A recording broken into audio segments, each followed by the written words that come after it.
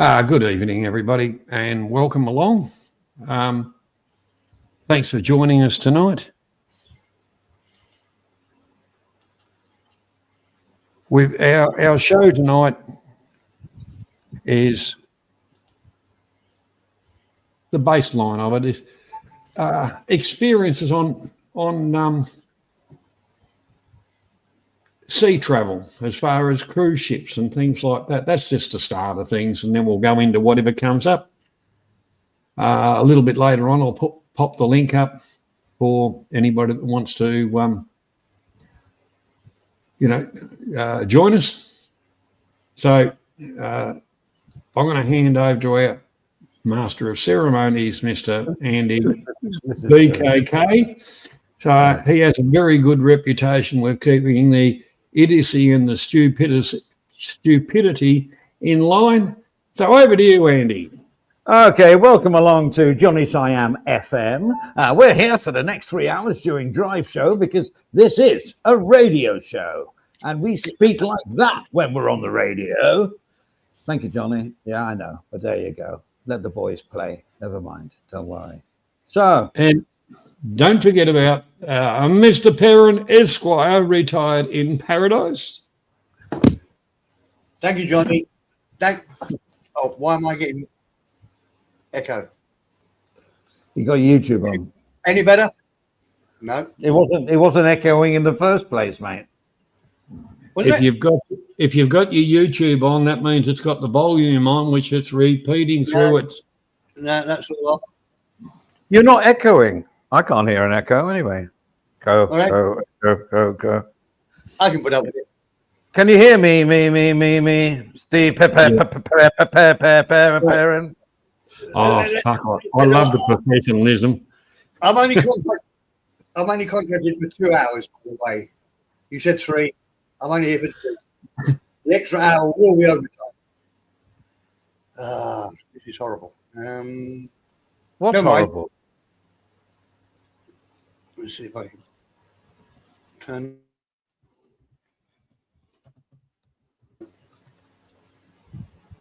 Okay.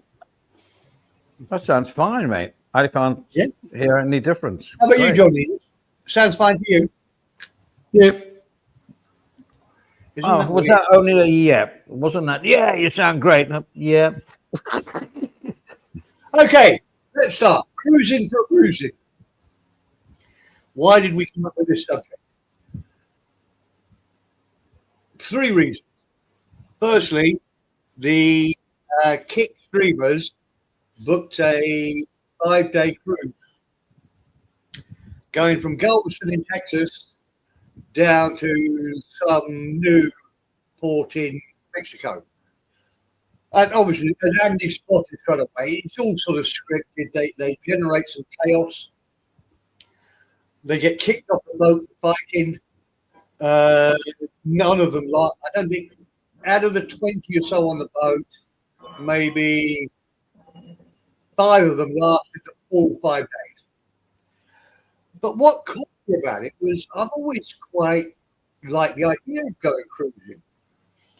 And in fact, when my dad was getting older and I was trying to keep him happy with other things apart from Laurel and Hardy, I said, let's go on a cruise, Dad.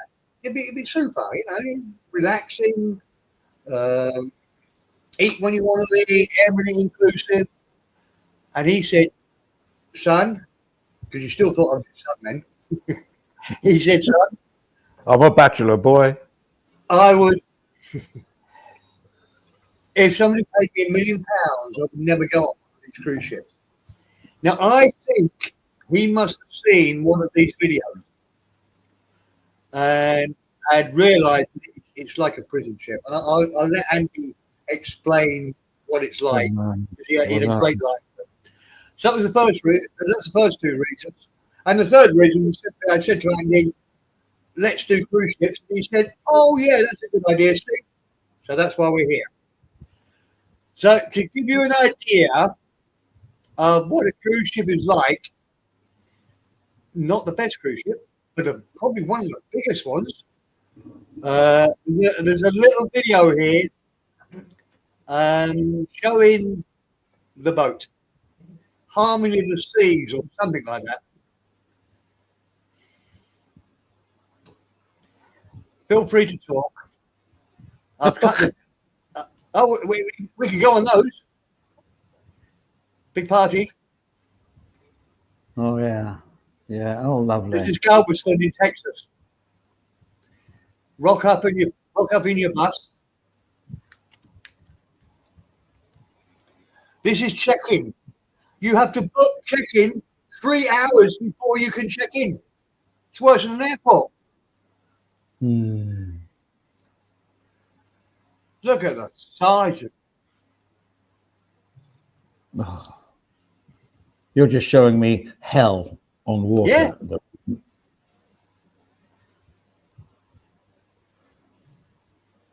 I mean, You can go down one of those water slide things. Oh, look. Oh, whoopee. That's just what you want on a cruise ship. I think on these cruise ships they do have kid zones and adult only zones from my quick research. Andy, they have swinger zones. Oh, really? They got caught. The Ice Poseidon crowd got caught for knocking on people's doors, saying, "Okay, I'm swinging. Where are we going?" Yeah, it's a thing. If you put stickers on your cabin door, apparently you're open all hours. All right. I think it's a thing if you put stickers on the door. I read that somewhere. This looks like fun. Oh, that looks horrible. Oh, by the way, no young people on the boat. What, this one? Yeah. This one is a promotional thing, isn't it? Yeah. Actually, the other important thing to note about this is that you get the standard food inclusive, but if you want anything special, you're a prisoner on there. You have to pay the going rate, however much it is for the beer, the alcohol, whatever. It's different packages, right? They do different packages, right? Did you tell me it was like for the alcohol, it was $700 a day? Yeah, I'm sure I must have misheard that. Well, that's like if a drink costs $10, that's 70 drinks. And they're not going to cost $10, you know. I must have misheard. I can't believe that that's right. $70 would be more my style.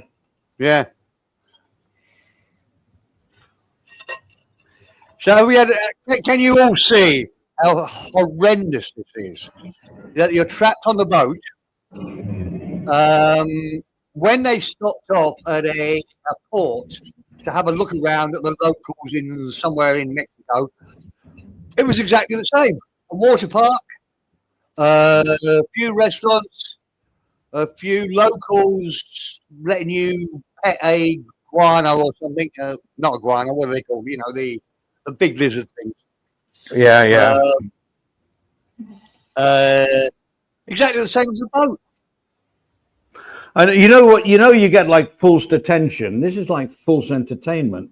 It's like you're forced into it. Like, you know, I mean, what do you, apart from jump overboard?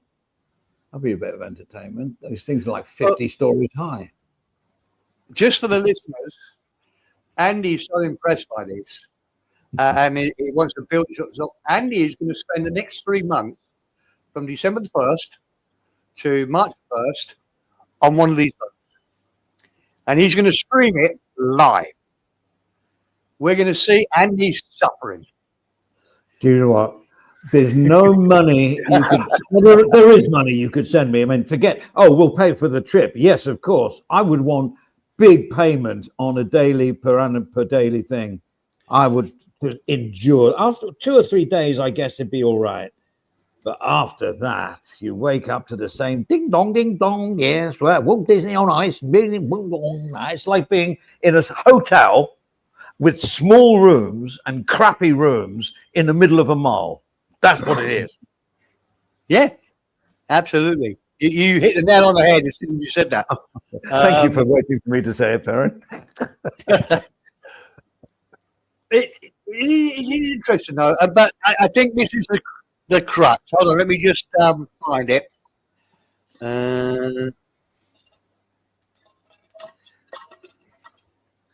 This is why it's hell on earth.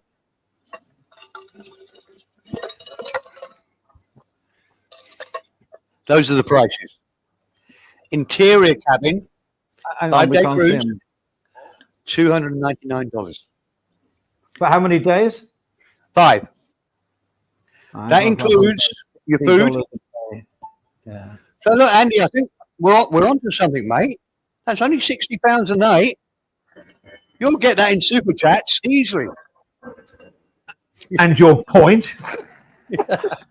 Well, look, honestly, I'll go with one of you two, if I guys. was I'll Cheap go. Charlie, I would. Parent's I'd have a got his car. hand up. He'll go with you. I'll go with you. I'll go with somebody else. I mean, one of us two, but I won't go on my own. No. Wouldn't it be? It actually would be really funny. We'd sit there like the two old grouches from the Muppet Show Oh, it as they're would. doing another Christmas party. And we wouldn't get kicked off, would we? No. We'd probably be model citizens on there. Okay, that's my bit on cruises. I never realised there was such a differential between the sort of cruise that my son went on and the sort of cruise I sort of fancy doing. You know, really beautiful cruise, Yeah, Egypt, something like that, that sort of thing. yeah. Compared to this one here from Galveston in Texas down to some rock Well, in there's Mexico. there's hundreds of cruises, but one thing that you can't really debate is they're super popular. Otherwise, there wouldn't be this variety out there. People want to go on their cruises. 5-day, 10-day, 14-day. They want them. They want them. Well, yeah, the guy that taught my son electronics or sort of mentored him through his electrical exams went on one every year. I Absolutely know. loved it. I mean, if they're traveling to different countries, although, well, we can debate that now, we might as well. They go to different countries. It's like a tour guide bloody nightmare because it's all done by tour guides. So they're all going to take you to the jewelry shops, the clothes shops, the restaurant where their mother owns and everything else. It's like you can be on your own, and that's the best way to do it. But the organized tours, well, that's a rip-off for a start. I mean, they wouldn't even know they were in Belgium. You know what I mean? Well, what day is it today? Tuesday. Oh, this is Belgium then. Wednesday's Well, Amsterdam, you know? I mean, oh. On that video I clipped, I think it was about 15 minutes into it before I saw the sea. And you can't see the sky. It's I can't be more. Well, Okay, there we that's go. my bit done on those. So anybody wants to send me and Perrin off on one of these voyages, I use the word voyage very lightly, then we got a coffee and thingy or somewhere, or I don't know, just post it in a letter. It's pinned P.O. at the top. Andy Pinned at BKK. the top. No, I'm kidding. I'm kidding. But let's face it, Andy. If you've got an elderly parent that you're not too fond of, do you want to put them in an old people's home at £1,000 a week, $1,000 a week, or stick them on one of those? Well, and burials at sea are a lot cheaper. Yes, absolutely. Doctor No has got the idea. I They do think I think the gay cruises are cheap because they double up. Oh, I've seen Dr. No on a couple of chats on different channels and that, and he's like, I don't know who he is. Obviously, his name isn't Dr. No, or as Hossel says, Dr. No times 4. But yeah, funny. That's good. Keep your chats coming. Funny ones. Funny ones. As far as like the cruise ship thing, you know, that their advertising and that it looks like you're just missing out on so much if you just don't go on one of those cruises, and that's the whole thing about it. The advertising is so brilliant, but then you get to your booking, and then you look at your budget and you go, oh yeah, well that looks so wonderful. It was like when we were younger. There was a group of 8 of us, and we debated the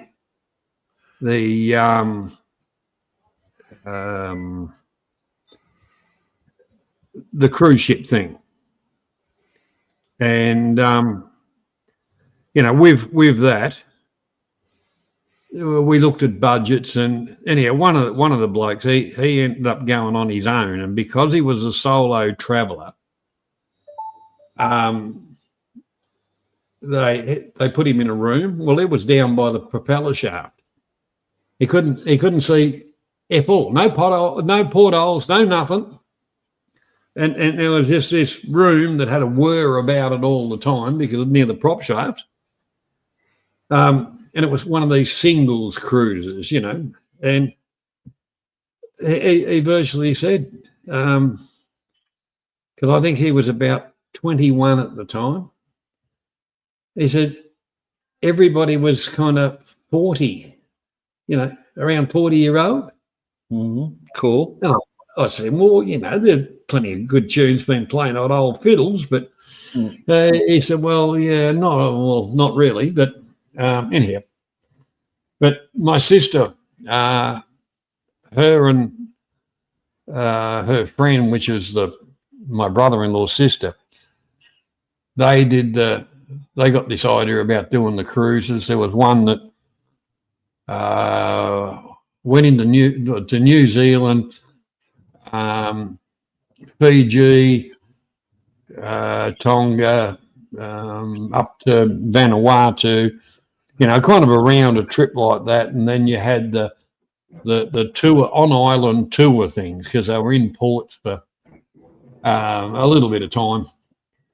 Anyhow, the first trip they headed off, well, from day one they started doing money because one of the motors wasn't working on the boat, and it was only travelling at half speed. So when they got to New Zealand, they kind of, your booking dates are up the shit, and it's non-refundable.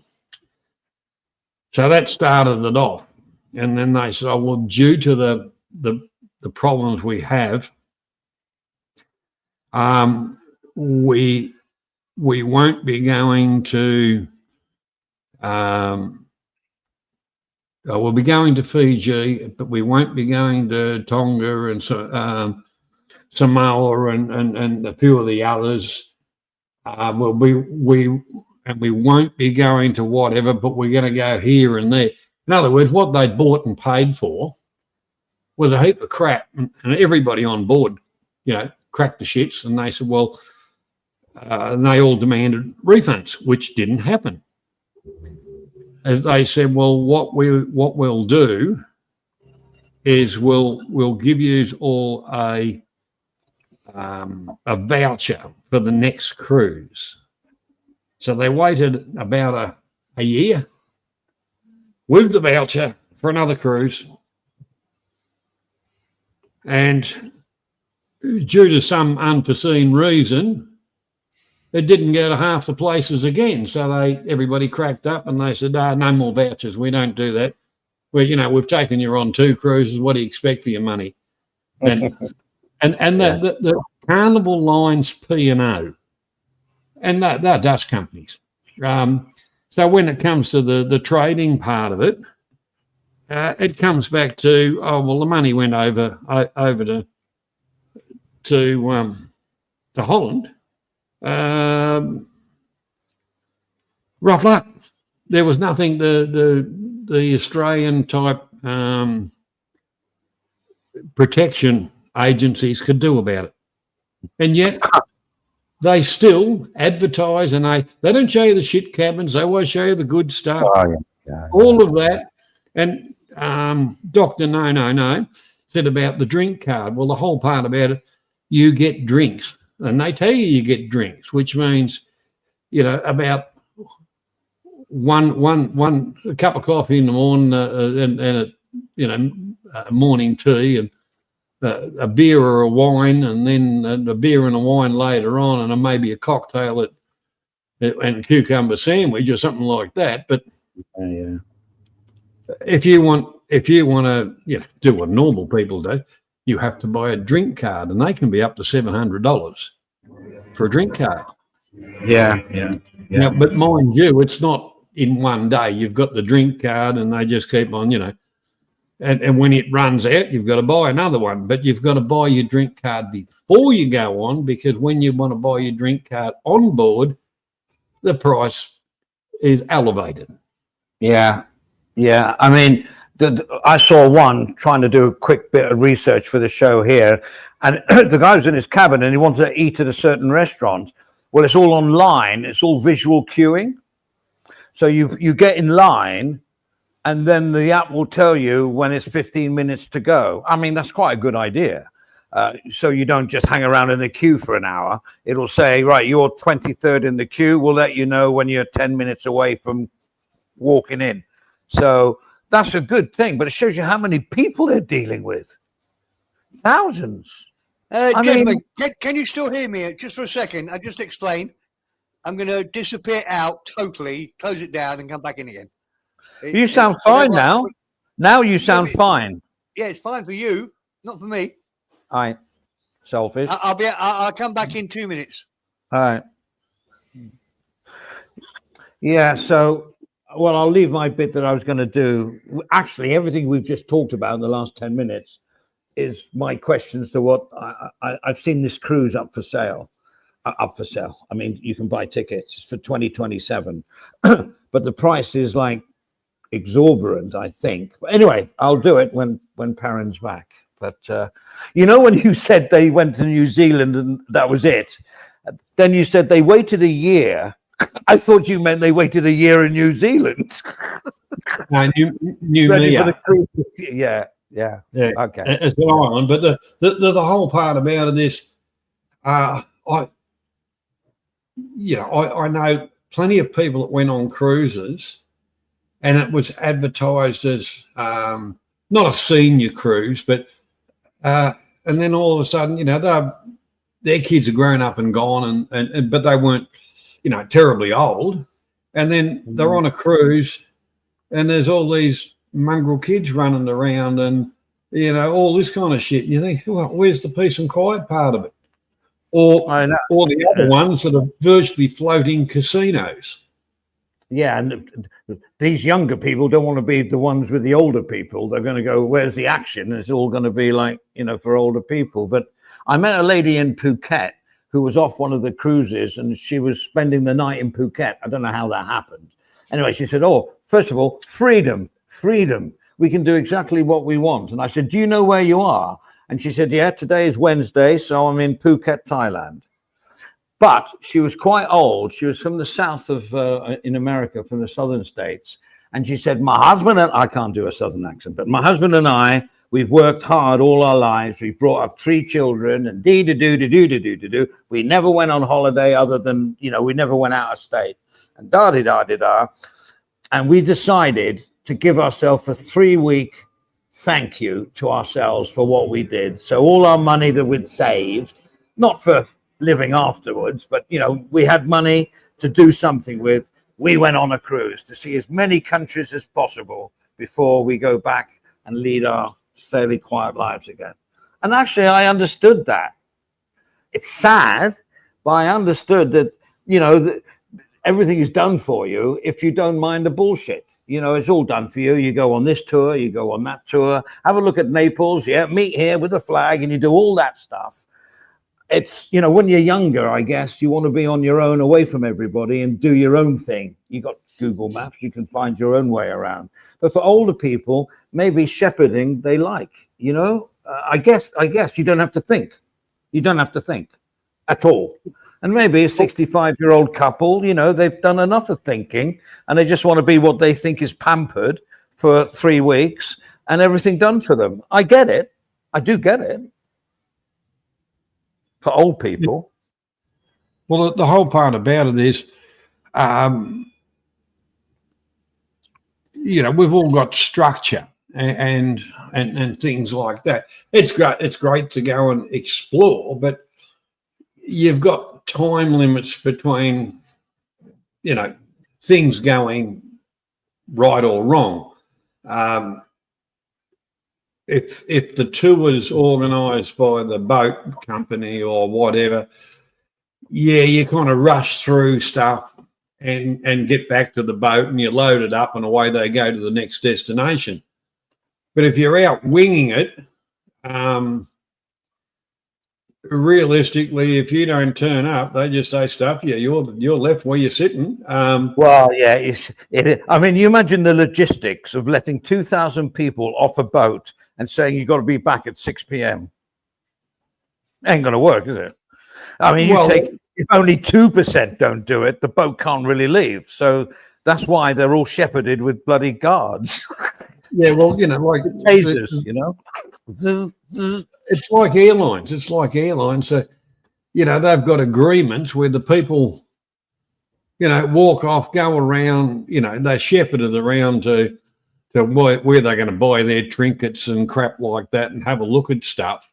Mm. But technically, the boat company is responsible for them because they really haven't got visas. Oh, that's a good point. Oh, yeah. And if they are misplaced or whatever, and they go to the authorities and they say, well, you're illegal in the country. I was on a cruise ship and they pissed off. The cruise ship's actually responsible for getting them back to their country of origin. Hang on, mate. You think about this, because we got to look into this. Well, if we don't, we'll never think about this again after today. But my point, so say you go to 8 countries. All right, depending where those countries are. But if, say, you're in Europe and you go to 8 countries, well, you have that European visa. It's called something. What is it where you can go to the other country? But the UK, you would need a separate visa. Do you need visas to go ashore? Well, I think they might pass through a bit of border control to just say, yeah, you'll come in here and whatever. But I don't think it's like your normal stuff because how many terrorists get through? How many terrorists could get through that type of organization? You just book a boat and then off you go. But you get like an airline, for instance. If like they fly me to, or fly somebody from whatever country, and then they boarded the aeroplane, they get to the next destination and go, I haven't got my passport. I've lost it. I've seen those videos. Yeah, but the whole part about it is they've purposely got rid of it to claim asylum or whatever. And if there's any problem, it's the airline's responsibility to take them back to their origin. And that goes with the cruise ships and all those kind of things. Yeah, they got that responsibility. Yeah, no, I get that. So, hey, we've established it's very, very well. We're not idiots, it's very, very popular. There's a lot of money being made out of it also. But it's a big feat to transport. I don't know how many these boats carry, ships, whatever they are. But it's like over 2,000 people plus on some of them, right? Yeah, it's. Imagine they all get off at Naples. They got visas. 2,000 visas to be processed. There are people that go from one cruise to the next cruise because they've sold their house. They don't have to pay all the bullshit outgoings and all the rest of it. Yeah. And they kind of work it out where they can get, some rent assistance because technically they're renting in a room and a little bit of government money helps and they just stay on the cruises. Yeah. Well, Johnny, can you hear me now? Yes. Can you hear me now? Oh, perfect. God, what a palaver, or even a pullover. Yeah, we're probably being too harsh because let's face it, you're getting old. You can either go and stay in a nursing home where you're sitting watching TV all day and somebody else has got the remote control, or you spend your life on a cruise ship like that. You got to put up with a bit of shit. Or like getting off and on now and then. Yeah. Oh, look, no, I think I'm coming round to it, Andy. I think we should do it, mate. Well, the whole part about it, don't forget you've got a doctor on board. So if there's a problem, your hemorrhoids are flaring up or anything like that. Who's the doctor? And Johnny, full medical insurance while you're on the boat. Obviously, they're not going to have you die on the boat.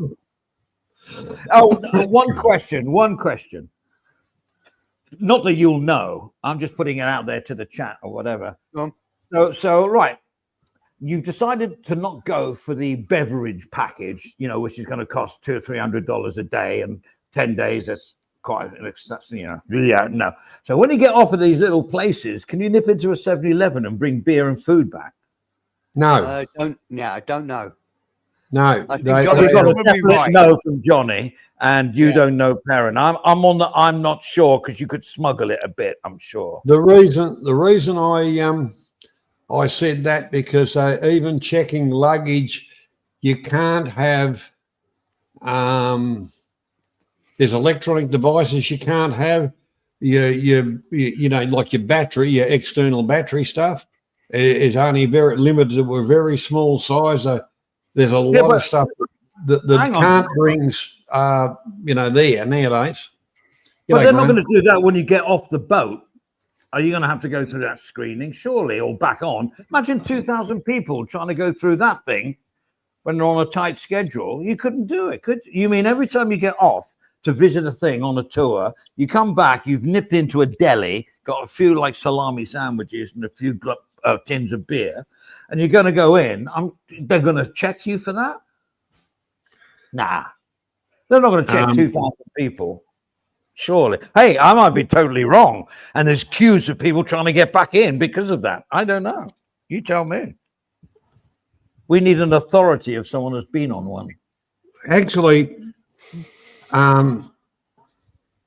Traveling Fools, he went on a few of them, and that's why I know a little bit about stuff. But he's based in America, and what I know from Australia is from friends of mine. The only cruise ship stuff I did wasn't a cruise ship; it was a container ship, which was okay. I was only going to Tasmania. I used to enjoy it, as far as anything that I really required. Although there was a little bit of food around, but I had my typical tradesman type thing all loaded up to do a job, and there was always an esky full of grog in the back of it and stuff like that. So you were basically a stowaway. No. We had to pay a cabin. Sounds like. Because I was taking my vehicle across. Now they have the Spirit of Tasmania, and they do things like, children go for free, and you can take your car for only $130. That's over, not back. And all these scam things to get you there, and then they fuck you over on the way back. But who wants to sit on a deck chair in an open deck? Me.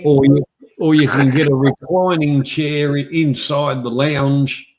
They're going to cost you a little bit extra. If you want a cabin, it's going to cost you $300 a night. Well, $300. Yeah, but you imagine you've got a little secret supply of beer cans in your cabin.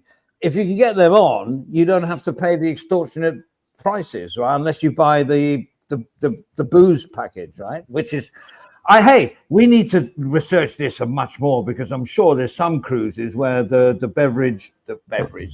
booze package is not as expensive as some people might think. It may be quite reasonable.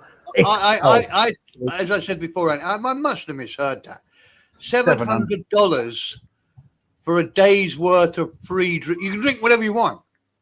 That's a 7-day cruise, $100 a day. That's what that is, I reckon. But I guarantee, I'm sort of guessing, but I bet everything is $5 for a bottle of cold good water, $5 for your coffee, $5 for your $10, whatever. Oh, there you go. What they do is they charge you the $300 and £400 for the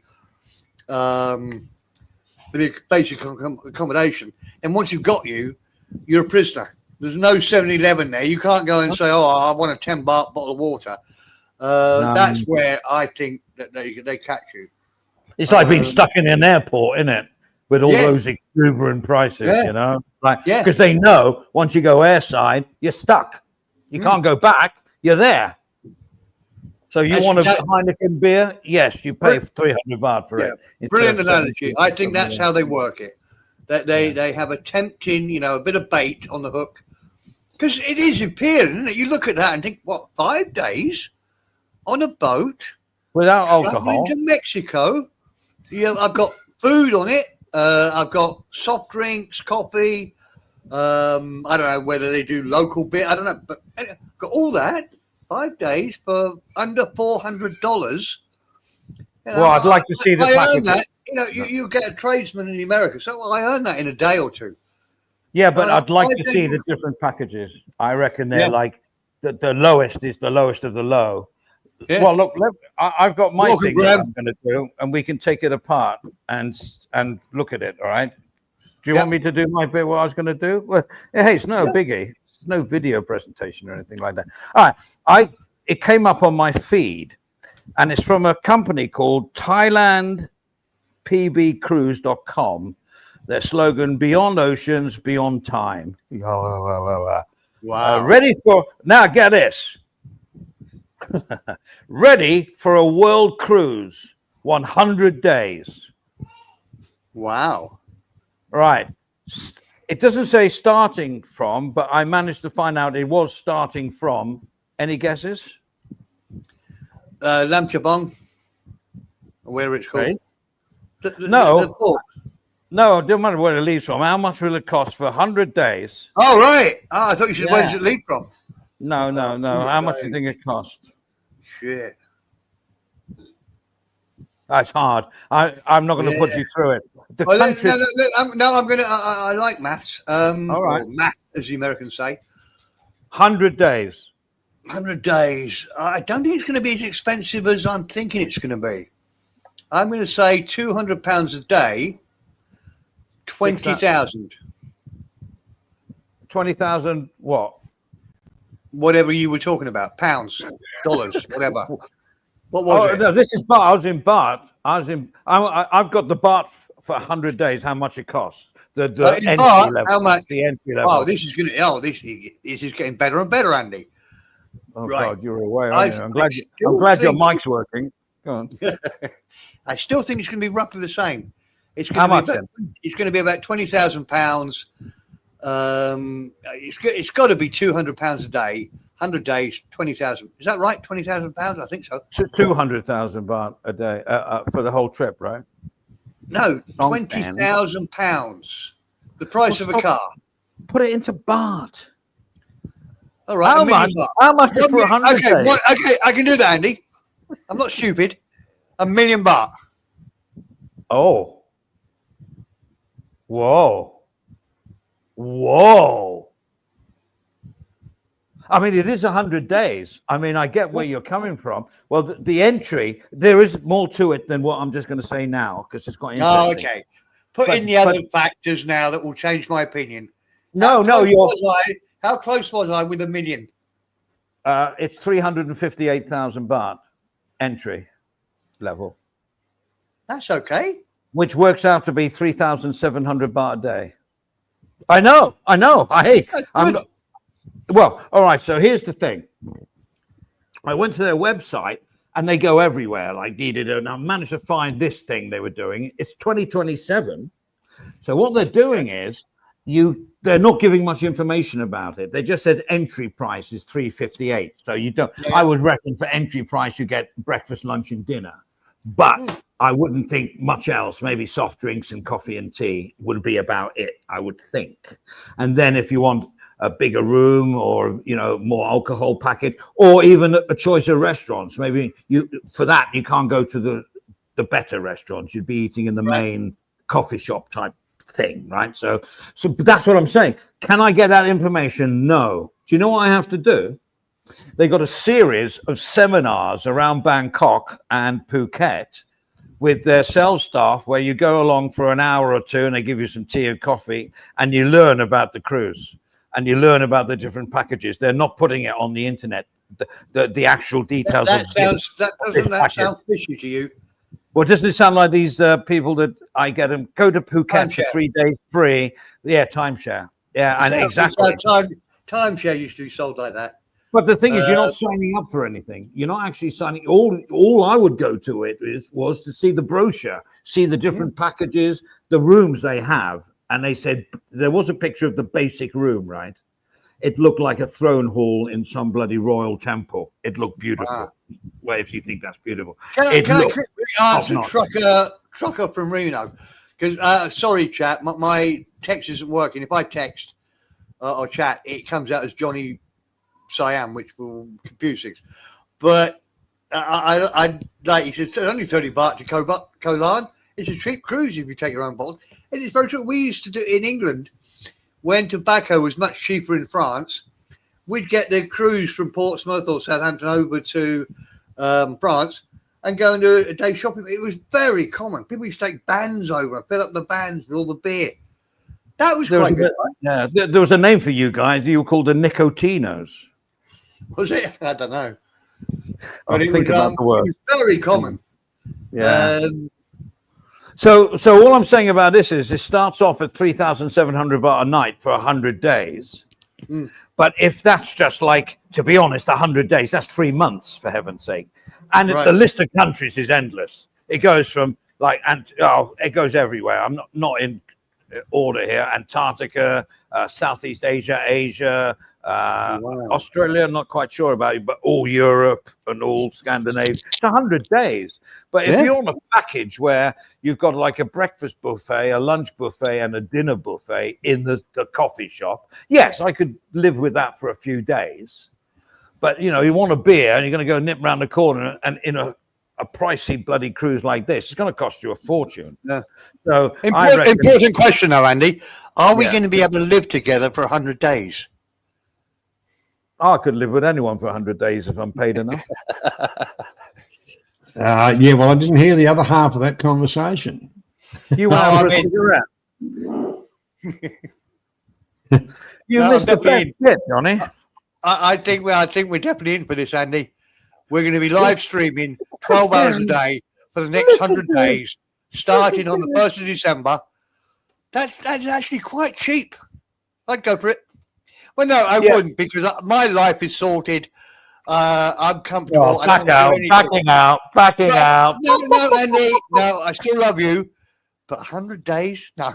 Me? But I do have to back out because my life is okay as it is.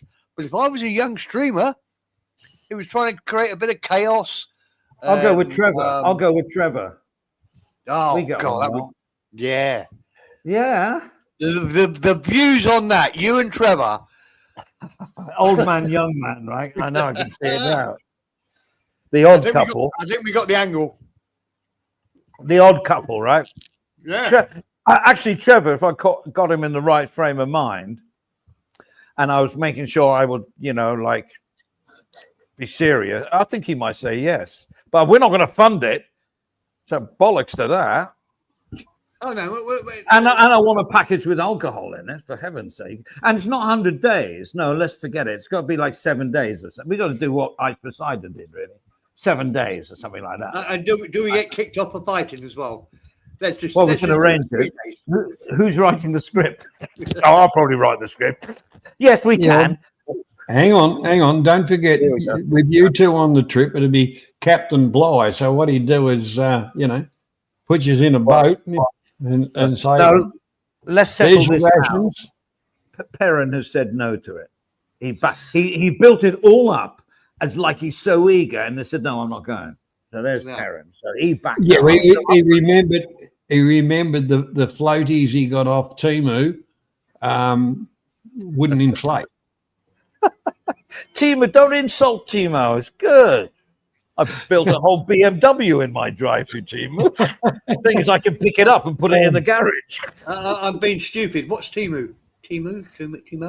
It's a It's cheap a knockoff. It's a Chinese crap company that Not put it all this crap, way. Johnny. Put it this way, Mr. Perrin. Remember that fishing rod you bought? Oh, the baby one. Yeah, Yeah. same kind of thing. All right. It's Yeah. actually quite cute. Trucker from Reno, I'm starting to like your sense of humour. It's just about as fucked as Yeah. mine. And a great James Bond movie as well. I preferred From Russia with Love, but Dr. No was pretty good. First James Bond movie. There you go. That's helping the conversation. But What From was the Russia with one- Love was great. What I was can do the one first they three did in in? order. What was the movie they did in kind of Italy or the Mediterranean? From Russia with Love came into that. They finished up in Venice on the boat, the wooden boat. When I was a kid, you used to be able to go on boats like that. They're called what? The wooden one, the nicely finished wooden boats. Oh, or yeah. gondola. They're beautiful. Aren't Yeah. they lovely? Oh, Yeah. yeah. Well, Andy, when I was a kid going on holidays to Margate and Ramsgate, you could go on those sort of boats. Been on it. Been on them. Been on Yeah. them. I went with my granddad with the wooden bonnet, and you pop around. Yeah, been on it. Yeah. No, Happy no, days. pop. Speedboat. Well, this Just was the it. same, exactly yeah. the same as the boat that James Bond was on in Doctor No. Mine were a bit smaller, I think. But yeah, but I know what you're talking It was about. probably Yeah. 10 years earlier, Andy. Yeah, mine was in Hastings. It's one of these PT boats, wasn't it? The and those Mine are was- beautiful boats as well. The what are they called? The Kennedy used to set was a captain on one, wasn't he? Oh The yeah, PT yeah. boat, the PT Cruise, Torpedo boat, McHale's yeah. Navy. McHale's Oh, Navy. what a boat! Super seaworthy. They're worth a fortune. People restore them all the time in England. Well, They're it's an hand absolute built, fortune. aren't they? Hand built. I don't know. Yeah, they were a plywood, Oh, a wooden boat with two V8 motors in them. Mm. oh, here we And go. I think they were bloody turbocharged motors too. They had plenty of go in them. Okay, so going back to the rules of engagement here. All right, let's just because Hang on. Can you clarify that, please? As in rules of rules of engagement. what kind of engagement? As in okay. groveling on a knee with a ring, or killing Well, somebody? No, e-begging to a major degree. Can I imagine I'm e-begging? It's great. Everyone's talking about e-begging. No, listen. Here's the rules of engagement about me and somebody going off. It doesn't have to be a long cruise. It can be, I mean, I fancy 14 days. That'd be great. So like a 14-day cruise, and it doesn't have to be the entry. It can't be the entry level. It has to be, we can have a couple of beers a day or whatever. It's got to be alcohol. Not that we're alcoholics, but I couldn't be 14 days with a nice meal without some wine or a beer or something like that. It would make my day. It's not a prison sentence unless you're paying us like a per diem big money, and then I don't care. I'd sit in a padded cell for 14 days for that money. But my point is, anybody that wants to donate to the coffee thing that Johnny's doing. I don't know. And me and Jazzy are going to go because Perrin backed out. Oh, boo, Perrin. Boo. Did I back out, or did I just put a few doubts into the plan? I'm not quite sure here. Is it? I've persuaded him back again now. You flippy floppy flip flop flip Yeah. flippy flip Well, flop. no, I've been 100% serious here. If I was a YouTuber that really wanted to make it and be, a bit bigger than I was, I'd do something like that. I know. If you're 40 years old and you Yeah. got nothing else, you think, fuck it, that'd be funny, wouldn't it? And it Well, would be. Andy, you know how Stop. funny we are when we have and Johnny's saying how funny we are when we go out for a beer together and it's fun. I know. Can you imagine that on a boat where Well, we've got lots of different we got hundreds of different people to talk to and annoy and argue with, and it would be so funny. And you and Trevor would be good. I think you and I would be good. It'd be a different. we would be good. With you and I, it'd be two old men behaving old. With me and Jazzy, it'd be the odd couple because I'd be ever cursing him. He would be the one dragging me back into the cabin and saying, "No, don't go to the black and white photos on the third floor. No, stay here, stay here." Andy, you've been doing the Trevor was Andy. You've done the karaoke the last 5 nights running. We're getting bored of it. Stop. Come back. I know. It'd be like Mr. and Mrs. I could imagine them doing a duo of Islands in the Stream. Oh, brilliant. I can sing that, actually. I bet Jazzy's Tell you not what, though, listening. I mean, look, I think we're being too harsh because sometimes holidays like that are pretty good. After my first wife died, the first holiday I had was about a year later, maybe 18 months. And I just went down to Tunisia for nice. all inclusive, 2 weeks away. And I buddied up with a guy on the plane. I'm so lucky at meeting people. I buddied up with a guy from Bristol. Oh, yeah. We ended up in the same hotel, and it was one of these where you don't choose the hotel even. It was that horrible. Oh, random. And we stayed in the most beautiful hotel you could imagine. It was super. But in Tunisia at that time, I don't know whether it's changed now, but you couldn't really leave the hotel complex. You know, there was no lights, there was nothing, you know, there was no bars. So we stayed in there and we had a great time because we were, he was probably 10 years younger than me. And, but we ended up playing bingo. Oh, brilliant. We had a hell of a laugh Bingo. playing bingo and having all the inclusive meals. And we went on some, you know, you go out to some Budwin tent somewhere. Was this called party Butlins? there? Was this Butlins? No, it was Tunisia. Tunis. Butlins But actually, it was Monster. What was it called? Monster. Began with M anyway. Where the place we stayed with was away from the airport. But Andy, for a holiday just to relax, Yeah. and sit in a absolute, probably one of the best hotels I've ever stayed in. I get it. And just to relax, and it's hot, and everything was relaxed, and chilled. The markets were a bit harsh, you know, negotiating for stupid stuff you didn't want. But it was really good fun, and that's when I realised that we were associated because the barman that we got sort of this sounds bad, and we got he was good. He was working as a barman, and he could speak 5 languages fluently. Fucking hell, the amount of money you'd earn if you were, you know, ridiculous.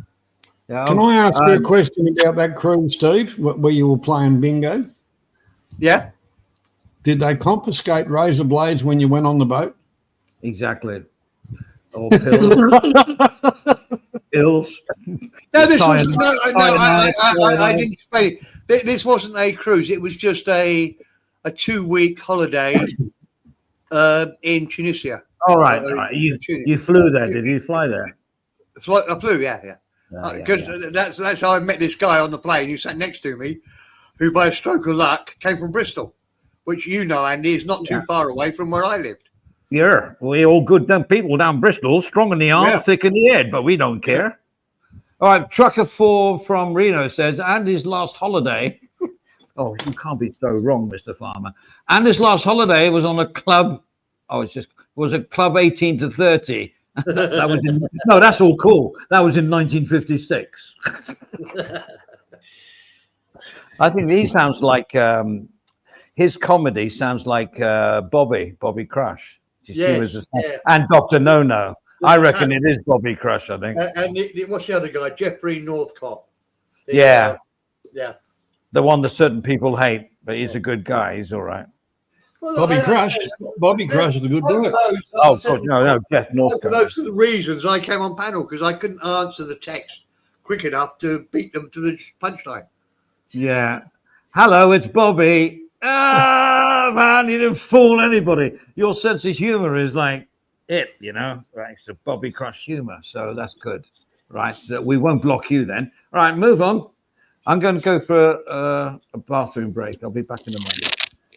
Yeah, Johnny, it's up to you. I'm going to do the same. I'm going to get a beer, and I've just spilled a little bit of beer on the bottom of my laptop because we can't do that. We can't leave Johnny on his own. That's not fair. Johnny doesn't. Yeah, need well, us. you can bugger off and have a smoke. Then it's my turn. Johnny doesn't need us. This is a smoking stream. He only gets on the channel to sort of help the old age people here. We know. Right, back in a bit. Ah, dear. G'day, Jeff. What's going on?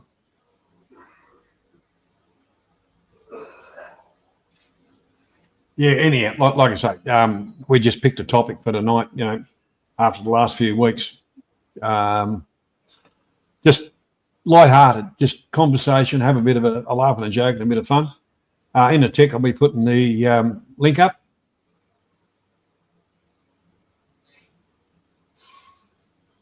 Yeah, Jeff, you're a technological bloody scientist. You actually worked out how to fucking turn the computer on. Oh dear. Yeah, I was always wanted to go on one of those cruises, but I heard so many bad reports from the mates, the closer mates, that I never went on one. But I did have and I've kind of still got it there, but I don't know, I'll grow out of it as I get older. I always wanted to go from Melbourne to Kuala Lumpur on a container ship, pay a cabin or something like that, and then do the train from KL to Bangkok. Because like I say, when you get a little bit older and you're retired, you get plenty of time on your hands. But I don't think they've got a bar on a container ship, so maybe I'd have to put a container of beer on a refrigerated one. Yeah, wouldn't that be interesting? Especially if the crew got to know about it. You'd end up anyway.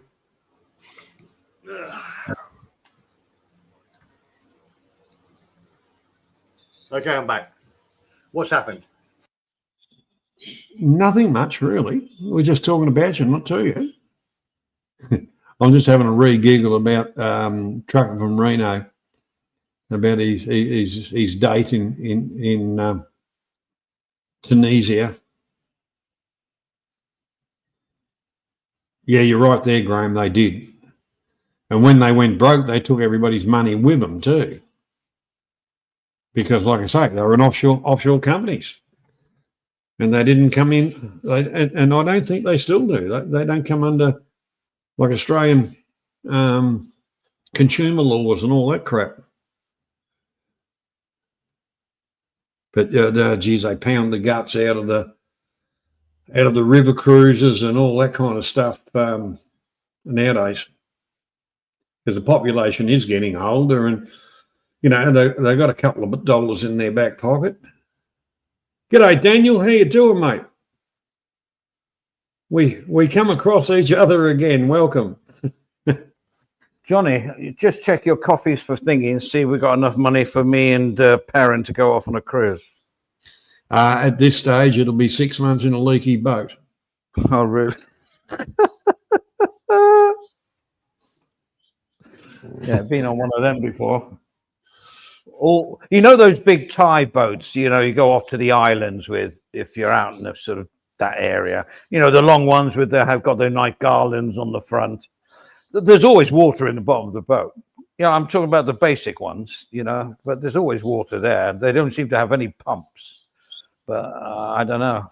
I mean, they're everywhere. What are they called? Those, the ones I mean, not with a big prop shaft, a prop at the back, not a big one, but more inboard, but long, with a garland on the end. God, they're everywhere. Yeah, I know that. But so they're a wooden boat.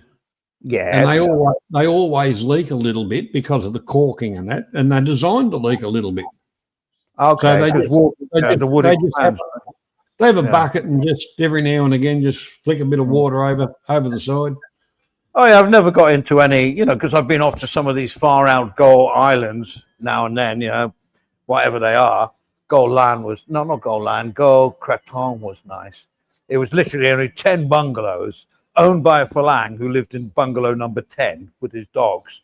But he had a great restaurant because he was a chef. So we ate every night there. But the only problem is we had to get our beer brought in from the mainland.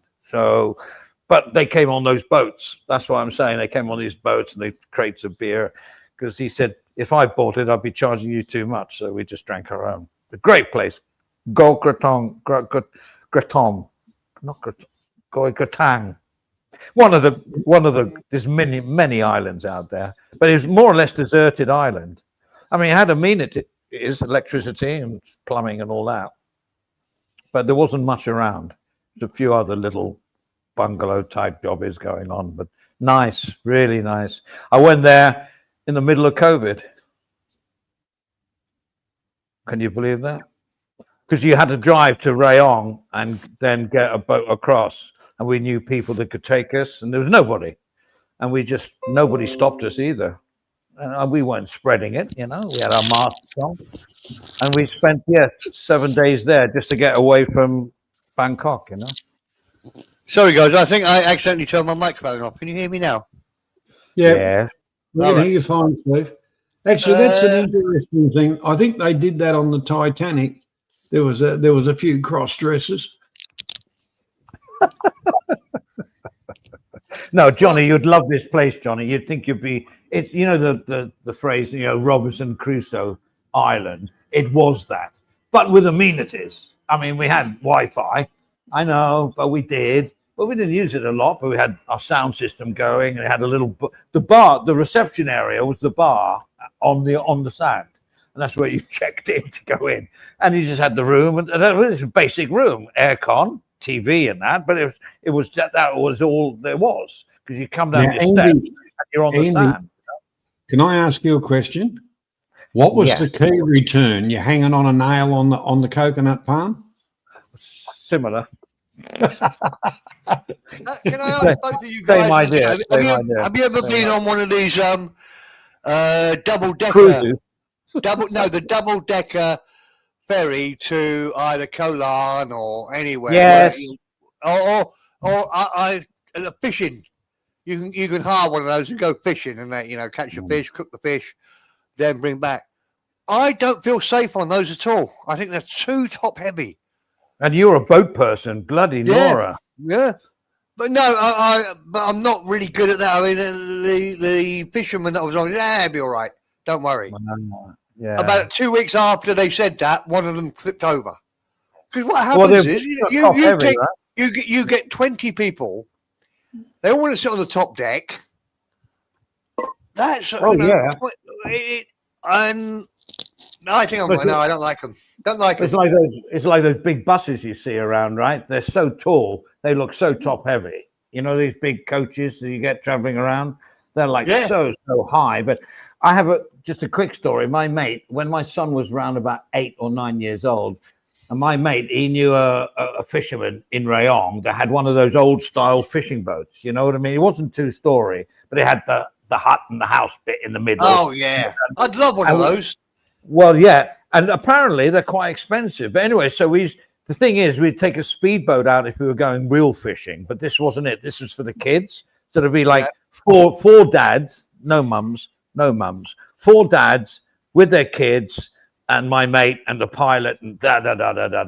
And all I have memories of is my son's on the top of the cabin bit, in the middle of the boat, jumping off into the sea, and all the kids jumping off. They didn't give a shit about fishing. They just wanted to swim around. And it was, we were near a beach, but we were, you know, I wouldn't have liked to have swum to it. But yeah, it was just nice and peaceful. But it was a pop thing. So, you know, we were only going to get, you know, shallow fish, if you see what I mean. But we caught a few fish, grilled them on the boat and everything else. It was a good learning. And we caught a little bit more than we could eat. So we just, when we dropped off the boat, we just gave it to the fisherman, and he dropped it off to the fishmongers and that. And it was nice. Yeah. It's quite a few. I'm going back 20 more years ago now, but when we did that, I sort of first had friends here, and we all went off fishing together and renting one of these boats.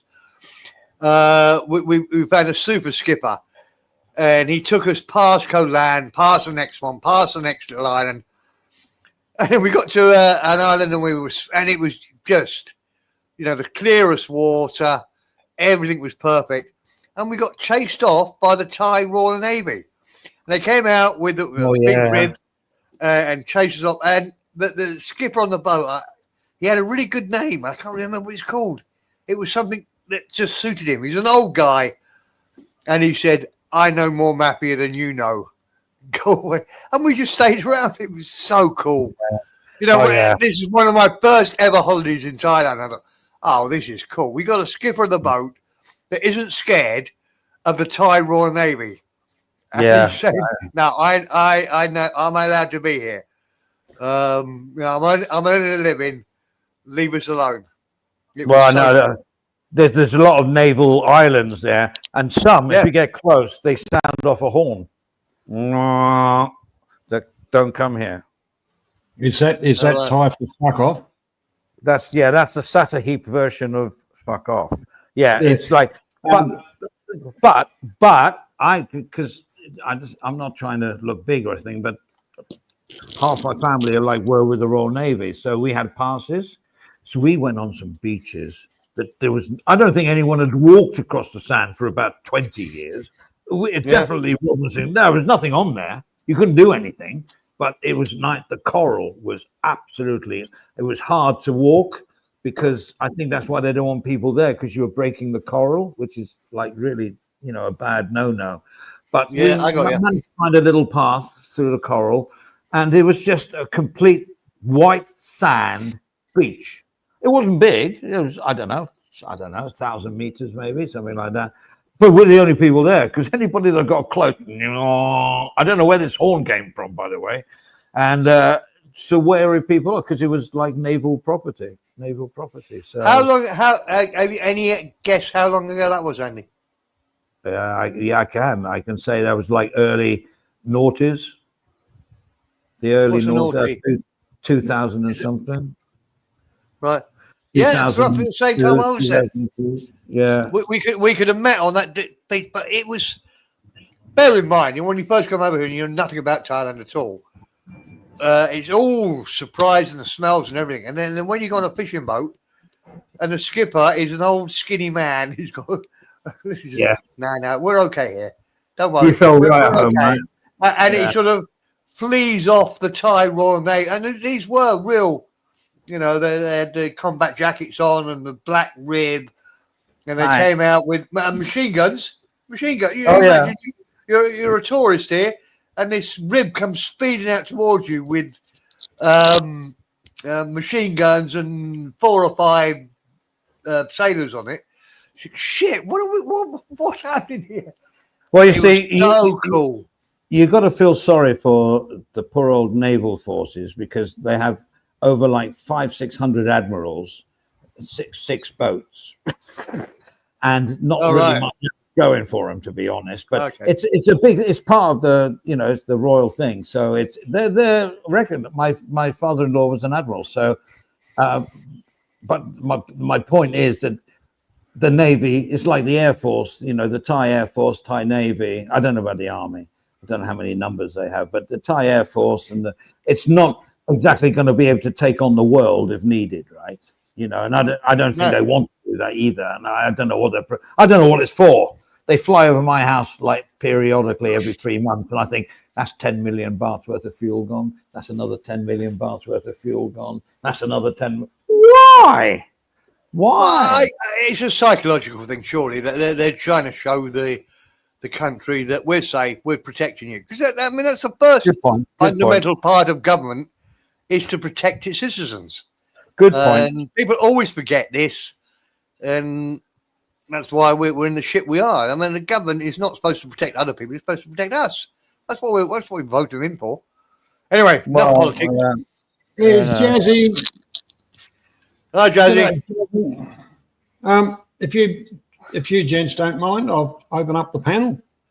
Yeah, Jazzy's coming on the cruise with me if Perrin is like a chicken and won't do it. Yeah, we'll go with that, Andy. Well, don't forget, without talking, we have a trip planned, folks, for about this time next year.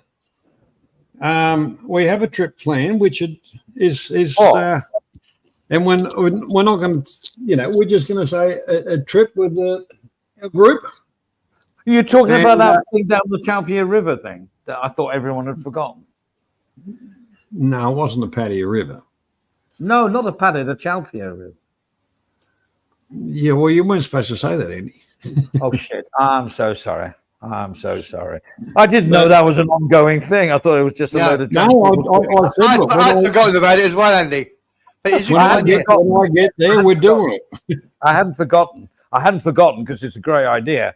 But I prefer the cruise thing and just sit in luxury for like 2 weeks and get other people to Well, view and pay for it. what's wrong with what's wrong No, with Andy, we don't want to see you happy. We want to see you suffering. That's what gets views. Yeah. I'll write the scripts. Don't worry. You've Done it all got to my be life. suffering. Yeah, I've done the You've script. got. All right, Yeah. I'll put up the link. If anybody wants to come on, I know one bloke wants to come on, and there's another bloke that's going to come on if he can. Stoned on it'll a be- river sounds good. That's Jazzy.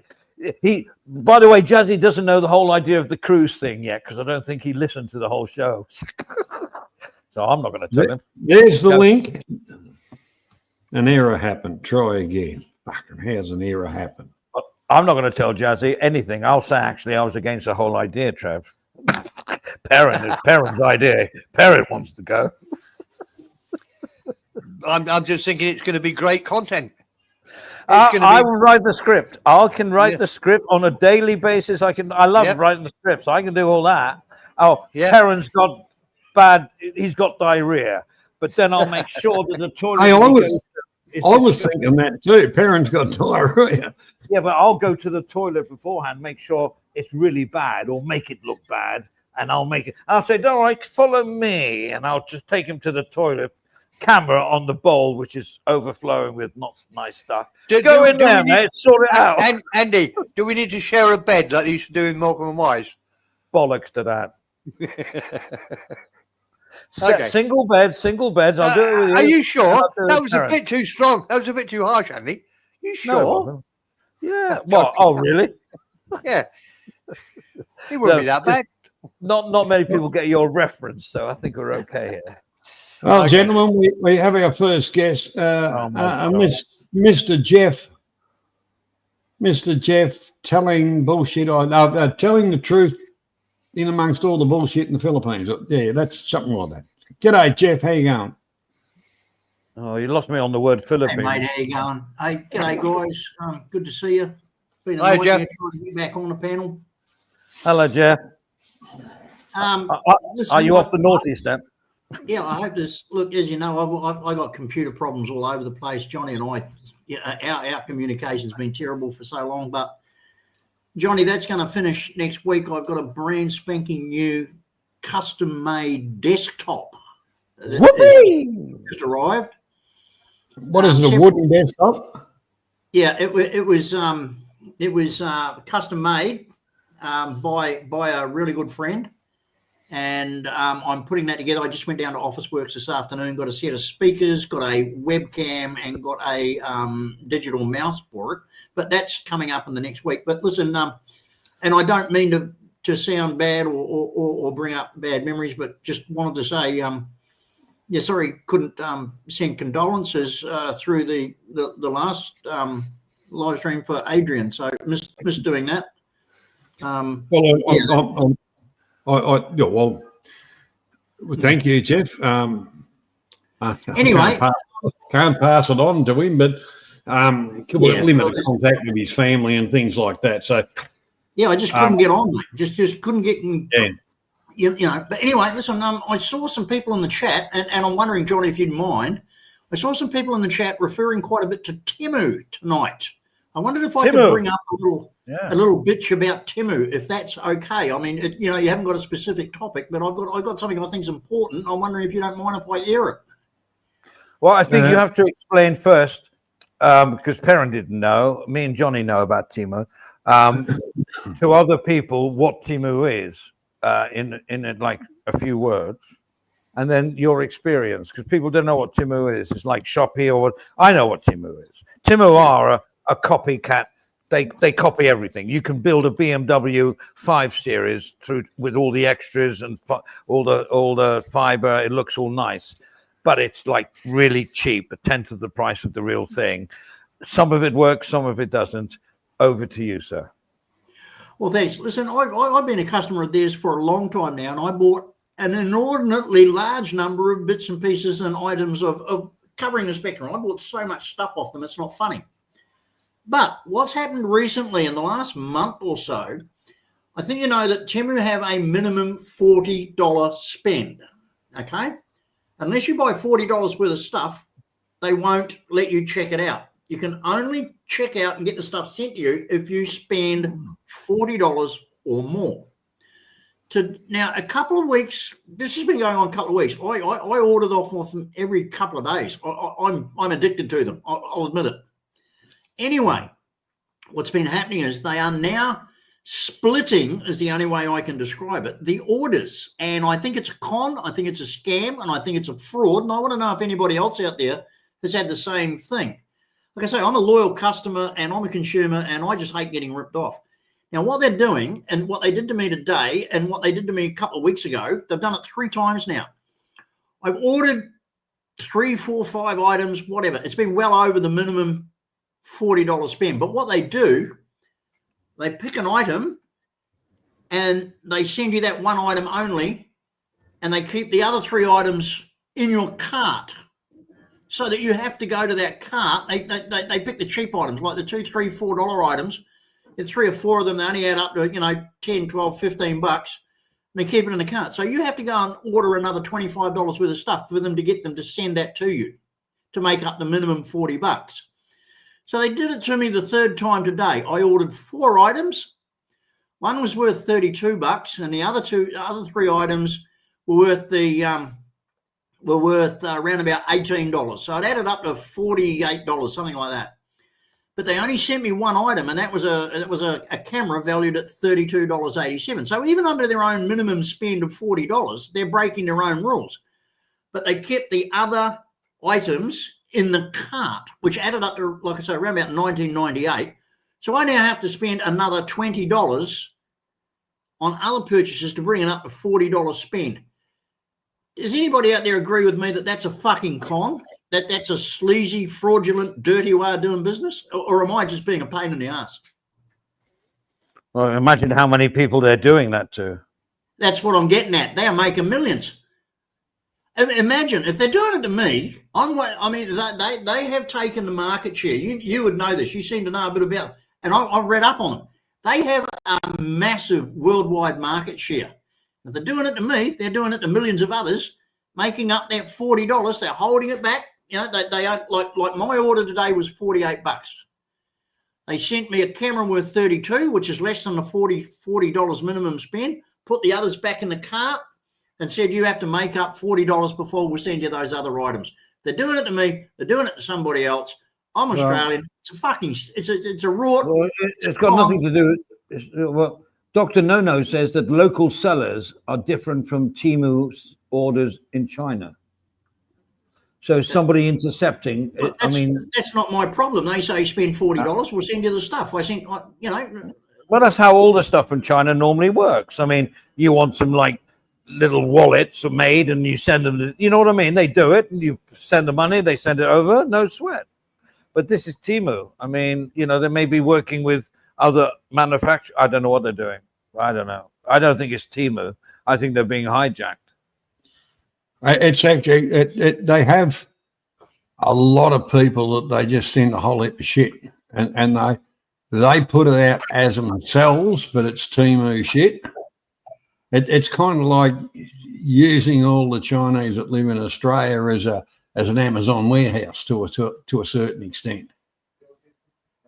No, I've dealt with them for so long and I bought so much stuff and I've never had a problem up until the last month or so when they've started splitting these orders up.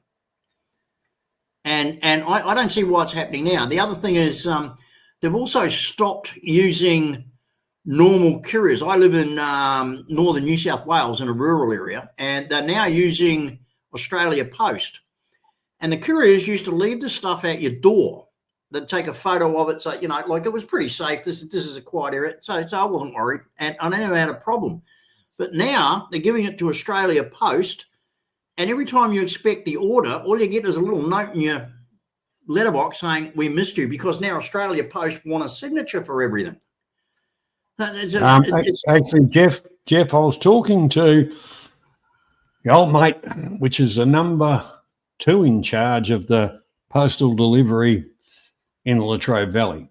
He's Oh, a good okay. mate of mine. I used to work for him, and I said, well, how does Australia Post go now with some of this other stuff? And he said, well, they told him to get fucked.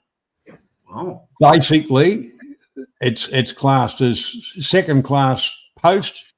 If they require a signature, we knock on the door. If you don't answer the door within, a certain amount of time, 30 seconds, the cards, and that's it. You go down the post office and pick it up, because their delivery budget is a contract thing, and it's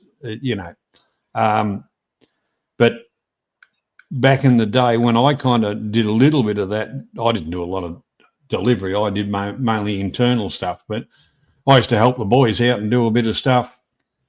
There was a lot of interaction, but the one thing about Australia Post employees, all their contractors, they know where you are every second of the day from when you log in to when you log out of a night, because you're fully tracked. Everything's fully tracked. And the person, when you're loading your van, you sign for it. So actually you own it. And if you don't deliver it or cover your ass, you're going to pay for it, not Australia Post. So don't knock Australia Post too much, or some of the people, but there are secondary, there's secondary companies they use, which are run by a subcontinent that don't give a fuck, and they just throw shit around. And at the end of their runs, where if they've got stuff left over or whatever, then they take it to Australia Post, because it's all subsidiaries. It's put it this way. Australia Post just gave themselves, the hierarchy gave themselves a pay rise because they earned so much money and they did such a wonderful job. They never gave a cent to your local postie that puts anything in your letterbox. But the hierarchy got to quit. All right, how about we move along? But that's why you have recyclable garbage stuff on a Monday morning, Jeff, to put all your Temu purchases in. my CCTV, I've got 7 cameras all around the house, and it covers everything. And every time I get one of those things in the mail to say we missed you, I go and I look on my CCTV, because you can go back and you can look up the preview of when they came because of the motion sensor. And can I just interject just to what in Thailand sorry, Jeff, you carry on. They don't come to the door. They just get out of the van and put the card in your doorway, in your letterbox.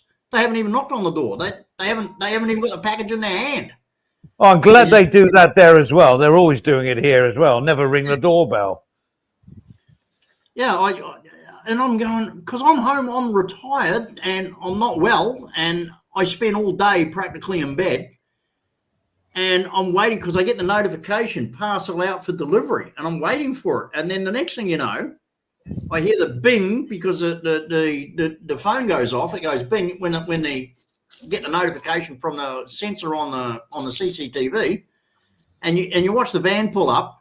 The driver gets out of the van and just walks to the letterbox, puts a card in the letterbox, gets back in his truck and walks away. Because that way he's saving, he's knocking off real early, because he loads up in the morning, got all these parcels, rather than get out, sort through which parcels at this address, carry it up the driveway, knock on the door, wait 30 seconds, and then go out. It's quicker just to get out, put the card in the driveway, then go back 2 hours earlier than he so he can knock off early and just wait for you to turn up. Have you ever been on a cruise? No, wouldn't mind. Well, this is what Can I interject for a second? In Thailand, we have something called Lazada, which is the equivalent of Amazon in Thailand. Yeah. It is absolutely brilliant, because you can have cash on delivery. So nobody's going to throw anything at your door. They're going to be really polite, because I always give them the tip. It's I could not imagine using something like Temu that throws stuff at my door. No, Lazada is absolutely. I can order something now. There's a good chance it will come tomorrow from China. How the hell do they do that? And if it doesn't come tomorrow, it comes the next day. Or the cider is so good. Yeah, I know. I just put in an order with them in Philippines not long ago. Right. But if you're buying directly, I've got to be careful what I say here now. If you're buying directly to a retailer that you want something, often depending on what you want, they do EMS, which works brilliant. You pay $50, but it's like they have your phone number. So if the doorbell didn't work or you didn't hear it, they ring you. I'm here and da da da da da. And if not, they'll stick it in the grid of the gate and leave it, which is great. Relevant point here, though, and yeah, I'm sure you've seen the news, and Johnny has. Thailand is now saying they're going to put export tax on everything that comes from Lazada and Shopee. Sorry, let me retract that. They're going to put import tax on everything that comes from Lazada, Shopee, all those sort of things. My guess is they won't do it. China will say, excuse my language because I rarely swear. China will say, fuck you. You're not going to put on tariffs onto the stuff we're sending to you that's increasing your GDP and whatever. It won't happen. But at the moment, they're saying, oh, yeah, for the first penny it costs, we're trying to equalize it out for the locals. The first penny will have income tax on it. It won't.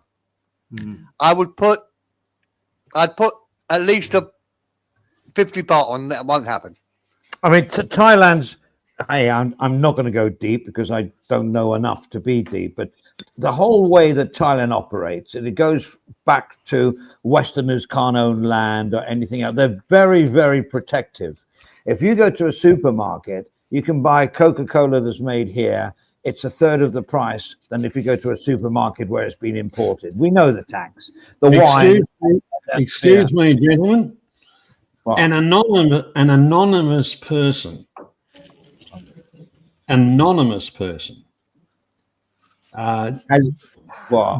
just donated 150 Australian dollars on the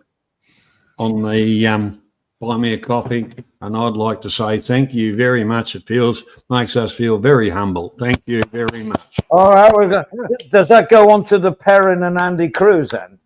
Are you going to filter that one? Are you going to coffee filter that one off to our expedition? The whole part about it goes towards next month's StreamYards, and you can have the rest. That's okay. Well, we'll keep the money going. We'll keep the money going. We'll keep it because what I'll promise is we'll do a daily blog for hours. We're not going to turn into e-beggars. Yeah, hours and hours. No, on the cruise, they're going to get money. They're going to get their money's worth. It'll be like almost a 24-hour stream. So that's what you get for your money. So over to Johnny's coffee thing. And, I'm on a cruise. A life on the ocean waves. That's really humbling, and I mean that. I just put it up there so we could cover a couple of costs. Who was it? Who donated? Anonymous donor. That's even better. That's even better. And hang on a sec, Johnny. We've got a monopoly set round somewhere. That's one guy on a cruise. Anyway. Anyhow, keep going. And just on that, I will never do the monetization on the channel with cash apps or anything like that because Google get all the friggin' money and the viewers get bombarded with ads and crap and shit like that. Fuck Google, the whole lot of that. That's why I went for the cash app. And if the whole thing was if I got a couple of bucks to help out with the StreamYards thing, that was what it was all about. If we make something else, it'll be shared and it'll come back to the people who provided that by we'll get these two idiots pissed and we'll sit back and watch them punch on. Can I interject very quickly because I'm coming across as very rude.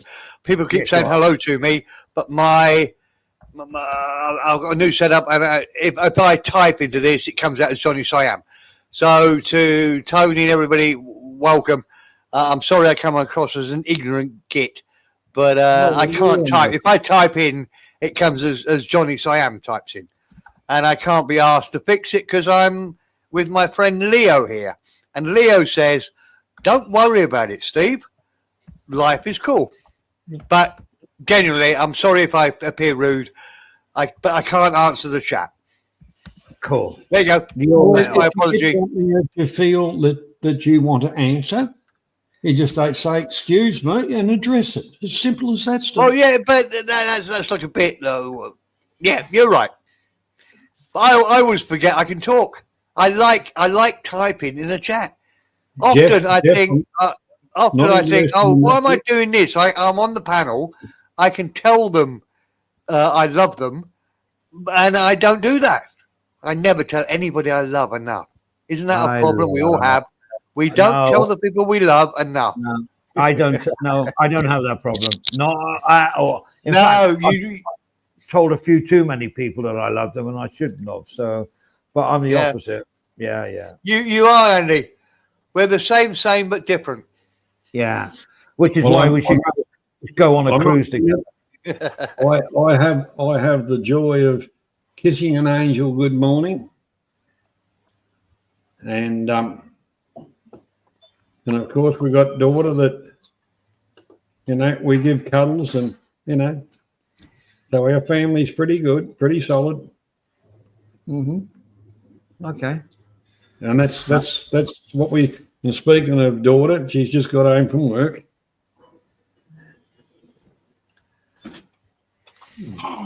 You want something to eat? No, I already ate, thank you. Okay.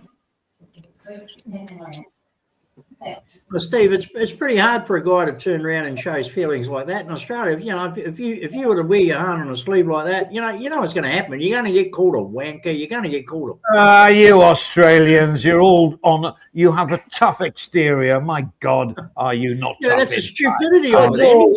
There's a whole stuff. So I don't get it. Yeah. Oh, I'm the man. Oh, yeah. I'll drink 25 beers before I kill that sheep and shear it. Give it to my wife as a coat, and she has to make my breakfast in the morning. No, none of that. No. Sorry. The whole part about it. The real thing about the Australian culture is we do have a laugh. If you drink that, Jeff, I'll kick you off the fucking channel. The whole thing about it is, it was, she'll be right, mate. But if you saw your mate, falling by the wayside, you give him a hand up, not a hand out, a hand up. And you packed your own weight. In other words, you carried your own problems, unless they got too much, and then you shared it. But the whole part about, we're not on YouTube going, send me a link and give me some money or do this or do that or whatever. None of that.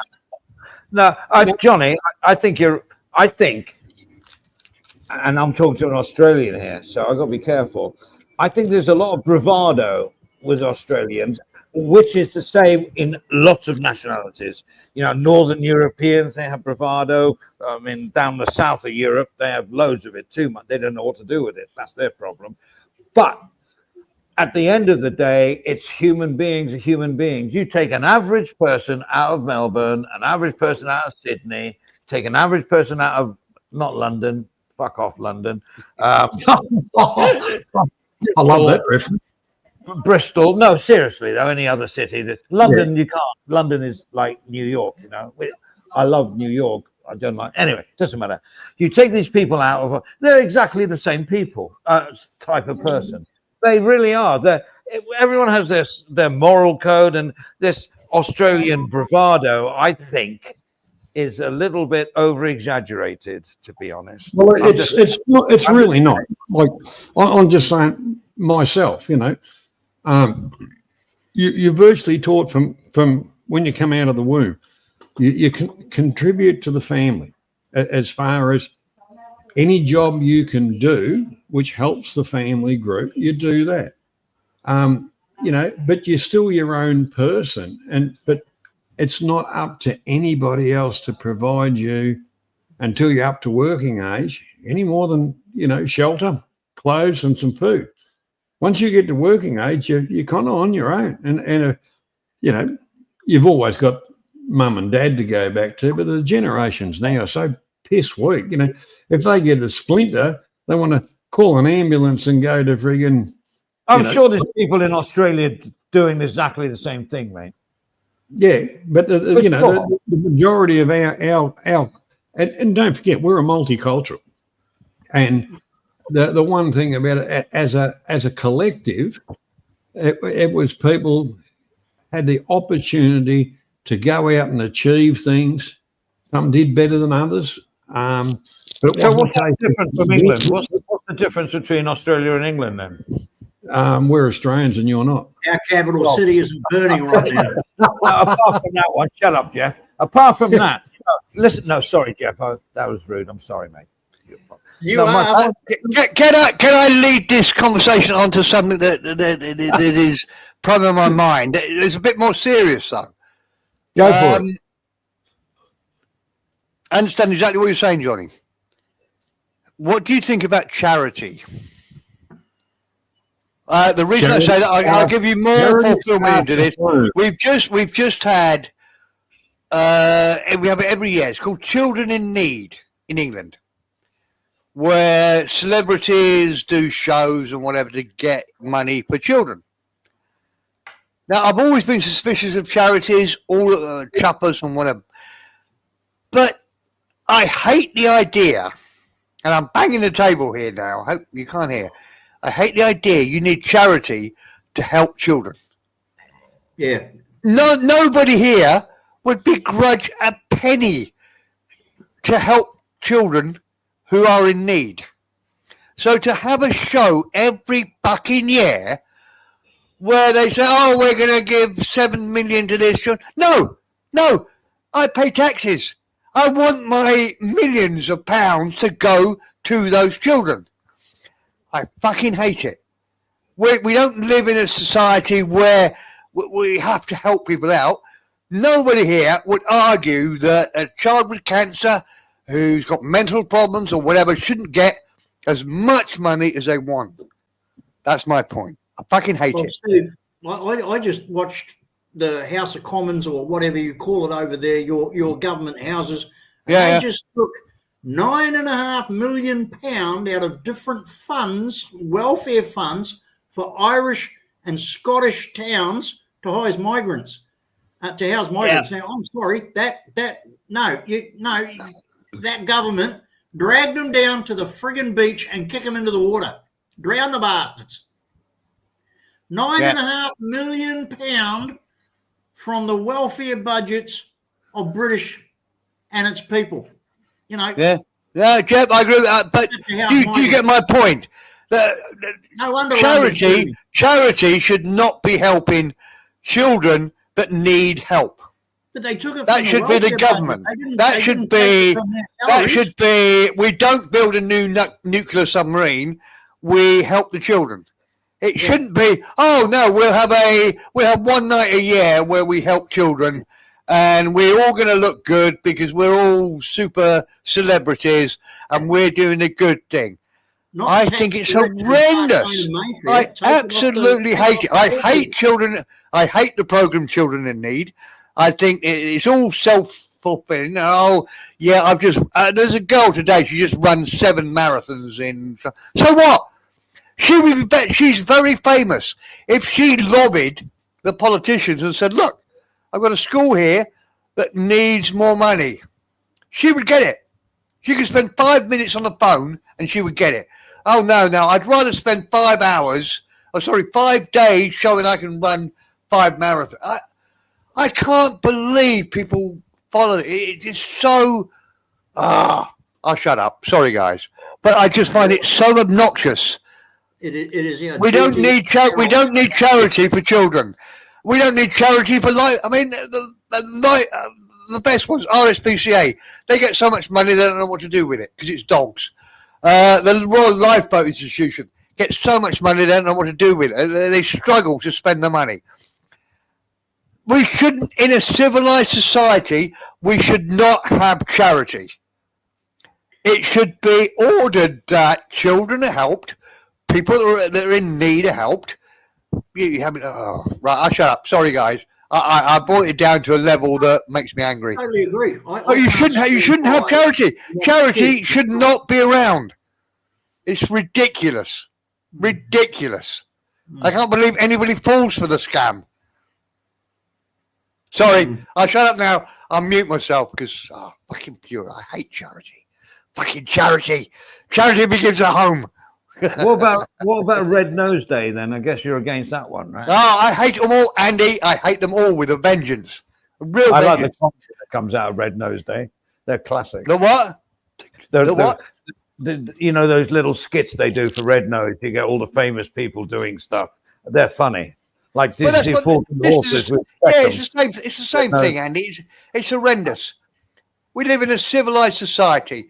You No, shouldn't we don't. have to beg people for money, and especially, children in need is the one that gets. No, I would happily vote for any government that gives children the money they need to survive. Yeah, no but you just said the biggest thing that's the problem is you said in a civilized world. We're not civilized. Yeah. So you. Yeah. Good point. Fair enough. It's not civilized. I'll calm down. But then again, if a little cancer a cancer clinic that is like struggling, suddenly because somebody did a few marathons or whatever, never mind what they did it for. No. It's not going to come from the government. It's not going to come from the government. No, Where's it going it to should come be. from? No, it should be better organised, Andy. You can't say, it should be much better organised. No, I agree, but it's not. It's not. So in the interim period, if that clinic gets £500,000 so they can put a few bits more of equipment in, isn't that a positive thing? The whole part Very about, good question. Good question. Well, I'll tackle that question. The people that work and whatever, they pay taxes. It's up to the government what they do with those taxes. And then if they're going to run charity things so we can get more equipment for a hospital that the taxpayers paid for, the taxpayers paying the wages, the government's doing the administration, and they're filtering money off onto something else, get fucked to the government. But the one thing that the world has changed, a lot of charities used to be ran by people that had a meaningful thing. But slowly but surely, as they passed away, the next people that took them over actually sold them out to American consortiums. So if you send $10 to a child in Africa, they'd be flat out to get fucking 50 cents because it all goes to New York. Lieutenant, welcome, lad. Welcome. How you doing? We've got Lieutenant in here, won't we? I can't see him. Yeah, Lieutenant Nescafe has joined us. Excellent. Lieutenant, I can't answer in the chat because it's not working. But welcome, sir. What, Lieutenant Cafe? Lieutenant Coffee or whatever he's called. Nescafe. Well, he's not on the can't see him. panel. No. No, I can't see him in the chat. Oh, yeah, I got it. Okay. I got it. Okay. For you. Yeah. Welcome, put it on sir. the screen for you, Steve. Look at the screen. One of my favourite men here. Actually, Lieutenant Nescafe the other day on another stream gave the lads a little bit of a history lesson, an English lesson, and things like that. Was quite funny. Good on you, mate. Johnny, got something for your viewers that they might be interested in. I don't know if this is appropriate or what, but If you want to eat that, don't. you guys that don't know me very well, I've got my own YouTube channel, and over the last 2 years, I've offered anybody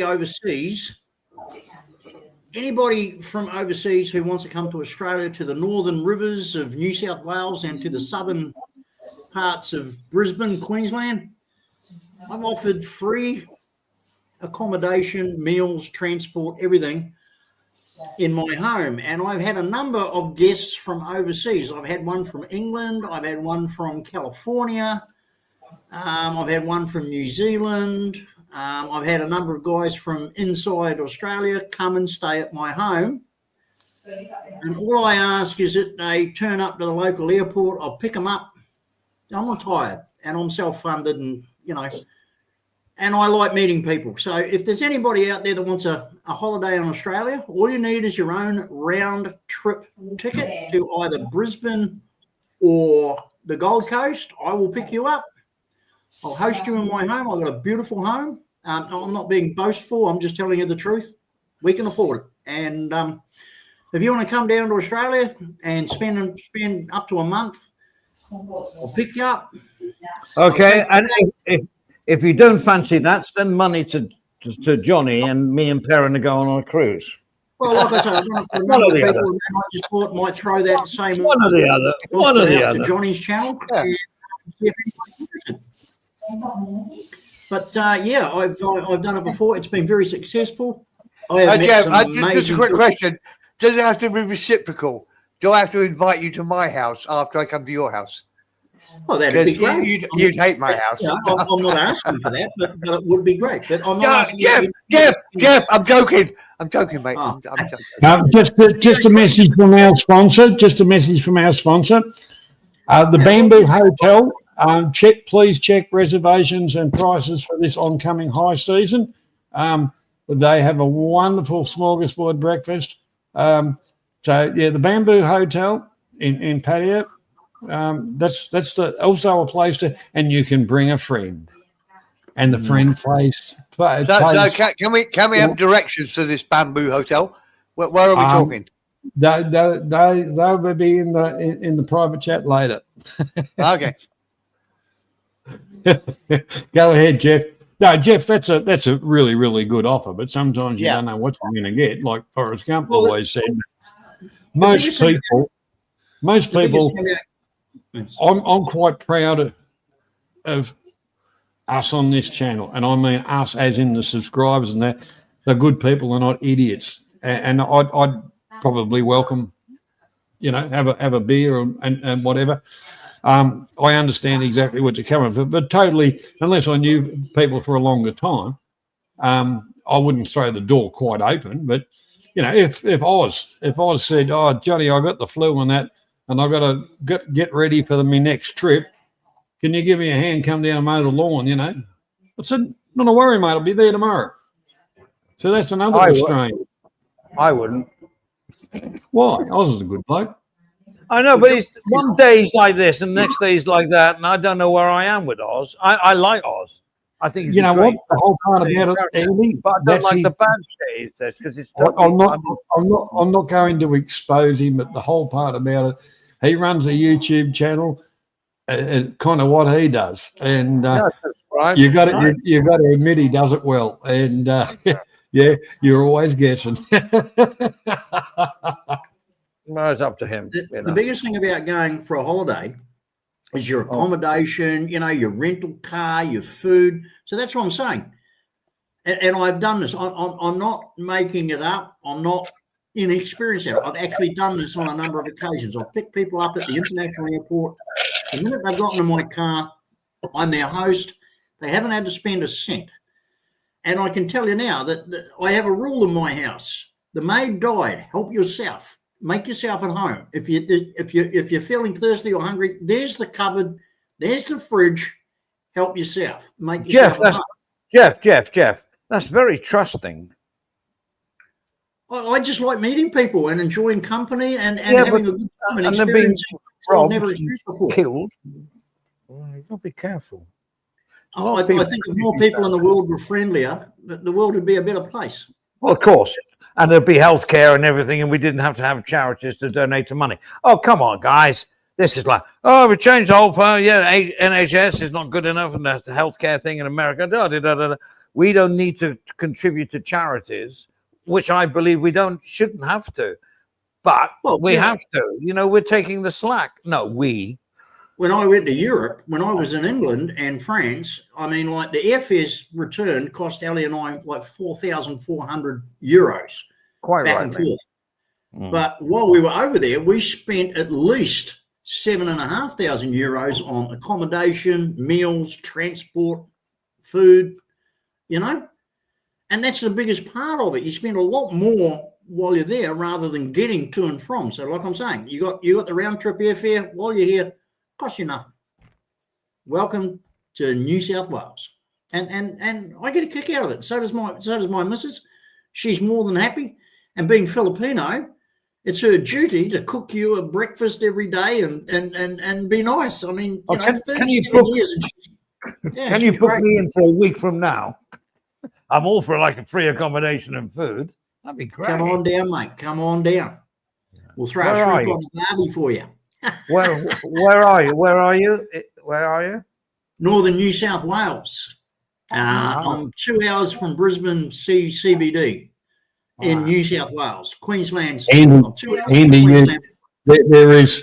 there is two big things that happen in that town. One of them's Beef Week, Yeah, nothing and fuck all. and the other one is the truck show, which the whole town shuts down for. The whole main street is full of trucks, you know, prime movers, trucks, Yeah. and that's the biggest. It's unbelievable. The last one was insane. Yeah, it's the biggest touristy thing. But after that, you wouldn't get. You drive past the joint and wouldn't even fucking bother turning off the freeway. Yeah, blink and you miss it. No, I used to, when I was young, bloke, I used to cart cattle out of there because, bloke, I worked for had a farm up there. Well, the beautiful thing is, Johnny, we're 2 hours from Coffs Harbour. We're an hour from Grafton. We're 45 minutes from Yamba. You know, Byron Bay, Lennox Head, Ballina, all those beautiful, beautiful, beautiful coastal places around the northern rivers around southern Queensland. We're within 40-minute drive, 50-minute drive. And look, you know, like it's just fantastic to get around our country. You will see shit like, you know, when I take the tourists out and, you know, you see the look on their face, they are just so ecstatic to see a kangaroo on the side of the road. It's unbelievable. You know, they go, there's a kangaroo, there's a kangaroo. So we stop and chuck bread at them, you know, and the kangaroos come up. The other day, we were down at Evans Head at Shark Beach. My missus had her 63rd birthday, and we invited the entire Filipino contingent out there because we're mum and pup to them, because, you know, here in Casino, and they all came, and we had 2 lechon, which is the specially fried pigs, and we're at Shark Bay, and everybody turns up, and it was just such a magic bloody place. You know, we were standing out there watching whales, watching dolphins. We even had this massive tortoise turn up, and one of the boys is fishing, and he caught a shark, for God's sake. Okay, it was only this big, but it was a shark. You know, but the kangaroos were there, and everybody's standing there, and they're just freaking out. And I mean, we take it for granted, you know. And you watch all the English and the Yanks and all the other people in the standing, oh, goo goo gaga, and we're going, what the fuck are they getting excited about, you know? But there you go. You know, it's a really different place because everything we've got here, besides killing you, is different. Step on nothing here, you'll die. But, you know, The shark. What did you do with the shark? I threw it back because it's a $4,000 fine. Oh, You're not allowed to take shark. well, the whole part about it down here, we'd grab it, we'd fill it in, and it would be in the fish and chip shop that afternoon. Yeah. But where we were is such a huge tourist area, and you don't know who's going to be one of the rangers or whatever. I was going to risk it. No way. But it was a great day out at Shark Bay. Look it up on Google Earth or whatever, Shark Bay, northern New South Wales. It's 40 minutes up the road, but we have a huge number of the most beautiful spots to go and have a look at. It's just ridiculous where we can go and what we can do from northern New South Wales into Queensland, southern Queensland, further down, like I say, to Coffs Harbour. We were down in Coffs Harbour about 2 weeks ago. Man, that is insane down there, what they're doing with the bypasses and all the new roads and everything. Unbelievable. Coffs Harbour's really getting up there, you know. But Coffs is not mate, too bad. my mate Jeff from California, he come over. He lives just out of California, about 30 minutes out of California, in a little place called Half Moon Bay, which is in the Napa Valley. And he bought me two bottles of Napa Valley wine. Oh my God! Anyway, he just loved the joint. He just absolutely loved the joint. And we've told him, anytime you want to come back, not a problem at all. You know, so we hope to see him again. There's been a few other people that have said that they want to come, but that they haven't arrived as yet. But like I say, all you need, if you want to come over for a holiday in Australia, all you need is your round trip airfare to either Brisbane International or Gold Coast International Airport. And from the minute you get off the plane till the minute you get back on it, your accommodation, your meals, your transport, everything's free. I'll provide everything. And I'm not bullshitting. I've already done it for a number of people. And I'm not trying to be big-headed. I'm not trying to make out I'm anything special. It's just we love entertaining. We love people. We can afford it. We're here, and it's a great time. You know? Trucker from Reno, 3 months. Oh, yeah, I don't know about 3 months. We just had a guest for 3 months. We actually did. A New Zealand guy stayed with us for 3 months. And it got to be a bit much in the end. He's left us now, but after 3 months, you know, we'd done it. But we don't mind a month, up to a month. And 3 months is a little bit too long. But we actually did have a guest from New Zealand stayed in his house for 3 months, completely free. That we'll get the two. I might come up, get the two Tonys. We all lob together. Well, as you know, I tried to get down there to Victoria. I was going to drag the caravan down, but I've sold the caravan now. I just can't do it. That's the smartest thing you ever did. Yeah. You know, I had a caravan and I sold it, but my caravan was used when I worked away from home. As far as dragging a caravan around Australia, it's too bloody expensive.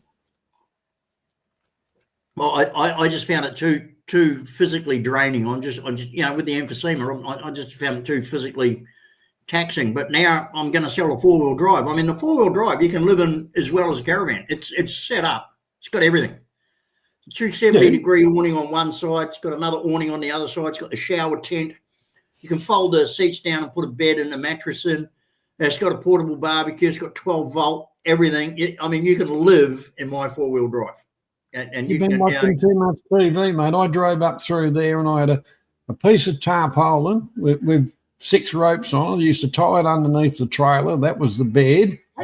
You get a bit of grass from the side of the road, roll that up into a ball, light your little fire, you know, a saucepan, boil up your bloody, stuff your cup of coffee, a bit of stuff, and away you go. What's the price of petrol in Australia compared with Europe? It's about $2 a litre for premium. Yeah, around the premium. You know, the what's that, like 95?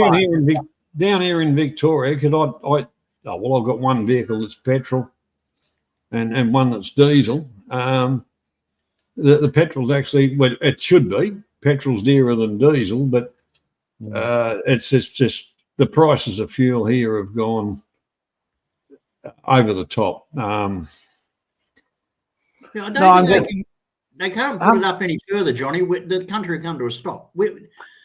How much is the litre here? Prices up so far in Australia that they're at the end. People just cannot afford to pay any more. Andy, we're paying $9 for a glass of beer in the pub. $9 for a schooner of new in the pub up here. Yeah, but down there, John. You only have pots down there in Victoria, don't you?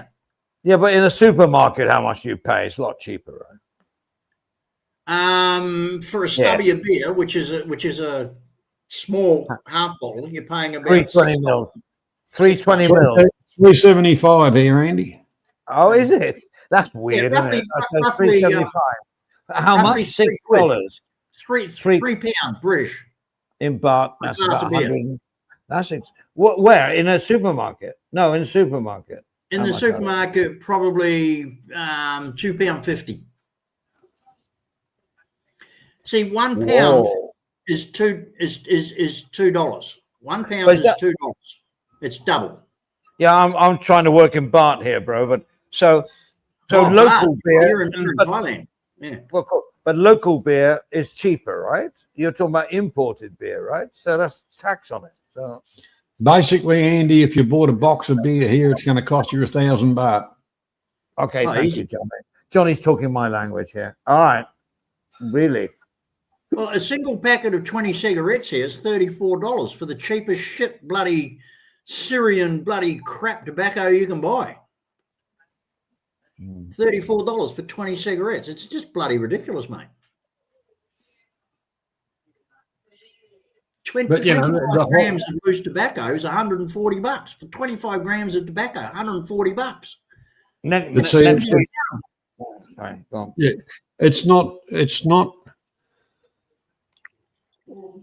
it's the end sale because it's got tariffs, it's got taxes, and that many taxes on it.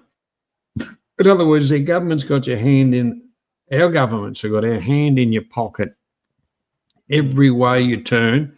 I'm surprised that, I shouldn't say this, I'm surprised that they haven't put an oxygen tax on us and a breathing meter. Well, we are one of the most taxed countries in the world. I mean, everybody admits that. I mean, you know, we get tourists coming here and they just cannot believe the prices. They just freak out. Well, the whole part about it, they've ruined, well, you know, the rich tourists, which they're after, they're not after the drop kick. But the one real part about it is our taxation department is, you know, really our taxation department has really stuffed everything up, including us locally. And what they're doing with the money, who knows? But I know none of the politicians retire bloody on an equilibrium of their wages and their end figures. But All right. Well, I'm now going to tell you something that will knock you off your chair, Johnny. I turned I 67. doubt it very much. 67 is what age in Australia, Johnny? It's the age you're allowed to apply for the age pension, correct? Correct.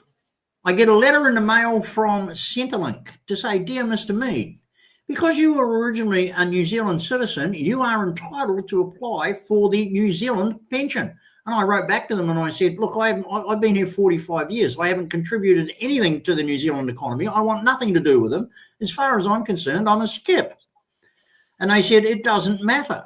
You came over here at the age of 23, which means you must have had a job for at least 12 months prior to arriving in Australia. Is that true?" I said, "Yeah, I started work when I was 16. And I said, "Well, you fall within the criteria, and under Australian law, you must apply for the New Zealand pension." And I said, "But I don't want it. I'm quite happy with the Australian one." And they said, "No, you don't understand. You can have the New Zealand pension. It will be paid to you here by the New Zealand people, and it's not taxable." I said, "What? I haven't been there for 47 odd years. I haven't contributed a penny to them. They're going to pay me a pension and you're not going to tax me on it." They said, "That's right." And I said, "No, hang on. Let me ring back because I'm talking to an idiot." No, I don't the believe whole part about it, Jeff, the whole part about it, there's an agreement between Australia and New Zealand because realistically, New Zealand's a part of Australia. They're going to pay me the New Zealand pension and I can just take it. And yeah, but hang on, much. let me finish with you. Let me finish and explain it to you. Because you are not an Australian citizen, you are a New Zealand citizen. That's right. But I'm The getting pension has to Australian come pension. from the pension has to come from New Zealand. The same as if a Kiwi comes over here and gets the dole. The Johnny, money comes from New Zealand. Yeah. Johnny, as of about a month ago, I'm getting both. And the New Zealand one isn't taxed. They're putting it into a separate bank account. This is what I'm telling you. You'd fall off your chair. Well, the whole part about it, good luck to you. But No. don't get caught. Don't get caught. It's not. This is what I'm saying. It's not a case of don't get caught. This is what they set up. And I'm going, are you people mental? How can I Well, have you're entitled two pensions? from your own state, but they have an agreement where it's the thing is the New Zealanders will pay what you get in Australia. If they're sending you two, well, good luck to you. I'd keep your mouth shut. I wouldn't be on YouTube saying nothing. In this hand, the Australian government is paying me the Australian age pension. You see this hand? The New Zealand government is paying me the New Zealand age pension. You see both hands? Neither of them are getting taxed. Johnny, I told you I'd drop you off your chair. No, well, that's good. That's good, but I wouldn't be talking too much about it on YouTube, mate. I'll be honest with you there. It's ridiculous. No wonder our countries are fucked up. It's just crazy. And the thing about it is, I am not happy about this situation at all. I've told them I don't want it. I actually wrote where it says bank account details. I said, none of your business. Keep it. I don't want it. I actually wrote that on the form when I sent it back to the international section, which is in Tasmania. And I get these. That was about 6 weeks ago, and I get this letter in my MyGov account about a week ago saying that the pension had been reinstated. I look up my bank. Sure enough, I'm getting a payment into my bank from the New Zealand government. I don't understand it. It's beyond ridiculous. It's beyond stupid, crazy. Righto, let's welcome Tony. Hi, Tony. G'day, Tony. Andy. G'day, Tony. Perrin and Meaty. Hello, Tony. Hello, Tony. Hey, listen, Meaty's what he's trying to say is he's doing it. It's legal because I don't know if it's just come in the last a year or two. I got a mate here. He came from Yugoslavia, and in the last few months, he's been getting the Australian pension. He's about 71, so he's been getting that the last 4 years. And all of a sudden, he got a letter from the Australian Centrelink or from the Aussie pension saying you're entitled, because he worked in Slovenia for 5 years. He only did 5 years, he said, fitter and turner. And all of a sudden, he's entitled to get a Slovenian part pension. In other words, what he's entitled for the 5 years he did there. And as we speak, this last few days, he's got the paperwork and he's getting, I think, a couple of €100 on top, legally with the Australian government's encouragement and blessings. So there you go, Johnny. Well, that's okay. I'll stand corrected, but once you go above a certain level, that's when they get the tax happening. But they're both non-taxable. Read my lips. Yeah, but Jeff, they don't tax you. They don't tax you on that as a thing. If they combine it and you go over the minimum figure, they will tax you. But that's there's no right, such Johnny. thing as kiwi fruit. There is no such thing as kiwi fruit. It's a Chinese gooseberry. The Kiwis stole it, like a lot of other things. End of that comment. Yeah. Well, I'll just sit there every fortnight taking the Kiwi pension, watching it add up, mate. Good on you. I'm not stupid. There's no way I'm going near that account. And when they make you were stupid, Jeff, sometimes, Yeah, I'll just sit there and I'll say, well, here's your money back, but I'm keeping the interest. Fuck you. Hey, the funny thing is that my mate had no intention. He didn't even realise he was entitled. It was the Australian government or part of the Centrelink who encouraged him and said, they sent him a form. They said, have you worked? We've got feeler. And then he had to apply for the documents from Slovenia.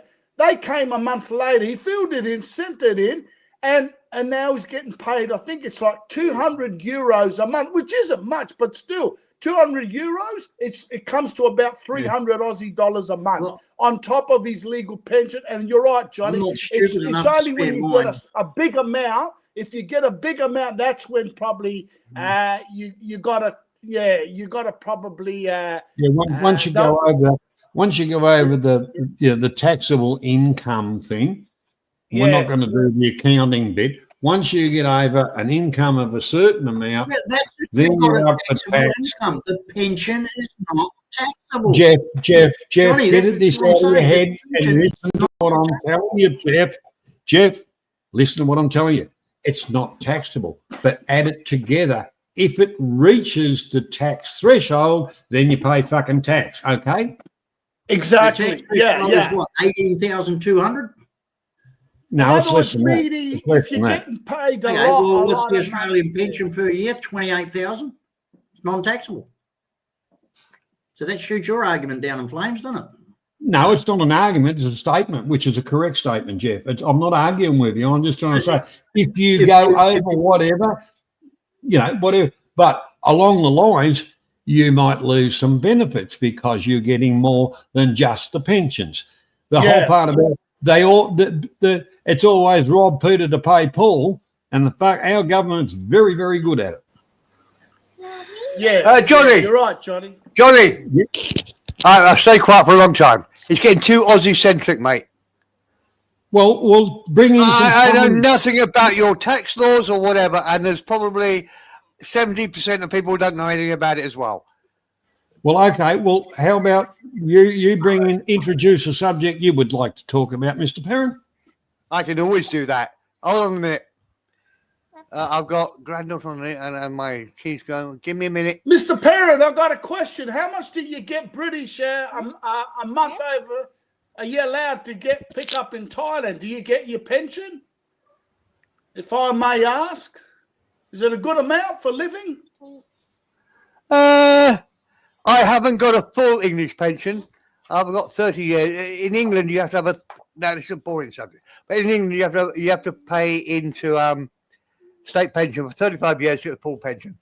But I was very lucky in that when I was a young man who knew nothing, I worked for insurance companies that had really good pension really good pension plans.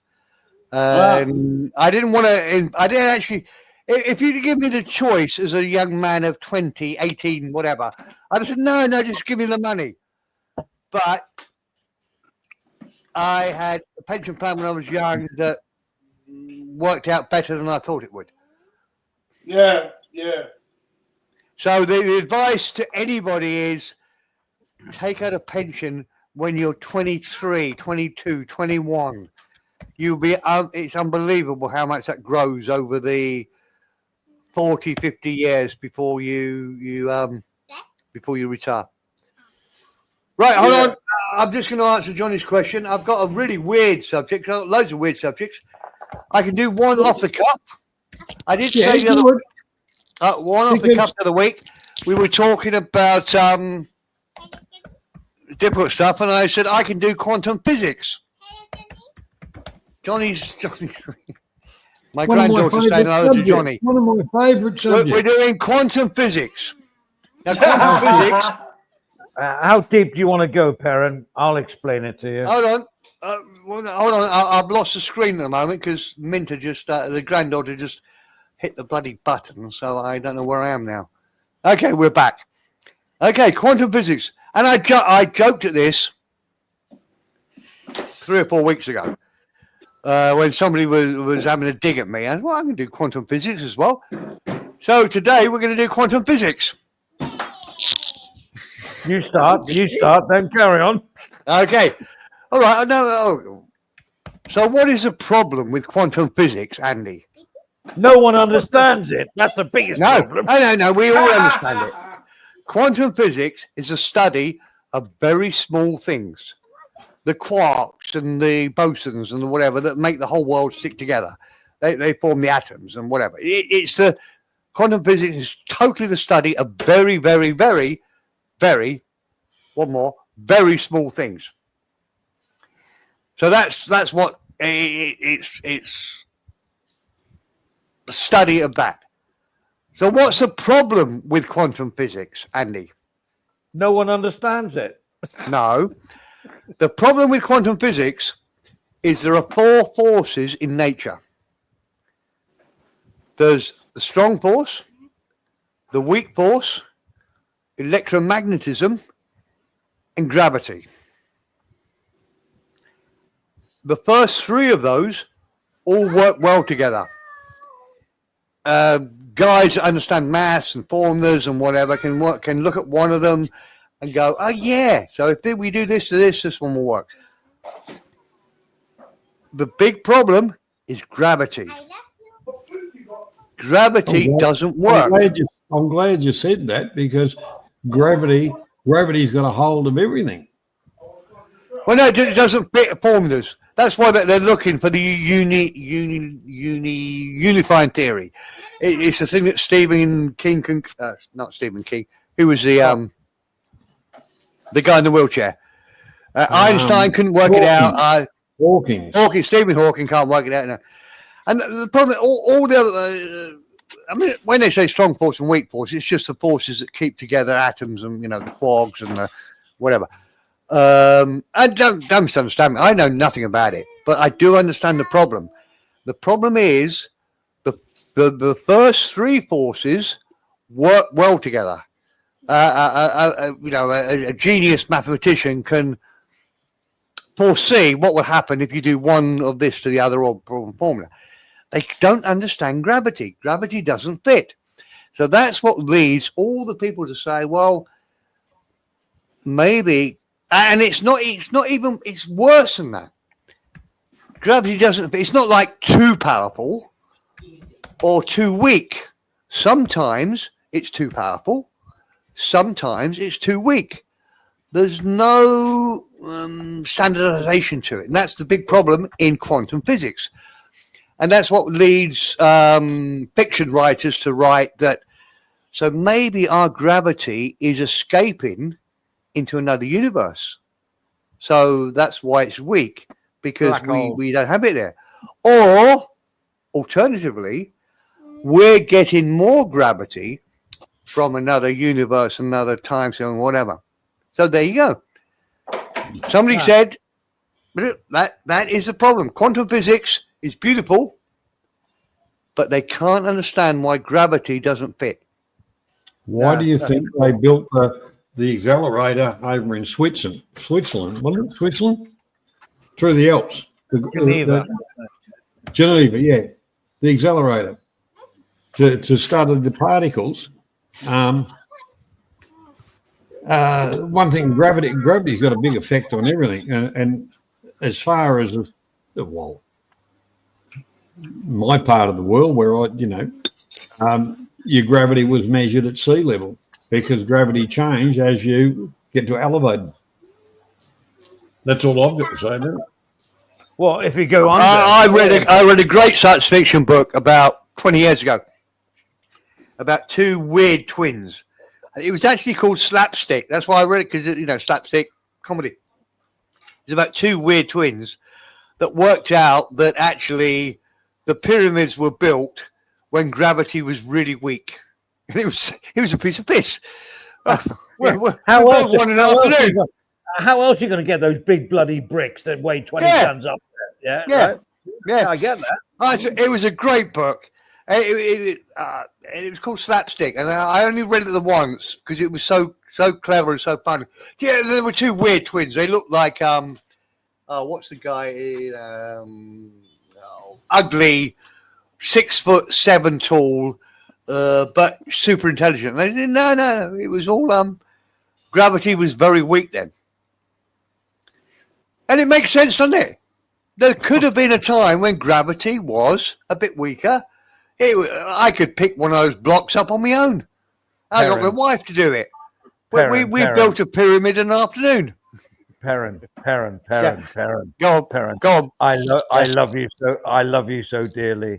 So let's change the subject, right? Because it was all a bit, as I agree, we didn't understand most of it. So let's talk about quantum physics. Oh yeah, right. Listen, quickly. I have a good friend of mine who's a professor at the University, Chulalongkorn University here. His subject is quantum physics, right? He's a Scots Celtic fan. Brilliant, a close mate of mine. Right. And I said to him, this quantum physics, fuck me, bro. This is fantastic. I need to know about it. He said, listen, I will come and talk you through it, no matter how long it takes, till you grasp something. I said, right, I'm up for that. So, a couple of glasses of wine, a pizza, and he starts. He's seen me 12 times, and I still have no idea what he's talking about. Oh, I'd love to meet him, Seriously. Andy. Andy, Seriously. I would die to meet your buddy. Well, it's Frank, and he will keep coming back, saying, right, next time I will try again, because one day you'll know, and But no, I look, mean- Andy, the principle of it is very simple. There are four forces that control the world. yeah. Three of them work really well together. They can predict how each one will operate with each other. The really weird one, I confess, I did look a little bit. I knew what I'm saying, 90% of what I'm saying, but I didn't really understand the strong force. The strong force is powered by color change. Isn't that weird? Oh, fuck me, man. I have no idea now what you're talking about. Yeah. Well, What do you mean? if you get into Einstein, for every action there is a reaction. I know that one, Johnny. Well done. Bringing me back to equals base, yeah. MC squared. Yeah, so there. Okay.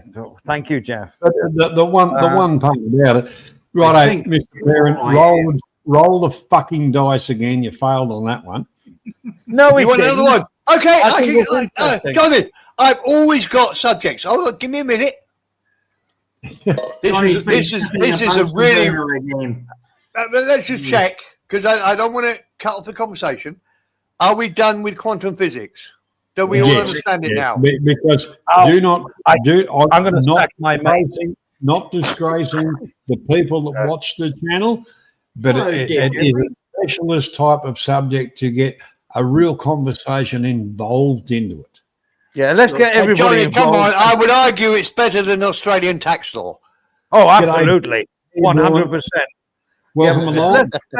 Let's all talk about sex or something. That'll get And I all was just, the- Andy, you are. I was just going to say that we're all men that love Thailand and the Philippines and Southeast Asia. I said, why aren't we talking about sex? And you Well- came in just before I Well, did. no, because I was being facetious there because it's Jeez, I love those $5 words. They sound so sexy, don't they? Facetious. Well, the whole part about it, Jeff Yeah, wants to mate, talk me, about sex because that's all he can do nowadays. Right. But anyhow, the whole part about it, no, that's off. That's on the ban list yet. We're not talking about Well, sex. we could talk about immigration, but then poor old Perrin would have a heart attack. I hate Aaron, talking you- about politics, to be honest. I'm not listening, Jeff. So we're going What's straight on to that? the next subject. Pareidolia. Yeah, right. Pareidolia. Pareidolia. I don't mind admitting you've got me. Pre-ice cream. Never heard of it. Anybody that knows what that means? No hope. It's a phobia. It's a phobia. You're a dahlia. Is About- that afraid? Does that Over mean your that parents. afraid of company? No. No, don't say anything, Perrin. Let's work So out why's what the that L is. in there? If it's a phobia, it should be pareidolia. Not why's the L in there? That doesn't make Yeah. sense. No, because it's Dahlia. Spanish.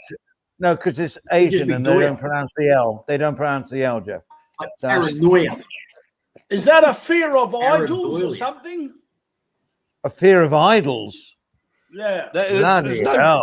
There's no phobia in there. It's nothing to do with the phobia. Is it a drug? No. Good question. This is a good game. This is a good game, right? Steve, you're in charge, Actually, right? it's a drug that actually cleans up mucus and stuff like that. Oh, really? No. That's boring. Really? So It's not. we feed it to a bunch of snot gobblers and hope they go away. So that's not that, right? Are we still on guessing what this is? Nobody Google it? Anybody? Somebody will I don't Google know it what that very is. quickly, yeah. What is it? But no, Well, I no, quite I like until I knew I suffered from it, but I didn't know the name for it. I know what it is. I know what it is. Is it like Idiocy. when you see a circle with a lot of holes in it, a lot of little black dots, and you'd like feel funny? No, you're sort of 25% there though, Johnny. Sorry, Andy. It is to do with what you see. You're right. Does it need a cream to make it go away? No. No. Oh, okay. What about penicillin? 3 months in a 3 months in a mental institute might do it, but that's Oh, Actually, Jim- Andy, you're a good Andy. You're a really good guesser. well, I know. You're still not nowhere near there, but you're really good guesser. I'm gonna cheat. It's like the paranormal, the pareidolia. It's like a para. It's like equal to something. That's what para means in Latin. It's I equal see to dead people. Oh, that's almost like an anagram. I see dead, alive, either April. I don't know. I reckon it's a mental condition of how you perceive things. There you go. Andy, you are so good at this game. We are going to have so much fun in our 3 months together, sleeping in a double bed on a cruise ship. Don't Oh, forget, keep the donations. Keep the donations going for a passenger cruise for me and Perrin. And if he says no, Jazz. And I think we got to have Trevor. We got to have Trevor. Three of us. Yeah. Yeah. Three men in a boat. Three men in a boat. Yeah. All in the double bed, and we'll have 24 hours, 7 days a week, like Big Brother cameras. Oh, that'd be brilliant. Oh, that's what we've got to do. 7 days, 3 men in a boat, me, Perrin, and Trev. And you got to pay for that coffee thing that I don't understand how you pay. Just donations through, and that's that. And we won't ask for any daily peridium or anything like that. Just pay for the cruise, and we'll get on with it from there. Because Perrin has money. Yeah, so we're fine. I think we got to. I think we have to vouch to do 12 hours a day live stream. Yeah, but shared. And Trevor doesn't sleep, so we do 24 hours. We do the first 12. Trevor does the second 12. We'll be No one. Trevor's not listening. Trevor would love this. He would love this. He would love this. Andy, there's a bit of me that thinks it would be so much fun. No, Perrin, you're wrong. You're wrong. Funny. There's not a bit of me. There's a lot of me that thinks this will be good fun, but I ain't paying for it. So come on, everybody watching, all the 3,000 people watching, donate to the coffee thing or whatever it is, and then Johnny will give us the money to go on the cruise. Yeah, and we will do a live as long as we can, guaranteed 12 hours a day. It would be so good. Okay, I'll do the morning one. Do you want any more guesses at Paradolia, or do I give you the explanation? Yeah, I'm actually quite happy that I'm surprised nobody just typed it into Gemini and they said, "Oh, this is what it is." Like what you did. I love the chat here that they're not lazy and they're playing the game. Every day. Thank you, chat. Every day. Yeah, big up, chat. Yeah, big up, chat. Really big up. You could have sport this game. You could have sport this game within 30 seconds, but you didn't. I am so impressed that we've got decent people here.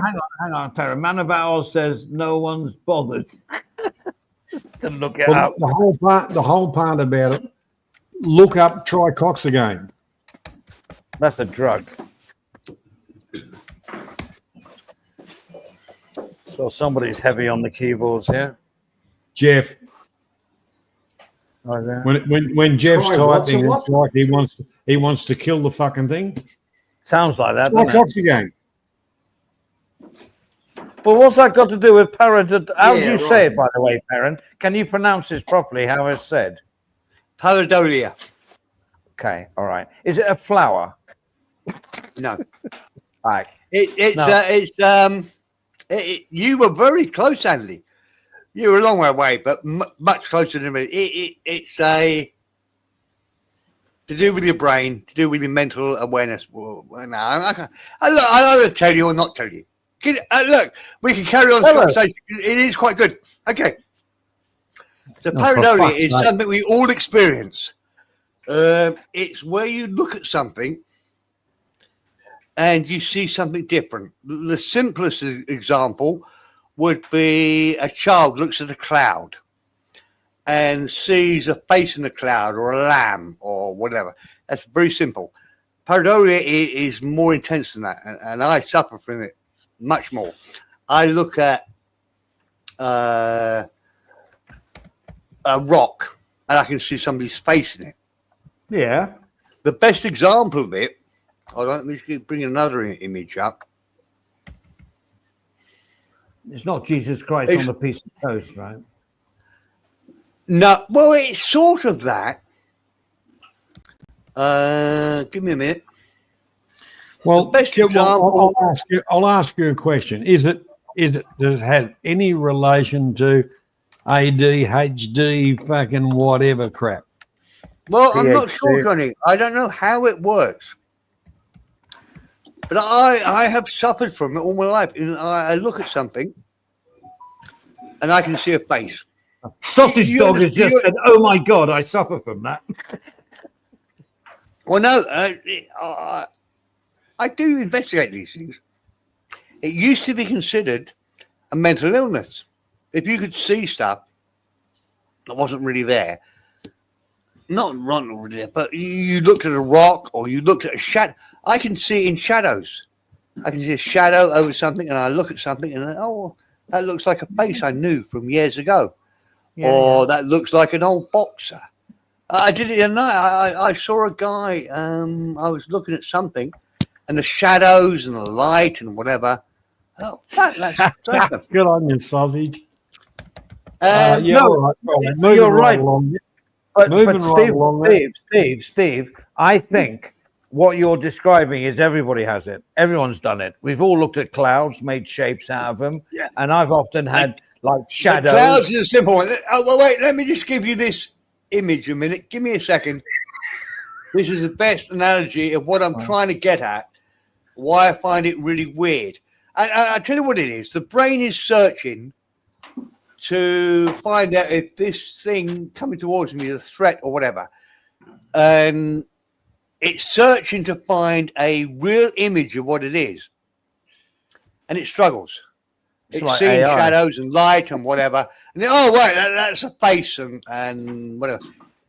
And I think you'd like this, Andy. The latest thing I read was that actually, years ago, they actually thought it was a mental problem.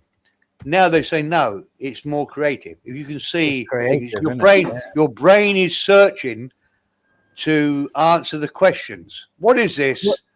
What's It's like- happening? It's like when psychologists, when they have a patient, they show those black and white images, more or less mirrored images, right? And they're waiting for the response. What do you see? What do you see? What do you see? It's the same thing. It's Right. an avenue into the brain, into the mind. Hold on, I'm sort of off the thing at the moment. My stream's frozen. Streamless. Give me a second. No, I'm on StreamYard. It's not working. I can't downshift. I can't go lower. I can't go lower. I'm not gonna be bothered with it. I think, yeah, but looking at the clouds, I think anybody with some sort of imagination, can create images through that. Have you ever done when your eyes are closed? You see, sometimes it's red, and do you get images come when your eyes are closed? Do you get images come through? No, And you can actually determine what images you want to see. I say, I want to see my parents. They come there, right? When Wow. my eyes are closed. When my eyes, not always. Sometimes it then goes off to a beef burger or a sausage roll or something. But if I Right. really concentrate, I can see a picture of my father or my mother or my old wow, father. Andy, you are so lucky. I wish I I can could do that. Yes, no, it's hard work. It fails a lot of the time. Then I go on to Manchester United football team or something, and another image will come up. But if I really concentrate, my first ones are what I wanted, and then they Okay. fade out. I should have brought this up earlier. This is the sort of thing I mean. And if you look at this image, you'll see one or two things. Once you see one thing, you can't see the other thing. And it didn't come up. Hold on, there you go. It's come up. Now, yeah. you, Yeah. it's a classic example of an optical illusion. I can see exactly what that is. Both illusions, clearly. Yeah. But what do you see, Andy? What do you see now? All right. First of all, I see an old hag with a bent up nose, with white hair, with a brown Right. shawl, and then Yeah. I see then looking to the right a young boy looking over to the horizons.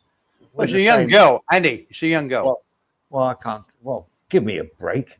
And yeah, so that's the two Well, images I Andy, get. Andy, that shows, Andy, I'm going to big you up here now. This shows your creativity. Most people can't do what you just did. Most Really? people, once they see one thing, once they see the old witch, they can't Yeah. see the young girl. And if they All see right. the young girl with the back to us, they can't ever see the young witch.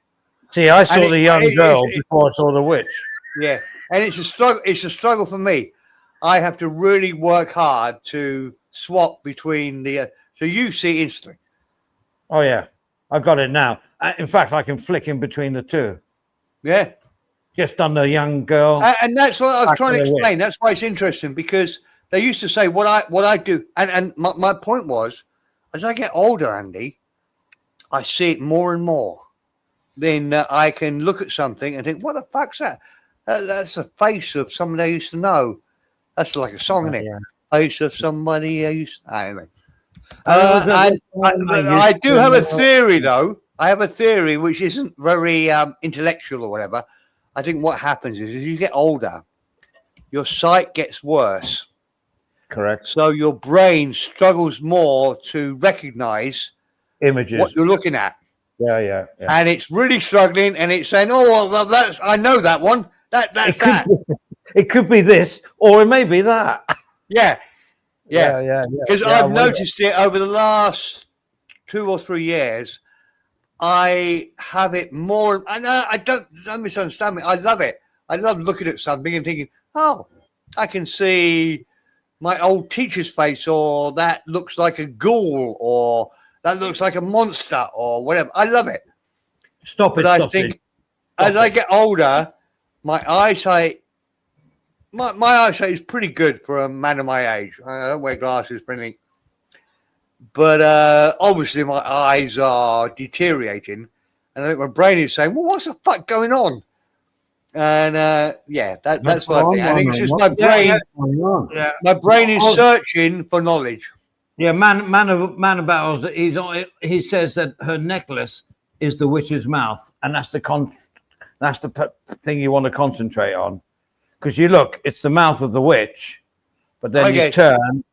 I can't get the other image at the moment. Oh, there you go. It's like a brace, a necklace or something like that Yeah. around the girl's. Yeah. Oh, it's great. But Andy, just to show how mentally ill I am, I see this about 10 times a day. I look at it. What? I Oh, look yeah. at something and I think, well, what's that? Hello, So I Gypsy. do think I'm going mentally ill, and I need help. But but it's help I love. I love looking at something. Oh, what's that? Well, it's a bit like these artists that work in the street and they do a 3D thing. I still can't work that one out. You understand? No. Like they draw like Yeah. a chasm with cliffs, and you're walking Oh. along, you're bloody, and look, you could fall in it. How Yeah. do they do that? Yeah, That's absolutely. Brilliant. You know, Okay, they do it on football matches as well. That's all my topics gone. I'm going to get one more beer. Back in I a think minute, you guys. should have a. I think you should Back have in a a bit. beer. Yeah. Back in a bit. They do that 3D thing at football matches, don't they? You know, you see the adverts behind the goal. They look like they're standing up, but the players just slide over them. I think that's really clever. I know it's probably very simple, but it's an optical illusion, but it's good. I like it. Anyway, 3D. Hang on, and go. You see, this is what I wanted them on here. 3D street art is. Oh, it is awesome. And the thing is, Oz, I can't work it out, and that's more frustrating. I know it's not, and I'm looking and going, it is. How good is that? That's a total illusion. It's brilliant, brilliant. It's all to do with angles. I get it, I suppose, but I know. I think it's very, very brilliant. There's Anyway. a lot of it out there, and it's very clever stuff. You know, you gotta have pretty switched on mind to do that. Oh, you These gotta are that. be- Either that or whatever. I don't know what's going on, Gypsy. I can see you in YouTube. I can't see you in YouTube, but I can see you in whatever. I got him on both, mate. Got him on both. Yeah. Oh, Gypsy was doing a stream today. Yeah, what's he's not- Gypsy's channel? I'd like to. Have you got the Gypsy? I Can you will- drop I will your put- thing? I will put up the link for you.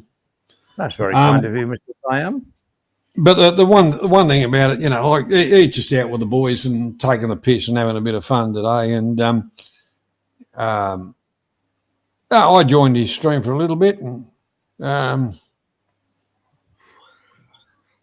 yeah, a little bit of entertainment. Leave you, Johnny. Well, Gypsy's been around for a while, hasn't he, Johnny? I mean, I remember him yeah, back in the old global days.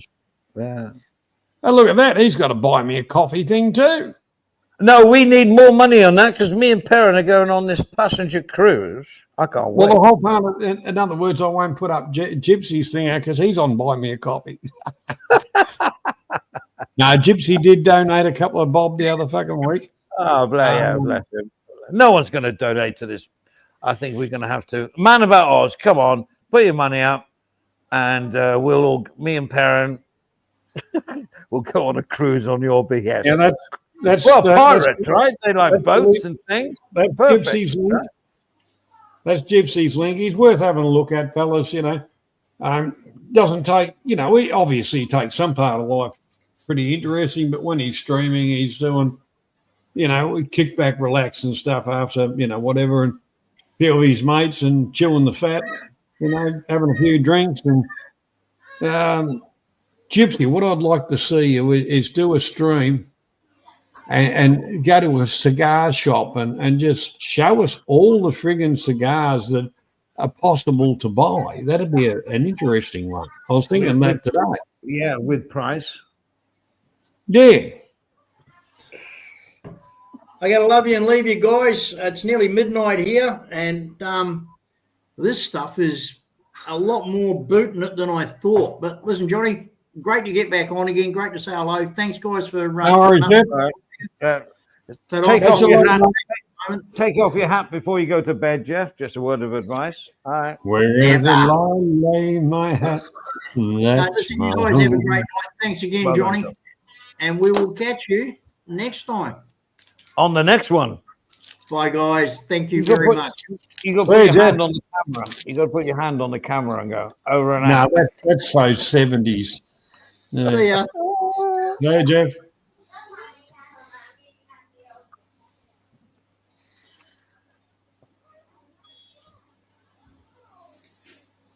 What's all this shit in?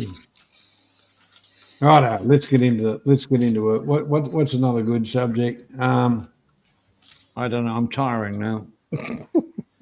Well, Andy, you got to have more stamina. No, Stamina. my stamina left at 5:30 this morning. Ah, No, I'm Well, all right. if- I'm okay. But somebody think of something to talk about. well, the whole part about it, as we know, YouTube, and everybody's got a story to tell. Not all of it's, shit canning, visas and immigration. And I know. all of that stuff. Well, it really all comes down to if you got all your ducks in a row, you haven't got a problem.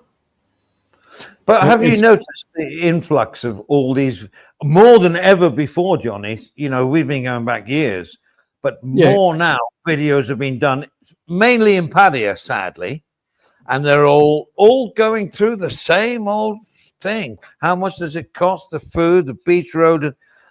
Maybe because it's new to them, they think it's new to everybody. I mean, Well, I don't know what it is. well, we don't hit the algorithms and kind of do a bit of that, but when that's not what the channel's about. But I kind of love. Oh, I found this secret spot. Oh yeah, well, good on you, Einstein. Oh, I was probably drinking there before you were fucking born.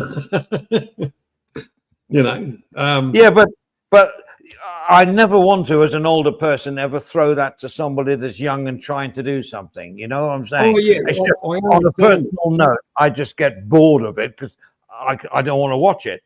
They're coming maybe from the right place. I think some come and think, oh, I can live here, live off YouTube, and that's it. I'm in paradise and I can da-di-da-di-da-di-da. And they fail. They fail. I mean, Well, they do. you know, There's a few around that have carried on, kicks thing and all that. They're going for it. But they're very, like, what's the word? They're very, no, like Kicks for Rising. They're into what they do. They're very good, make sure they get the videos out and conscientious of what they do. But you see these guys come over, oh, it's my first day in Pattaya, it's all lovely, lovely. And I'm going to stay here, and you never hear from them again. Ever. There was one. Oh, he just come up on the feed. There was an Irishman, and I'm not taking the piss out of the Irishman. He was complaining about immigration.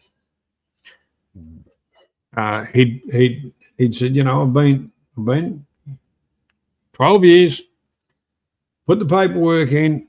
This year it come back. You need to do this, you need to do that, you need to do that. Well, the one thing about any government department, they rotate staff, so you don't build a kind of Yeah. And the next person that come along and said, well, realistically, we can see by that you've got the money in the bank, but the address that you've got on your bank thing is not matching the address, which is saying is your abode, to this and that and that. And he was saying that they were all idiots. And I thought, well, hang on, you haven't got your ducks in the row. And here you are on YouTube calling out people for doing their fucking job because you're too fucking stupid. Yeah, no, exactly. They haven't done the research. And there's that many. But the thing is, after a certain amount of time, why have a bank account in Bangkok when you're living in Bumfuck Junction? If anything happens and you haven't transferred your account, you've got to go to fucking Bangkok from Bumfuck Junction, and you may or may not have the finances to do it because you've been locked out of your bank account because you've got to turn up to do it. Wouldn't you, if you've said this is my abode, why wouldn't you transfer your account to that branch? So if you had a problem, you could go and talk to the branch because it's just down the street, not drive 1,000 kilometres to go to Bangkok to fucking do something. Yeah. There's a lot of that kind of stuff around, and what shits me is they blame the Thais where it's not the Thais' fault because it's all been written in stone. It hasn't changed for fucking years.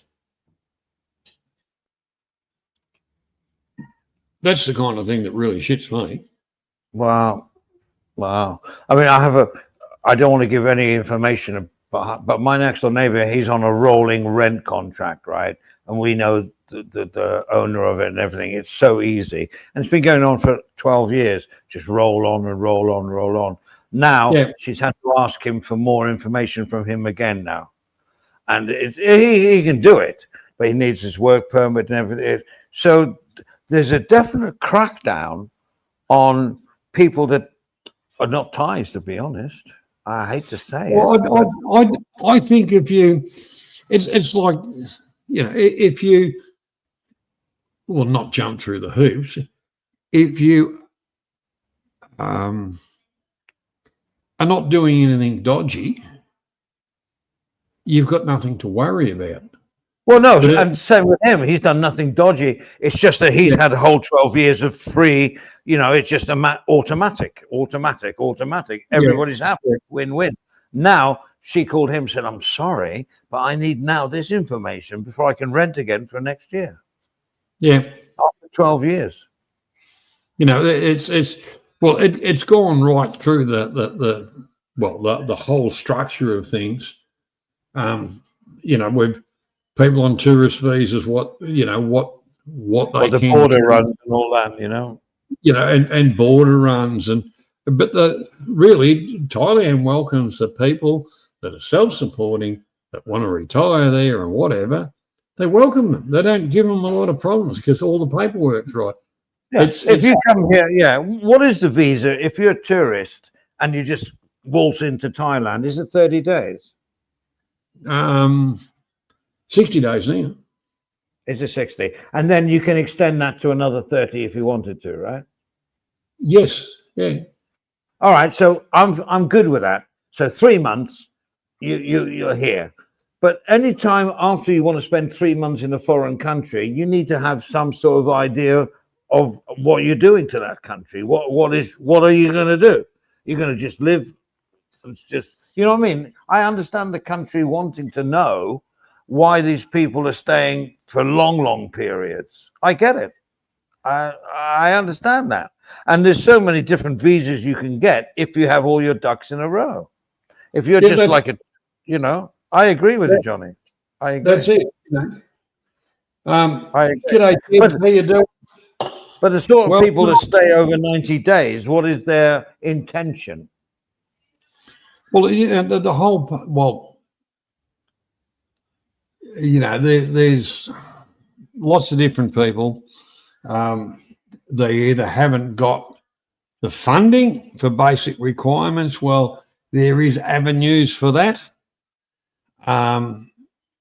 But realistically, if you're willing to jump your hurdles, which the first time you do it is it's not that it's a massive amount of paperwork. They just want so many copies of everything, but don't know why, but anyhow. But just go through it, and then, like I say, ducks in a row. You're right. If you're running after visa agents to do this and that, it's going to cost you. And really, you're only postponing the inevitable, unless you. G'day, Tony. Welcome. That's a good point. That's a good point, Johnny. They don't want the here-by nights. You know what I'm saying? Like 3 months is very generous to someone that's really, not working. Yeah, living here. It's and always, they're going to spend money, Andy. They're going to spend money, but no, it's not like what they Thailand are.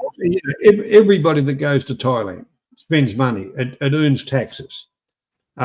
You buy anything at 7-Eleven, there's a VAT on it. You know, the majority of the stuff. But the real thing about it is, if the border run days, well, they're virtually getting rid of that to a certain extent.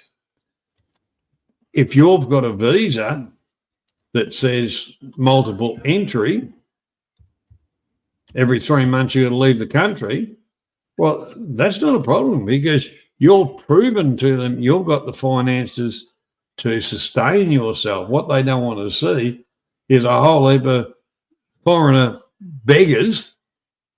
Well, that's the thing. Living off the, see, Thailand is really good if you're a beggar. I don't mean you're part of the gypsy brigade and, you get placed, chop off an arm and put you by the Sutasan flyover. I'm not talking about that. But for begging, you can, because of the climate, Thailand doesn't see any poor person starve. It's not like other countries where people can literally starve to death or die of the cold or whatever. Here, I wouldn't want to live like that, but you could live on almost $0. If you want to sleep out in the open. You could do it. No one's going to harm you. And you'll get the begging thing and you'll get your food. 30 baht here, that's breakfast. 30 baht here, that's lunch. 30 baht, that's dinner. You understand what I'm saying? It's a very accommodating to people that want to beg. But for heaven's sake, making the postcards down Gaosan Road and all this business because they want to earn enough money for food and drink or drugs and whatever. I'm not saying drugs, but food and drink or whatever, and their cheap accommodation. But they're living like it's a handout because we don't want people like that here. I'm sorry, we don't. It's not a hippie, I remember. Does that sound? You might remember it years ago. Yeah. Like years ago.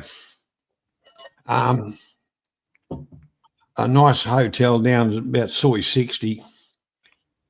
And great to see you, Tony. Take care. Down at Soy 60. And with the alcohol sales in the afternoon, I walked down to 7-Eleven. I thought, oh shit, it's not what is it, 2 o'clock or 5 o'clock? Anyway, whatever. And it was a little bit warm, and I was just sitting on a guardrail, kind of half underneath in the shade of one of the overpasses, the pedestrian overpasses. Coolabah tree, yeah. Yeah, well, anyhow, I took my hat off and I just chucked it on the ground and I was kind of having a smoke and go, yeah, she's a bit warm, but I've got a little bit of time to wait. And my hat was on the ground and a lady threw some coins in it. And I said,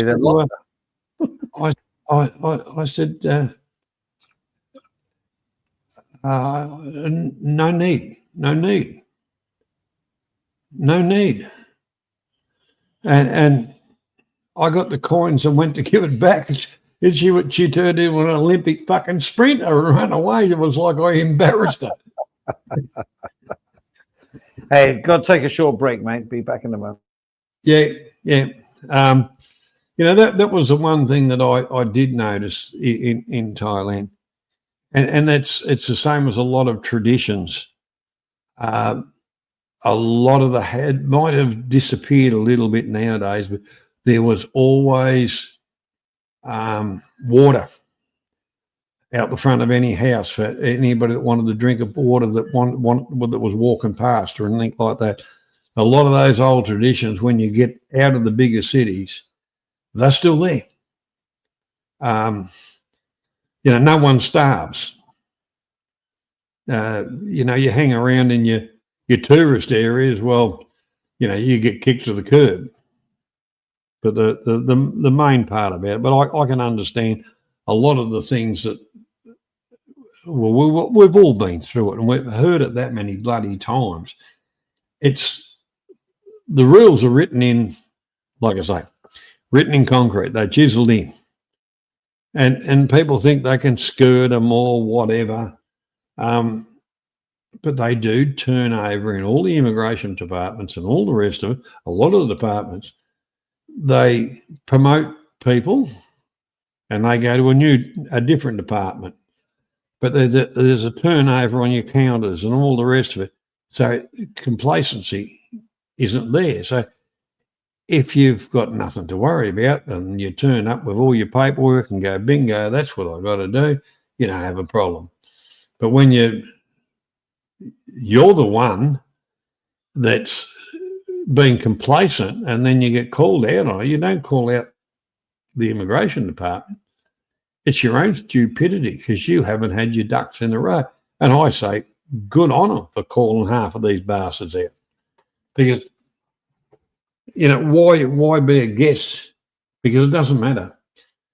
How you go with your visa, you're still a guest.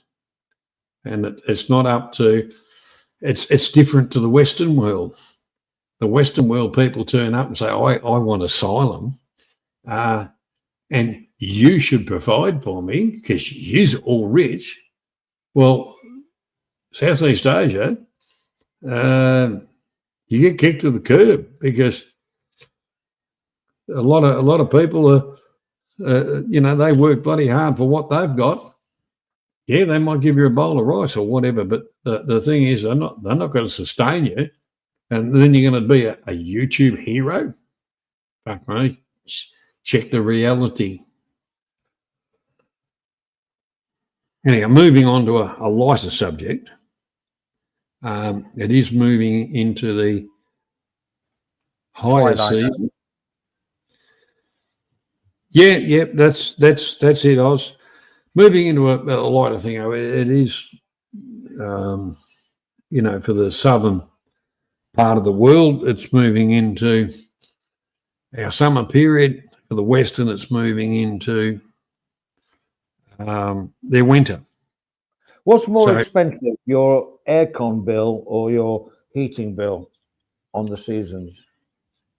Well, mine, we don't have aircon here. We don't really need it. Oh, all right. The house design and it's the way it faces, we can get airflow right through the whole place. So the only thing we've kind of done on days where it's got a bit warm, you just put an air fan on. And I'm not a fan of air cons anyway. Yeah, because yeah. Now heating is a completely different thing. It's bloody expensive. It's rob Peter to pay Paul with heating.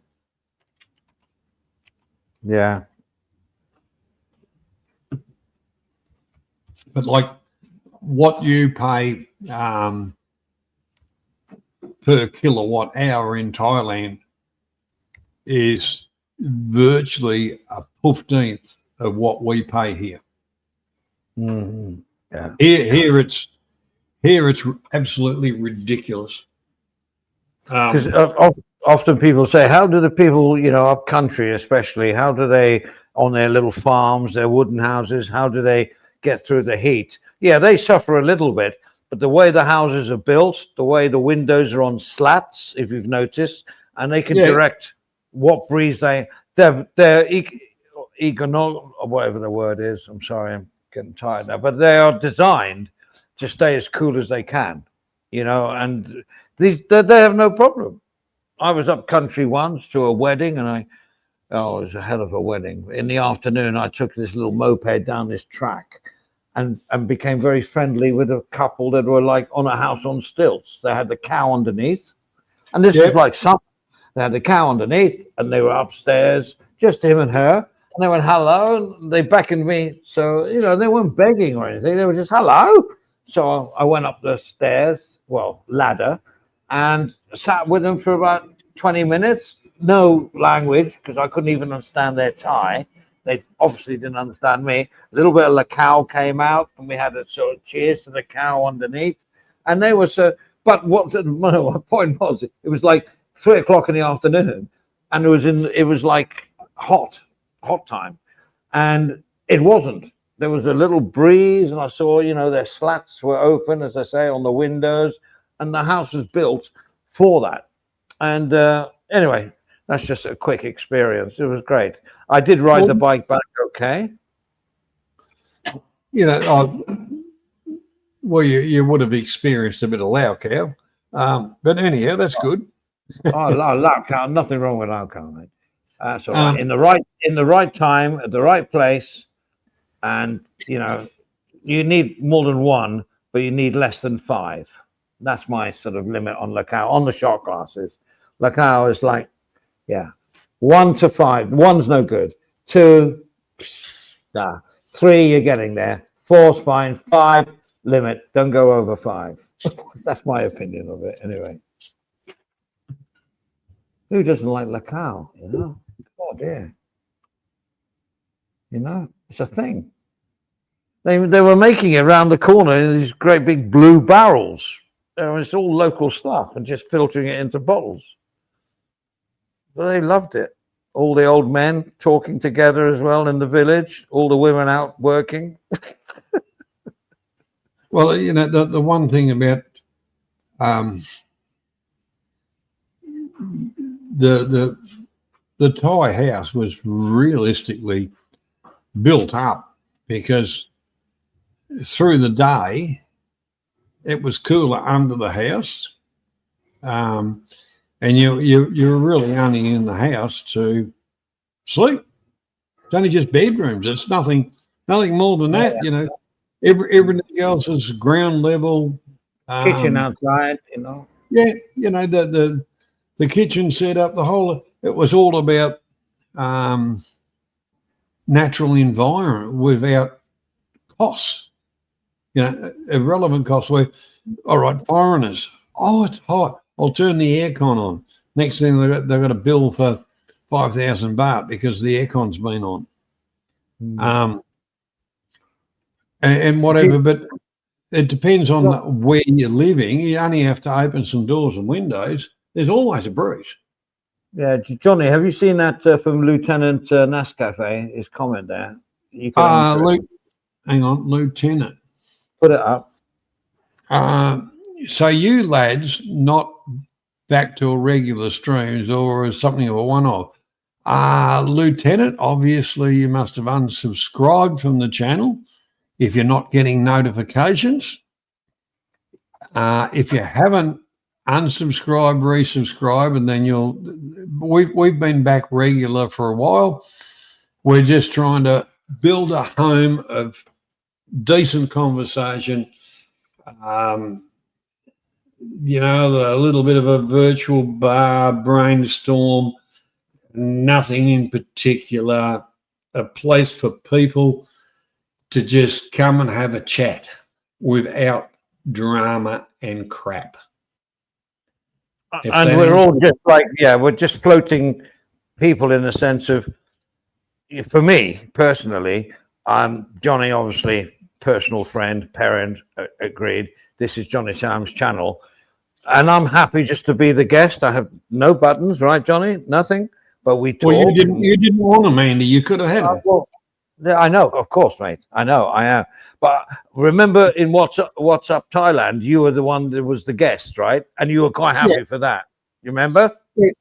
Yeah. So what I feel in that position now, where it's not that I don't want to be culpable for anything that comes on this channel, and I don't care about clips. And I don't ever say anything controversial anyway, so I'm clear. But my point is that it's just nice to breeze in and breeze out. I like that atmosphere of where I am at the moment. And Johnny's, like hosting it on his channel name. So, that's the way it is at the moment, right, Johnny? Oh. Well, the real thing about it is we got together and we said, I feel like doing something. And we agreed we'd do something which was, yes, amusing our audience, also amusing ourselves. But if it came a time where it became a chore or anything like that, we got sick of it, we just say, oh, fuck it, just turn it off, And we still remain mates. We still remain mates. That's the most important thing. There's none of that. But the one thing about it, actually, my mate down the bottom here, he just said, because he said he wasn't getting notifications. So I said, well, go to the channel, unsubscribe, resubscribe, and it should happen. And that's why he's just come in and said yes. He got his notifications back by doing that. And that's a YouTube thing, not us. But we've been going for a while and we're enjoying ourselves. No one's got a life commitment. Because if Andy's got to do something, fine. If Steve's got to do something, fine. But, I'm enjoying it at the moment. There's other times where the other lads have been off doing that stuff, so I just fly solo, Yeah. It's all about we're enjoying what we're doing, and we've got a good crew of people.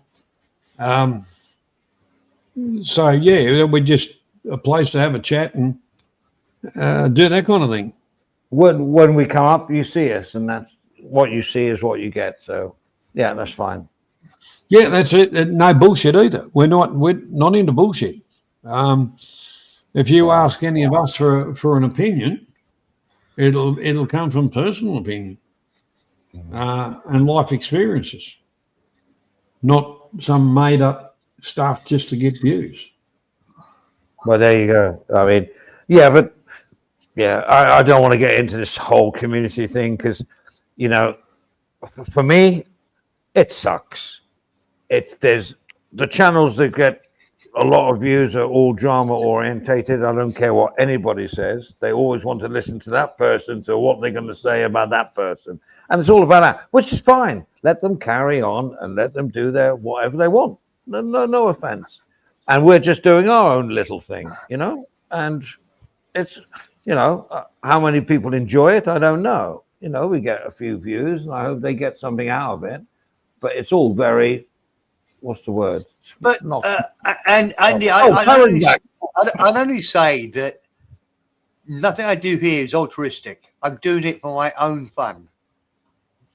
And remember, Oz, if you're still there, you had a big moan of, why aren't you doing a community channel? Why don't you do it the same as you used to do it? Why isn't it this? You're doing the wrong thing. No, I'm not doing it for you.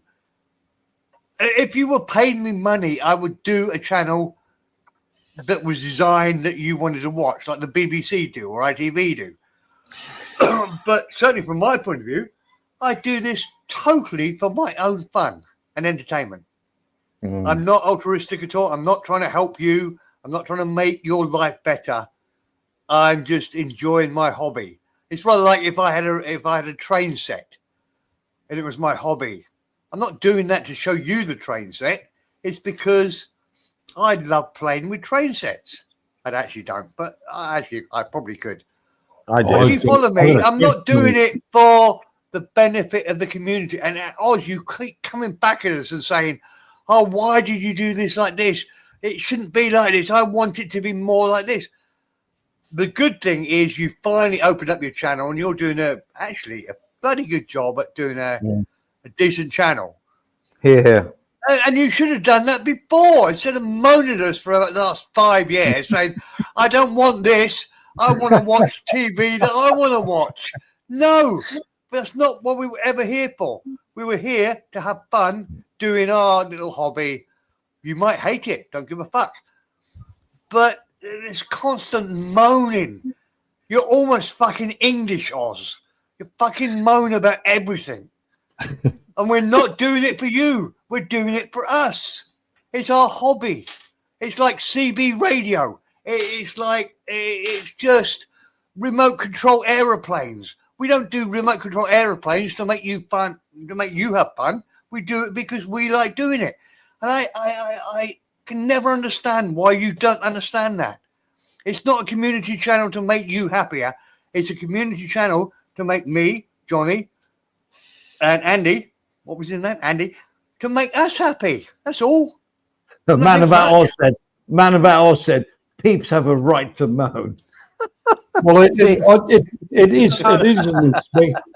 Going back to this reference to the trains, Mr. Perrin, I do think you would have been the type of child that had 2 train sets and combined them and had them both going in opposite directions. So Johnny, you would plan collision.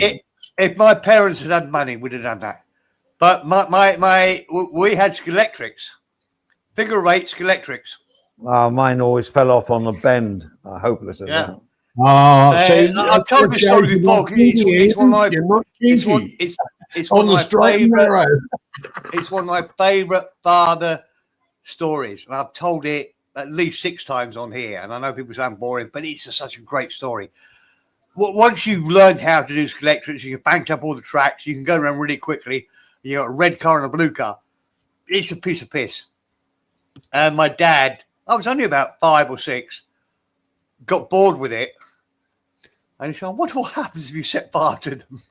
And he put gas, the lighter fluid on the hats of these little drivers. And we had flaming cars going down a Skelectrics track. What a lesson that is to a child. So your dad was a pyromaniac. Johnny, I don't know, but it was just so funny. How long did he do inside of Wordwood Scrums for arson? I think you're judging me that you don't believe the story is 1,000,000% true. And the weird thing about it was my dad and I laughed for years and years afterwards because the one we burnt, obviously, then went quicker because it was lighter. Less mass. Next match, yeah. Ah, But There don't you you think go, that's Black a, and don't you think Communist. that's a good lesson to teach a child? Let's go beyond the boundaries. We're not having enough fun doing this. Let's ramp it up a bit. Well, that's been my philosophy in life, Mr. Perrin. Yeah. Like this is going a little bit too mundane here. Let's chop it. I don't want to use that word, chop it up. Let's mix it up a bit. It's like, oh yeah, that brings back life into its vitality. Gives you Absolutely. vitality. Yeah, I mean, it sounds like a nostalgic story, but God, what an impact that had on my life. That one thing, just to risk it, just to take that step forward to see if it's, because we're all too comfortable. It's so easy to get comfortable. I don't know if my dad appreciated how much that affected me. And look, those orphanages I set fire to wasn't me. It was anyway. I took it a step too far, didn't I? No. Okay. Maybe a tiny. No, I don't know. Yeah. I don't care. It's late now. So yeah, See, we're Oz, not- if you're still there, it's not a show for you, it's a show for us. Whoa. Understand that, and then you'll understand the world. And I genuinely think your show is pretty damn good. Oz is good. He said earlier on in the chat, don't listen to what I say. But the thing is, sometimes the words hurt. If you're a little bit like I am, they don't hurt. I think, oh, why? And then the next day, you're like, oh, no problem. But I don't know. I still Andy, quite understand I'll that take it a bit. step further. Why don't. would anybody be don't. hurtful? Why would anybody be hurtful? Huh? Why would anybody? And the thing that pisses me off about you, Oz, is you start off by saying, oh, Andy's a lovely guy, but he's a cunt. Perrin's a lovely guy, but he's a cunt. Well, That's that's how an your Australian conversations thing, always go. It's never Steve's a lovely guy, and there's always he's a lovely guy, but he's an idiot cunt. Well, can I translate that quickly? Not that I've given it much thought, so it might all turn out wrong. So when he says this, all right, Perrin or Andy, you're a great guy, but you're a cunt. But. He means, there's obviously a but there. He means I don't know what the but is, because the first thing is a really nice thing. I like it, but you're a cunt. Yeah. I think it means that. I was going to say we're not on the same wavelength, but we are. Oz and me are on the same wavelength. So I don't know what it is. I think it's just. I know. I don't know what it is. No, I don't know what it is. No, I failed. I would never put that but in there. I would always say Andy is a great guy. I would never say a but. I'm not quite sure about what he does here or what he does. Well, maybe because of a few actions that I do don't agree with him. So being Australian, I'm a cunt. He's more simple than that. I don't know. No, I have a big time for Oz. I don't know why. Because I used to. No, I'm getting bored with the buts. There's always a fucking but in there. It's always, oh yeah, I love Steve, but he's a cunt. It's like a way out, isn't it? He doesn't say he's a cunt, but he says, but I don't like the way he does this. He's like whinging. Yeah. He's like a whinging pommy. No, let me finish this. He's like a whinging pommy housewife. I like him, but I don't like the way he does this. Like a whinging pommy housewife. There you go, Oz. Stick that up your ass. You're a fucking whinging pommy housewife. But I think he enjoys what he does, and if he enjoys what he does, when he gives these things about me, honestly, it's water off a duck's back. But I get tremendously upset. I don't sleep for 2 or 3 nights after Oz has a go at me. Exactly. It's different from someone calling you pick up trolleys at Tesco's. It's a whole different thing when Oz does stuff. Yeah. It's a higher intellect when Oz does it. So I've got big respect for him, and I know he has for me. That's the thing.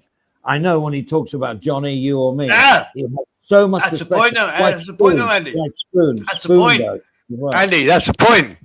Does he Right. really have respect, or is he just going for talking a lot? Because he does like to talk a lot. Is he just looking for material, content? Does he have a go at you just for content? no. Does he not really? me. Does he I'm a really? nobody. Does he? Would he go on a 3-month cruise with you, like I would, and Trev would? I don't think What, if so. he- I don't know. He'd probably pay for a premium bloody room for a start. Actually, that would be content, wouldn't it? You and Oz Oh, on don't. a 3-month cruise. Oh, fuck. I If think it- I'd done. if he I'd calls his donate. granddad I'd within donate. 6 hours I'd of the donate cruise. $100 a day to that. I think I know. you and Oz together on a cruise ship, Oh, can you imagine? $100 a day. I'll commit now. No, I want you and me. The coffee link is up there somewhere for me and Perrin to go on a 7-day cruise in Yeah. Southeast Asia because of logistics and Yeah. money. They pay for the whole thing, the cruise. We'll get there. Don't worry about that. Pay for the cruise, and me and Perrin 7 days, and we'll stream minimum of 12 hours a day. Hopefully, It's got to be. 24 It's got to hours. be a horrible cruise, though. And the problem is here. Shut we're up! picking- Oh, we're it's a picking- premium cruise. No. Can I interject just for Yeah. a bit of fun? Just for a bit of fun, people. A few years ago, quite a few years ago, I made Mr. Perrin an honorary Australian, providing he didn't whinge. Now, I'd like a vote: 1 for yes, 2 for no. If he's whinging too much, revoke his honorary citizenship. Revoke, revoke, revoke, revoke. Yeah. Just for a bit of fun. 1 in the chat for yes and 2 for no. Yeah. I'd vote for revoke as well. No, the one thing about it, we are good mates, and not only on YouTube, but in real life. It's banter. It's banter. We can banter each other, right? South is Yeah, telling me about it the We other take day. the piss out of each other. If you were invited along to have a drink with us, Yeah, you'd say, "Oh, I've just been sentenced to a mental asylum." yeah. No, the South was telling me the other day. He said he's used to, sports teams. We all know the history of South, right? And he's like, and we used to banter. I have groups where, close groups where I can say anything to anybody and never get repercussions. They go, "Oh, Andy, that's a bit strong." I said, "Yeah, well, but in this genre, you can't do that. You cannot do that. If you say something about somebody, then they hold that to their heart, and then they'll have a go at you for the next 10 years, to be honest, in this genre. It's pathetic. It's like a knitting circle. Bloody Nora. It really is. It's like a granny's knitting circle. Not us, but all the rest. You see what they look at it and digest what they do, see what they do, and it's all based on such a small community. I really don't get it. I know Oz will go, "Well, Andy, it's not the days of radio." And all. I'm not talking about radio. I'm just talking about this little community we have. And, we can banter. And banter is really cool. And that's not trolling. Well, it's sort of a trolling, but it's a nice bantering trolling, which is cool. Bobby Crush was brilliant at it. Brilliant at it.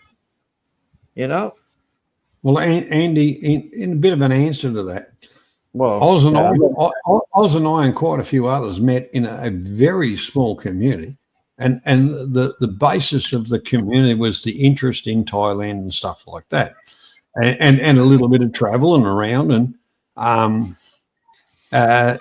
so the whole thing about our community that we had. There was others came into it and they had different agendas and went off on different thingos, attacking everybody else and whatever. And we're just sitting there saying, "What the fuck do we ever do?" We were just telling a few funny stories and about the latest trip and what was going on and things like that. And then we get what we're presented with now. That's why I say we're not a part of a genre. We are building a community back to the way it used to be, with people that are kind of like-minded. It doesn't have to be 100% the Thai community bullshit. It's a community of people a little bit of freedom of speech, a little bit of fun, a little bit of jest. That's what we're trying to build. Well, I mean, I don't want to make this like, Oz is the best thing since sliced bread, because sliced bread. He's a cunt. I'll tell you that now. He's a cunt. Well, yeah, but But I'll tell you something. If anybody said in any other community anything against us three here, that's Perrin, you and me, he'd be the first one to defend us. That's He a can- good point, Andy. He can, Yeah, he can- I'll give you that one. he can say it, and I do that's the fine. same with him. I He'll do defend the us. Oh, what am I doing now? You know? You know, we the whole part about it is Oz is a part of us and we're a part of him. Like it or lump it, just the way fucking things work out. You know, we look after his back to a certain extent. He looks after us. He takes the piss out of us. We take the piss out of him. That's the way it's supposed to be. But we Have a would. little fun I and think laugh. Oz would stick by us, you know, and that's not that I care, but it's nice because I think a lot of Oz, to be honest. No matter what he says, you know, he's cool. He's a cool dude. Andy approves. You know, like the whole thing about I'm not so tolerant as you, Andy. Well, I know love is in the air everywhere I look. Love is So in like the I air. made the statement earlier on when I said, you know, if he got crook or whatever, because he works away and stuff like that. You want me to go down and mow the lawn? I'll fucking go and do it for him. And just to feed the channel for next week, because we're looking for the big donations next week for Andy and my. You mean I've got to come on this week? No. I have moved into my workshop, and I love it. The I've man moved shed. from the office into the workshop. Essentially, man shed in main. And What's that got to do with our cruise? I'm looking for donations, Andy. Oh, cool. Carry on, bro. So As you I were. will show my workshop next Saturday, same time, same place. Oh, It that's is called looking- a taster. Yeah. Yeah, it's a tester. Yeah, It is yeah, looking yeah. So yeah. good. Yeah, we got to get people to believe in us that we can do Yeah. this. Yeah. I reckon we need, right, quickly off my head, having Yeah. looked at that website, right, which I mentioned Right. earlier, there's cheaper ones. I reckon we can do it. I reckon 50,000 baht will do it for both of us for 7 Okay, days. but what's this? 7 days? 14? Yeah. No, fuck me. 7 days is enough with you, bro. No, Okay. 7 days. 7 days, 50 grand, and we'll live stream.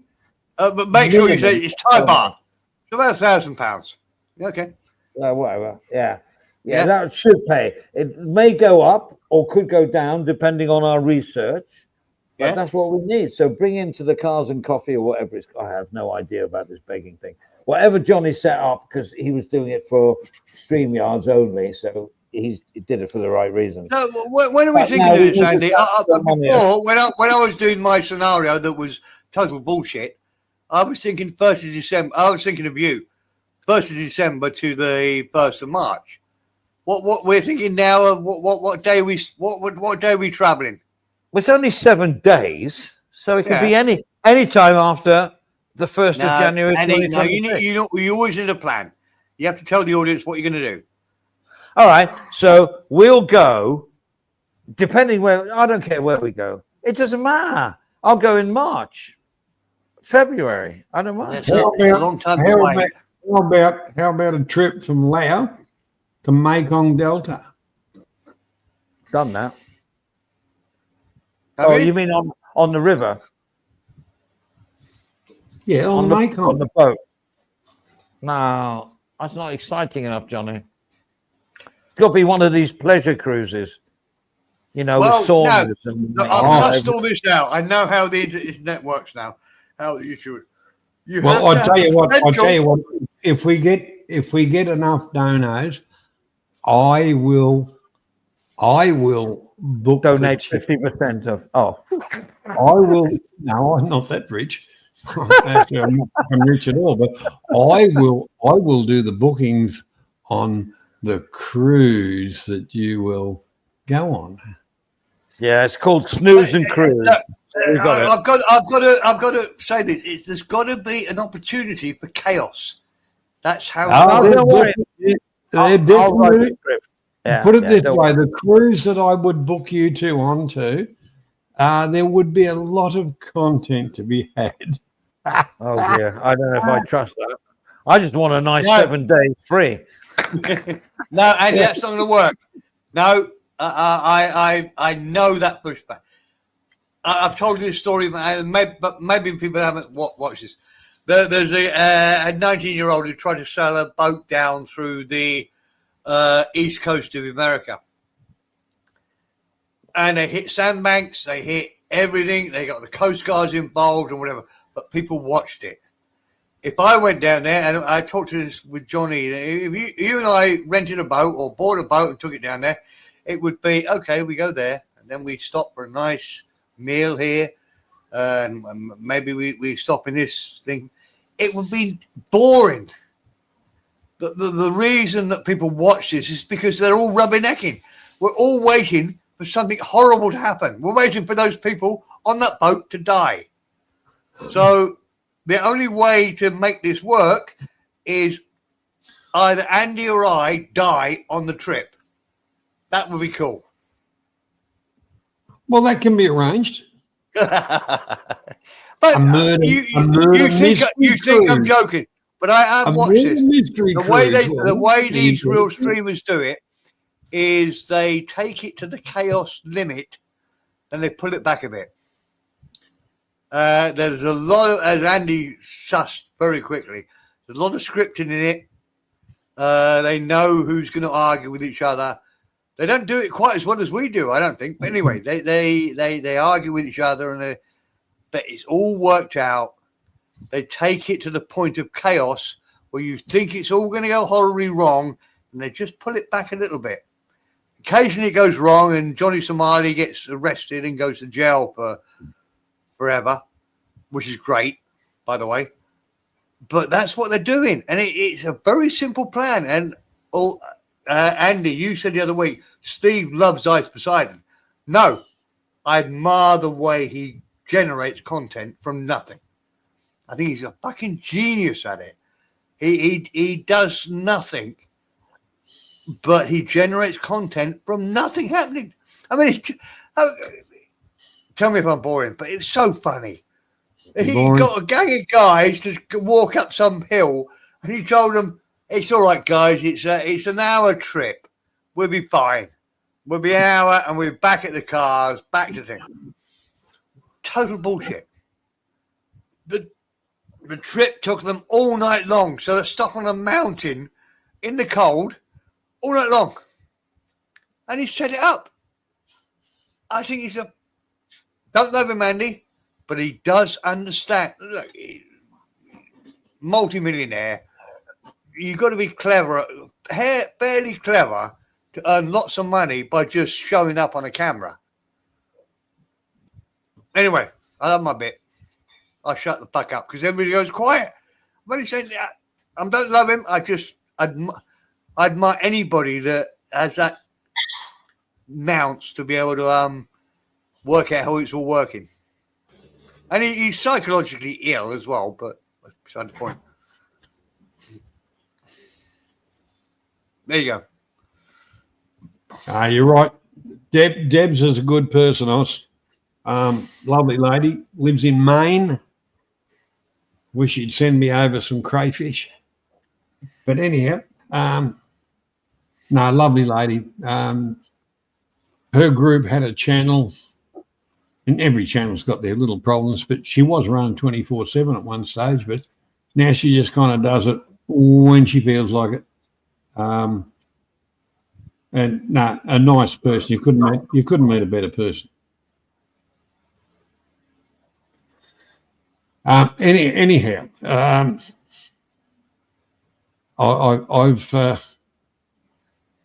we could do.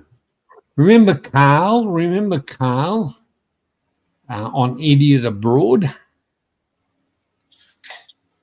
Oh yeah, we could do that with you too. Oh, oh yeah. Oh yeah. I don't think we're going to get any donations. So You never know. I never expected a donation, and the mystery person. That's really, and we're not e-vegan, really.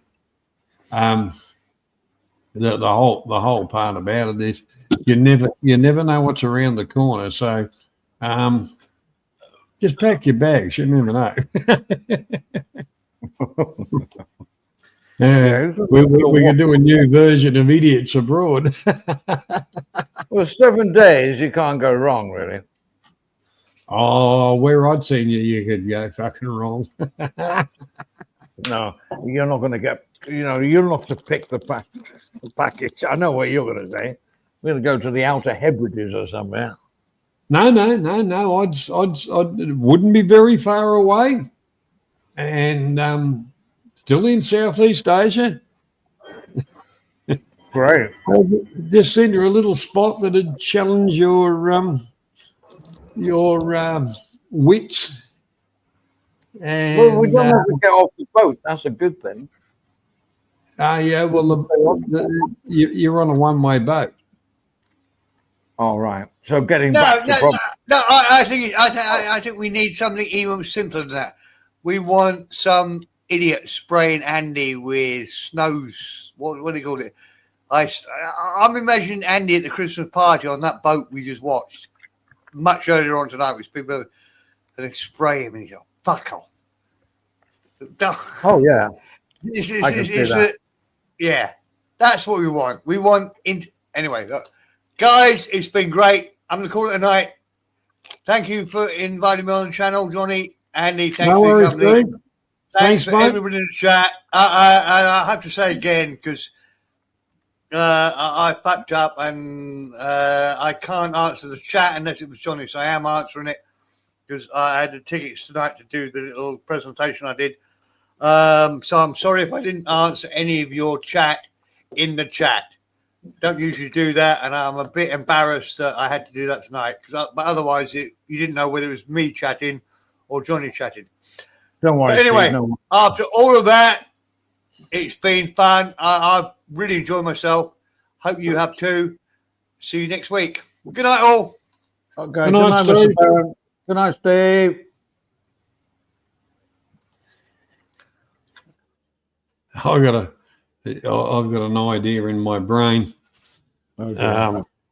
especially for the two of you. Well, there's only one of you now. Well, the thing is, you and Mr. Perrin on a trip. I got a really good. Not that you're going to be in a lot of danger. I don't think. More danger. Bring it on. Oh well, we can. Oh. Well, Do you no, read- I don't shy away from if that's a challenge. I don't mind danger. Man, what danger could there be? I mean, as long as you don't drop me off on some deserted island with cannonballs or something like that.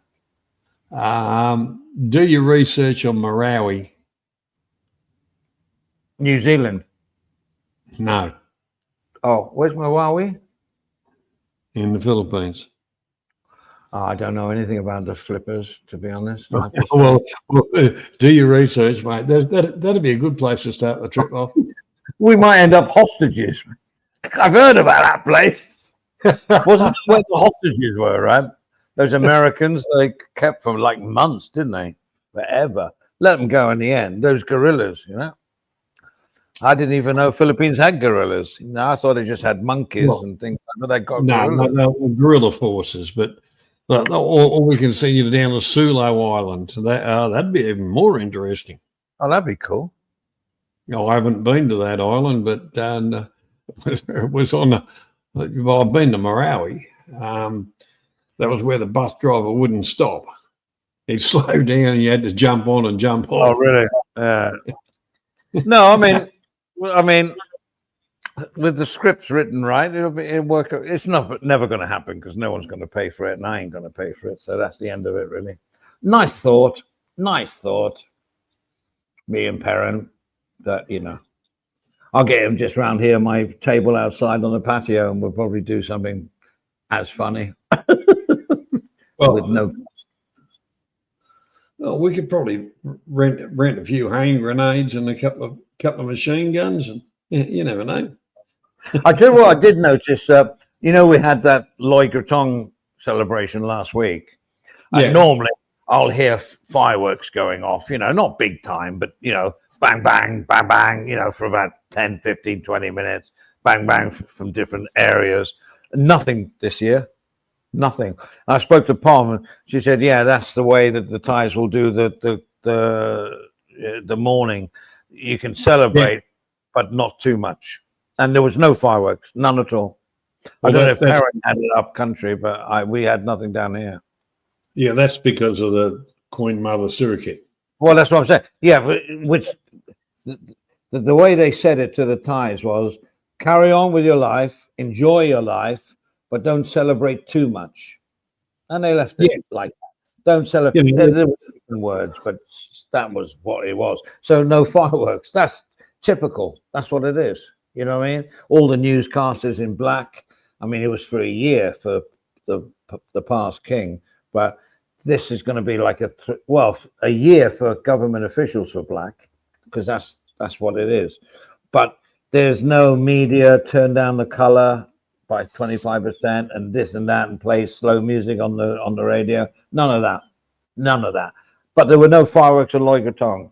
That I did notice, which I think is like a subtle, what's the word? A subtle remembrance of it. You know what I mean? Like, oh, why shouldn't we have fireworks? No, they said no, we won't. But we'll still celebrate with the Krattongs and everything else, and we'll still. I remember. That's nice. You know, going back to the days when King Rama IX, Buma Boy Adulier. Aduliadet. Bumidon Aduliadet. Yeah, well, anyway, I'm Australian, so I just say it the way, you know. Yeah, I know. I've had to say it so many times on documentaries. When I flew over, I would wear a black shirt, black pants, and the ribbon. And the one thing about it, when they were doing the lines of the immigration thing, they'd say, "Oh, you go over there," and it'd be Thai only. The sign would say Thai only, and I'd look and say, "No, you go over there," because I had that respect. I'd get sent to like a bit of a fast track. That happens, Debs. That happens. There's good and bad in every race, and don't get me wrong. There's good Americans, there's bad Americans, there's good Filipinos, there's bad ones. Unfortunately, the Philippines is a very poor country, and the thing about it is, families will, well, I suppose if we just go prostitute out their daughters to somebody that they think's got some money, take her away and she'll send money back home to the family. That's very much the way things go. And hey, Johnny, you're breaking up on your Wi-Fi. This happened last week. Might be me. But might be me the way I've turned. Get it together. Oh, well, it's a subject that I was looking at the other screen more than the microphone. But the whole part about it is you can't blame people, because in Southeast Asia, your superannuation, your retirement fund is your children. Oh, and that is the real truth. And if a foreigner, not necessarily, look, there's been really wonderful people that have taken women from Southeast Asia, introduced them to their own countries, and they've become a real part of it, the whole thing like that. But there's a percentage, and it's not only Filipinos, there's Thais and there's Chinese and Japanese and whatever, that the whole part about it is the deviant, and they are, a lot of them are deviants, and they just treat them like a piece of shit, a piece of meat. And you do see, when you see about what happens, you see it on the news because the girls have stabbed somebody, retaliated because enough's been enough for the few dollars they get for being treated like a slops rag, you know. You know, and they send, you know, to help their families as well. They're the ones that are persecuted when realistically the one that's doing it, they should hang. And I've seen it plenty of times, Debs. And the whole part about it is people like that I don't like. They don't even belong in the whole scheme of humanity because they're scum. That's enough about that. No, it's true. It's true. I mean, there's a lot of poverty up country, and I mean, Johnny, you've lived up there. I haven't. I've only visited, but I know what's going on up there. And from what I've seen, yes, it's not a luxurious lifestyle in the sense of going to hotels and having, you know, 5-star dinners and this and that and all, but they are really happy in their communities. They eat enough, they enjoy themselves enough, they work as little as possible, but whatever. They have big families, so they all do a little bit and it all works. I love the way it works up country. I really do, honestly. You know, yes, they watch internet, they know all what's going on in Bangkok and everything else. Yeah. But I like that, you know, yes, there are some very poor farmers and they're struggling. But even those struggling farmers still have a sort of a family network going. They're not left desolate. I mean, no, there's obviously some. I've always had food. You know, now here's a question for you, Andy. Now, where's Ezan? Where's the border of Ezan? Well, for me, it's northeast, and it's to me northeast. That's it. I know that's not geographically correct, but for me, well, you know, like the whole part about it, like, you know, we put our roots down. Although we're living in Australia at the moment, you know, but the whole thing, our roots are at the Nakhon area, and everybody says, "Oh, Ezan." I said, "No, it's not bloody Ezan," because the picture that's been painted of the Ezan areas is broke, desolate farmers, and you know, a whole that's the image you get. That's the image you get. Yeah. Well, the whole part about it, go to Udon Thani, and you mind-boggling. Go even a small transit town of like Bungan, which is on the Mekong. It's a thriving place. When you head a little bit west from that, and you get into the drier lands and whatever, you know, they're the poor buggers that never catch a break. It's either a desert or it's a swamp. Yeah. Okay, for rice. You know, but they only get one crop a year, and they don't even get a good one. But you know, the real part about it is everything you listen to on YouTube. Oh, Ezan. Well, the wrong part about it, Ezan is actually technically north of the Ping River and across to the Mekong. And there's a small triangle in there that's actually called, and then you go up into the northeast and the northwest and whatever. But that's just to clarify a little bit of that. Sausage, Traralgon is the Ezan of Victoria. We, as in English, we look upon this as the northeast of England. We have the Midlands, and then we have the northwest, which is towards what, Suratani way, right? No, what's northwest in Thailand? Well, Northeast, Konkan, that area, right? But well, what's see, northwest? Konkan is getting right up to your border. That's Konkan. If you go north to south, is pretty well in the middle. You go to Mae Hong Son. Yeah, that's your northwest. That's right. Okay, been there. Yeah. Well, actually, that's the funniest part about it.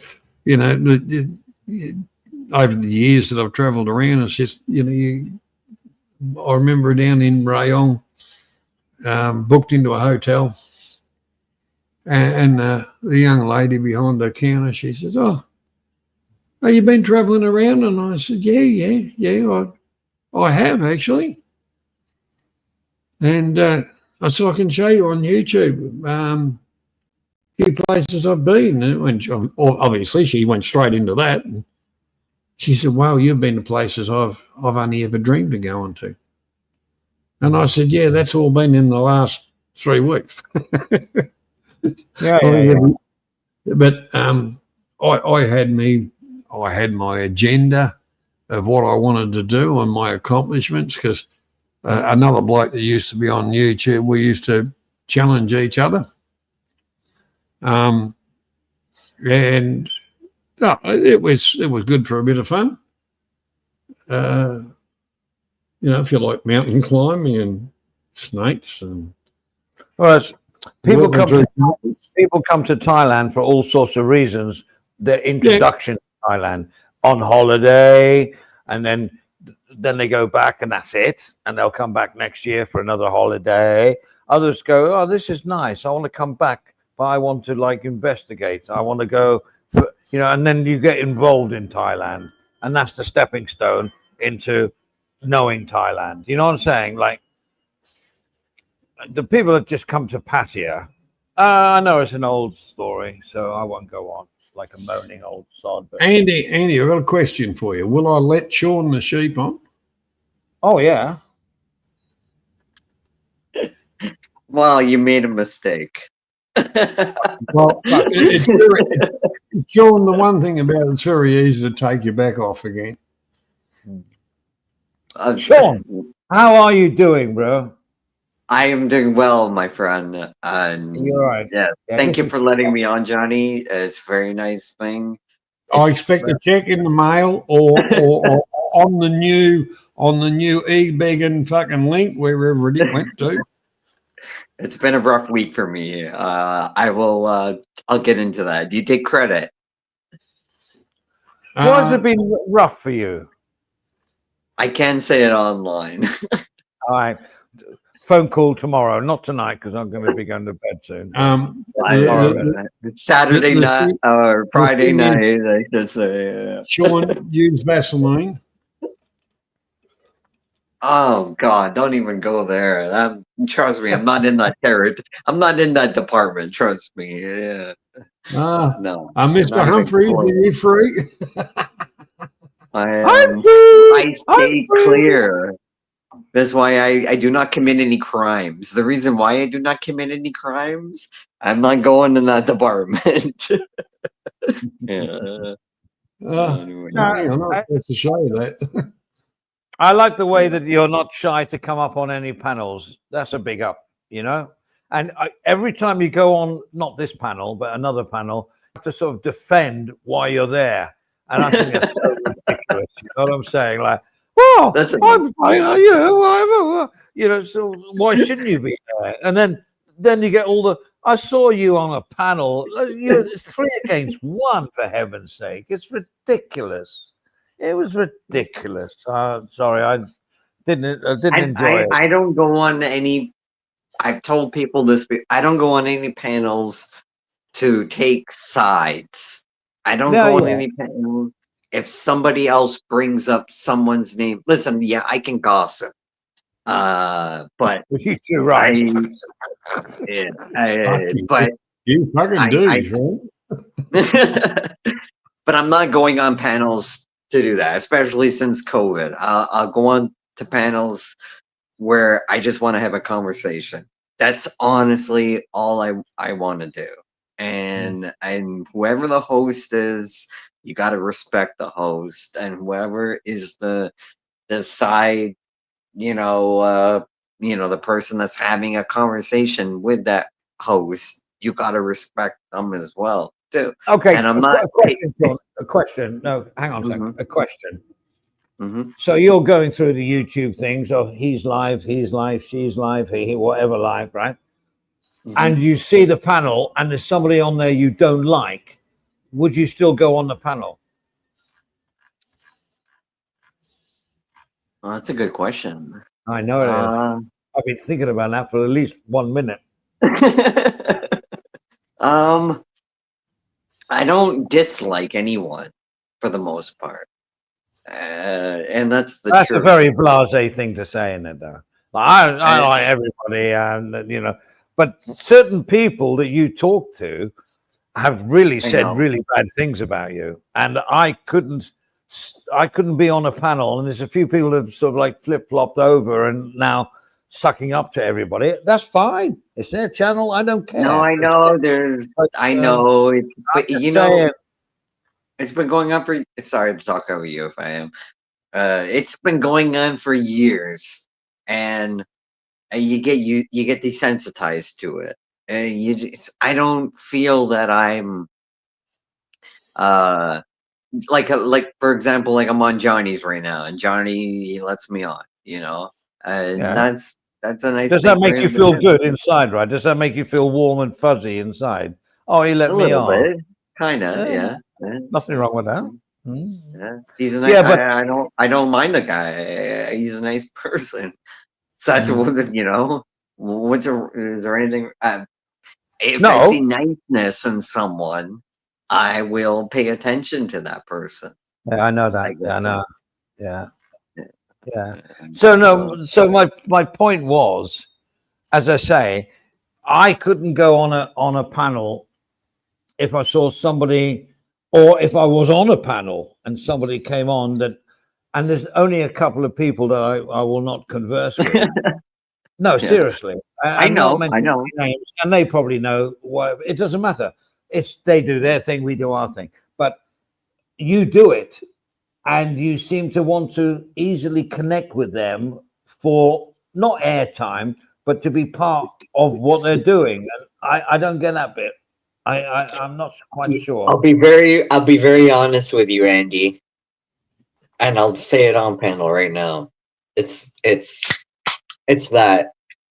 It's just beer and conversation. All right. It's that's all I can honestly. I'm not taking any sides. I am not saying this person is this or that person is that. It was a COVID thing. If COVID if COVID was still going, I had a conversation with if you don't mind me bringing up someone's name with Aztec the other day. He came on the panel. Always welcome to. That was a great. I saw that. Yeah, we he came on, and haven't spoke to him for a while, but he just. I could tell he just wanted to have a conversation, and that's what him and I used to do. We just had conversation, and that's what it comes down to. Until people brought into the barricades, like if I see you on there, you're not allowed on here, and you're not like it's like a border control. You understand what I mean? It's like it's totally ridiculous. Number one, totally ridiculous, and. When I see you on there talking to people I not necessarily think are good people. I know. I understand what you're saying. Trust me, so you're not the first person. There's a lot of people. Well, I'll make a statement, and people are listening, and they'll see it on the review anyway. Sean is a good friend of mine and his family, and that's the end of it. That's the end of it. Same as Johnny Siam, same as even Stephen Clark.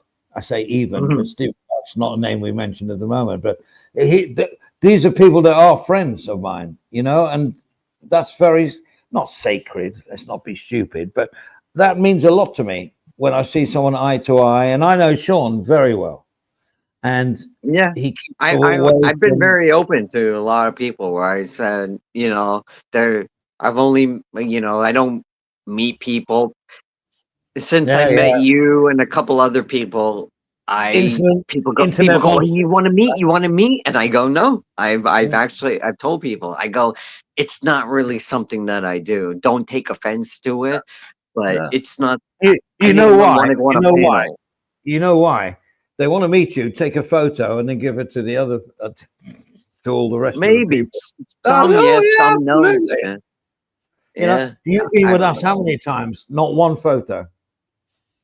Yeah, well, they have your security information, so they already have my photo. I'm Asian Andy. Oh, really? No, seriously. I've never taken a photograph of any of us, even with Johnny.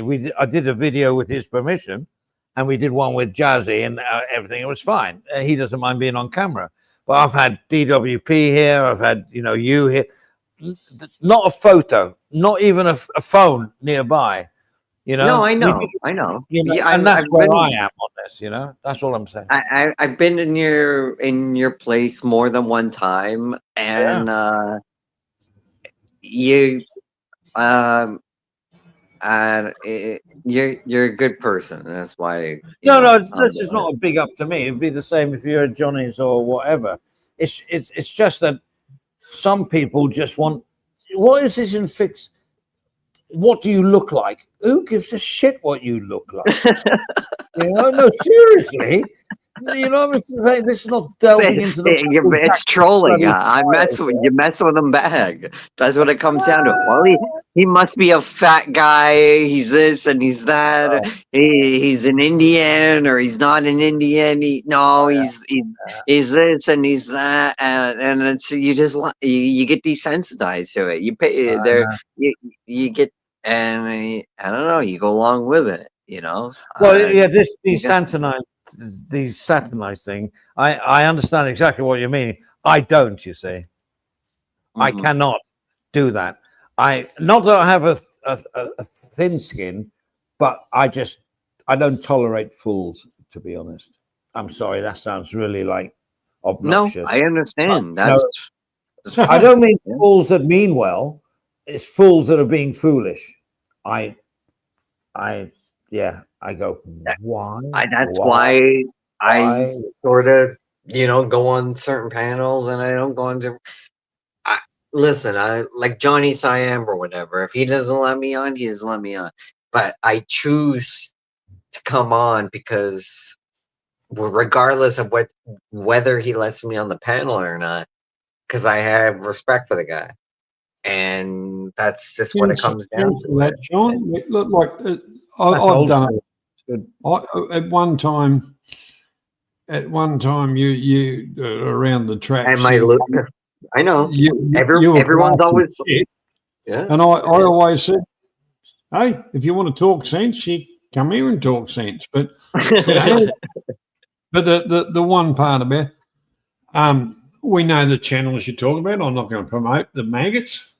But at the end of the day, we're into good conversation. G'day, Banksy. How you going, buddy? We're into good conversation, productive. It's not negative. It's not drawing other people apart. It's not saying, oh, you've got a big nose or you've got a small dick or you're just a cunt or anything like that. Well, hang on. No one has I don't have a small dick. No, I haven't got a big nose, and my dick is not small. So where am I in this scenario here? No, but the whole part about I haven't got my micrometer on me, Sean. I can't tell you, and I don't really want to get into it. But just as a reference. But if somebody wants to come along and contribute to good conversation, I'll always let them on. If they want to start, I know you've done that from the get-go, and so was Andy. And if you get people a burger flipper that wants to carry on, it's fucking gone. Fuck off. But most people, if you think about it, like channels that I go on or whatever, Haven't seen you for quite a while, Ems. Sorry. A Filipino girl that she's an overseas worker. She works in Thailand in aged care. Lovely girl. Lovely girl. Oh, she's not quite a girl now. She's a slightly matured girl. Oh, fair G'day, dinero. Ian. Good to sorry. see you. Sorry, Sean, what were you saying? Well, it's a bit off, but most people, most channels that I go on, I lost my train of thought because he was talking about some Filipino woman. Sorry. But No, it was good. Thanks. Anyways, it's thank you. You know, that pretty much is to sum it up. That's all I'm gonna say. Yeah. So how are you doing? How is the Sean at this moment? I know. Well, I know where you are, am. but, You know me. I know you know me very well. I'm doing somewhat okay.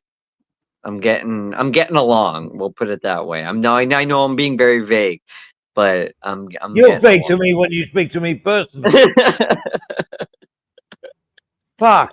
It's like trying to get into the bloody, I don't know, the Tower of London, trying to get through to Sean. It is. I know. There's not much more I can say. I get more flack about liking you and Aztec in the whole genre. Oh, I get so much flack for that from my own people here as well, to be honest. But yeah, I liked Aztec. I really did. Yeah, he's a good guy. Yeah, he's a good guy. But we did a lot of production, which is my thing. And he was on the same. He was great. He did the Rick music thing, which is everybody's copying that now, right?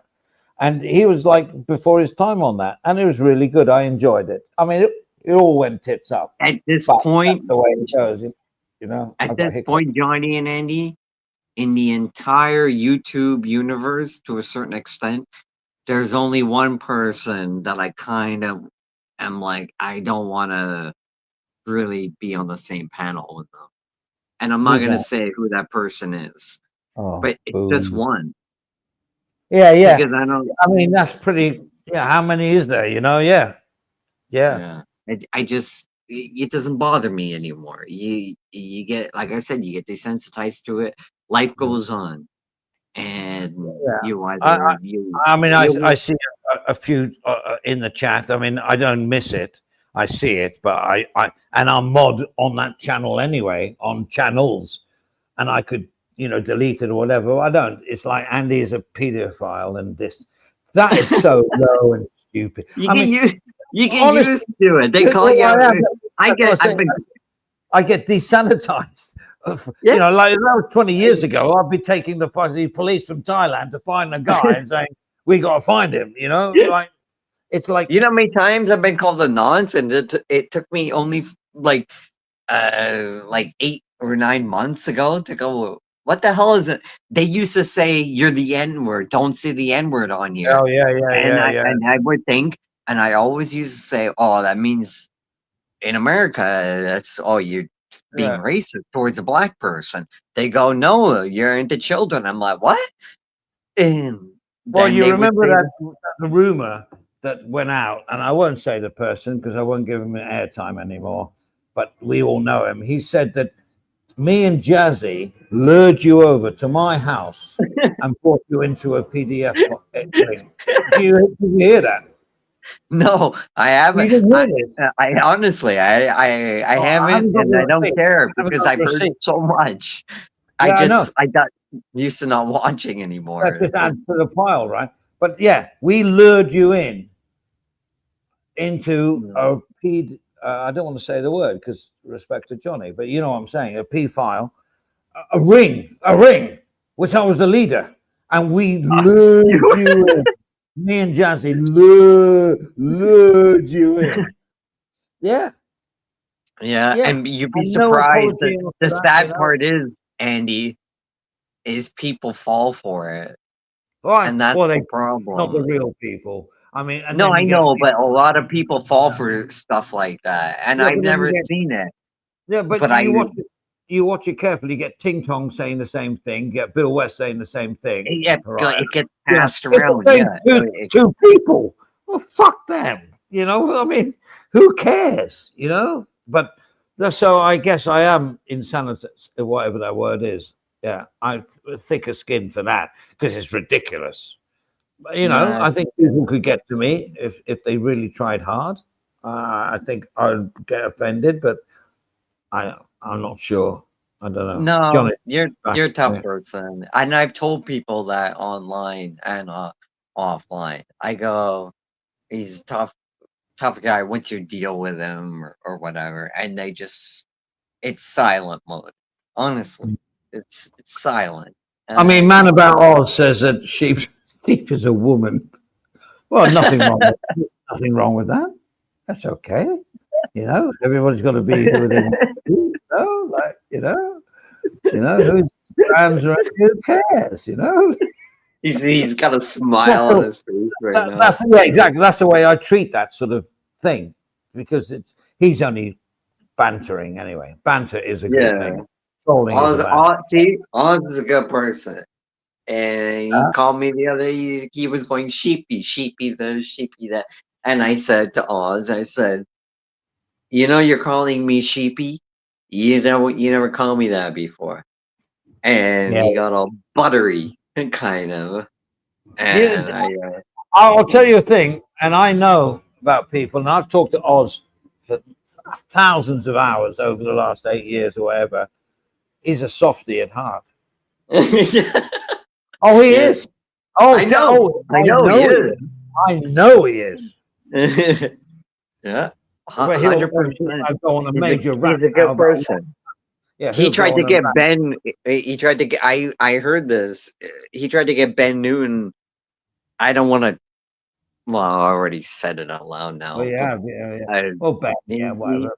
He tried to get Ben a job, and I was sitting there and I was lurking, and I'm like, you know, that's a nice thing that he did because he meant it. You know, I think he did truly mean it. Man of Oz, he has this thing called respect, and he does respect people. But after, you know, he gets onto his rants, which are great. I love listening to them, as long as he eliminates my name a lot from it. But he doesn't like whatever. It doesn't matter because to me, there's not a thin skin for me. I know Oz, and he can get away with it. You understand? There's not many people can do that to somebody and get away with it. You know, otherwise you go, oh, I'm going to fight Oz till I die. You know what I mean? No, Oz is a softie. I'm sorry, Oz, but you have the tendencies of somebody being kind at heart. Oh, this is like I'm brown nosing bloody well, you know. But I understand. You're not brown nosing. No, I understand completely. No, he like I said, there was only one person. Yeah, that I kind of don't want to be on the panel with in the entire YouTube universe. I'll let things go or whatever. And at this point, and that person, it'll probably blow over. To be honest. So somebody you're having like one of these bitch fights at the moment, or not?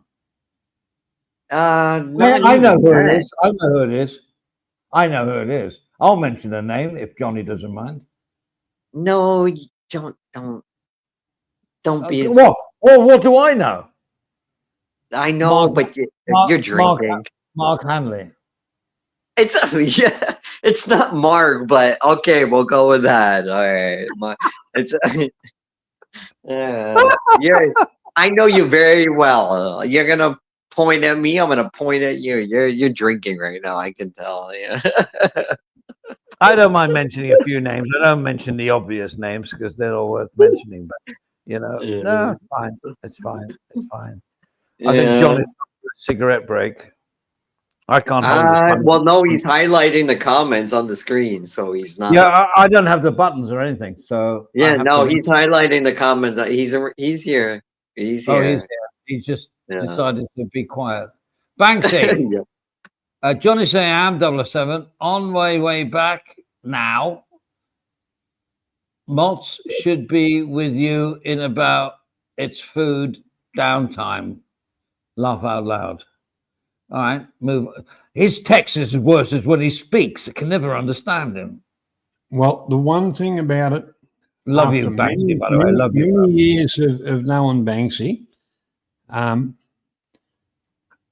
remember when we were doing streams and that together, I used to have to translate, but that means in the land of dark and dingy England, he's just got out of bed and he's going to have some breakfast.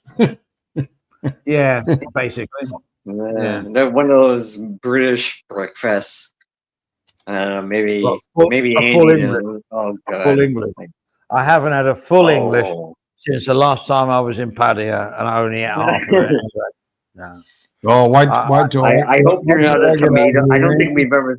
You're not a tomatoes and beans and sauce. No, I like a nice Thai breakfast, like a nice bit of porridge, Okay. alcom, with a bit of dim Jog. sum. Yeah, jog. Nothing like a Well, that's jog bit of that's jog. actually Vietnamese, but it's Yeah, throughout Southeast Asia. Rice porridge is a staple. So, full English, yeah. You can have a sausage now and then, but it doesn't really titillate me anymore. Good Well, beef you're in, titillates me.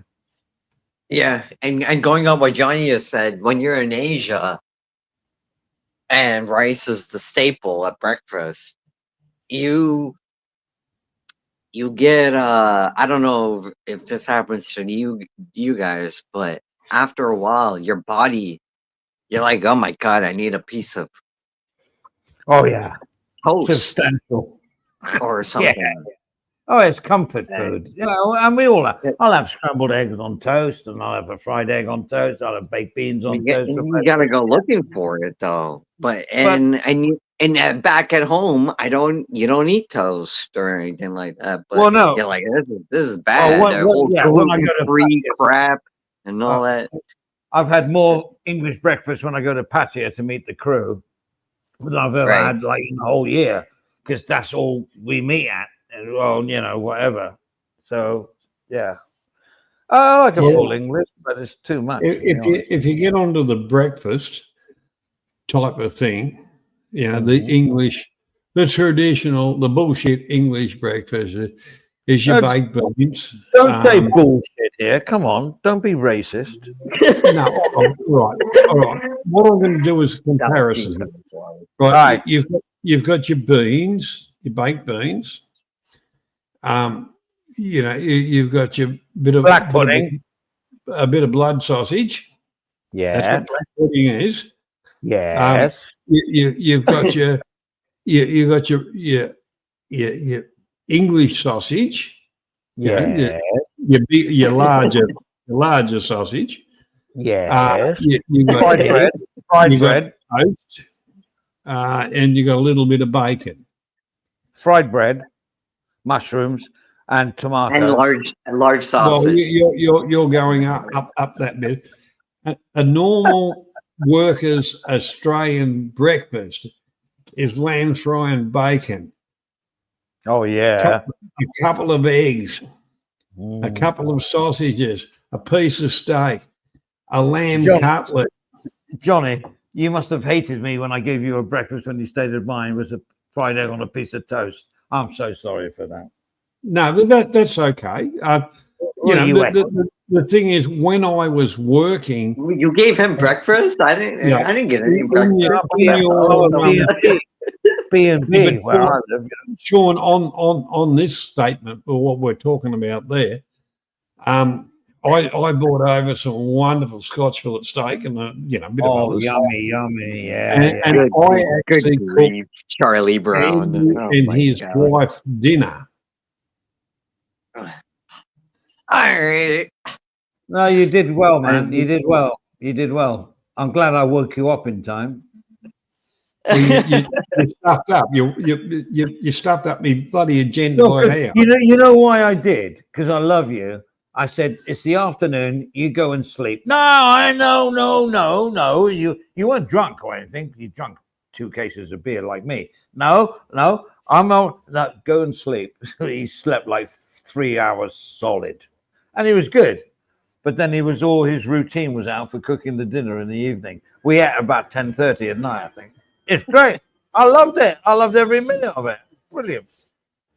Him telling my See, maid, chop that You thing see, there. Johnny? do that. See how we're talking about you and not about me?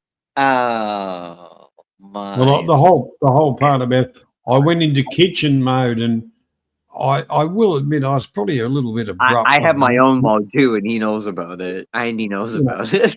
But I know everything about Sean. I know The whole- more things about Sean than Sean knows.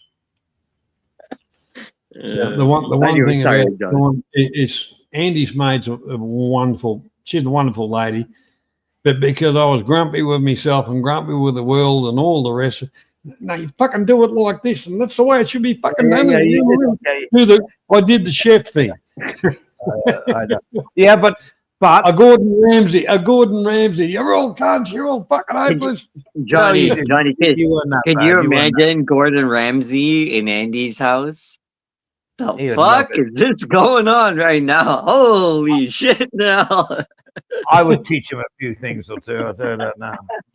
Andy would be going, "Get the hell out of here!" Yeah, That's stop good, Em. swearing for a start. You know. But you know, the whole part about it is when I get in the cooking mode, I really, although I hate using the word chef, but I really get in that mode where I want that cut like that because that's the presentation.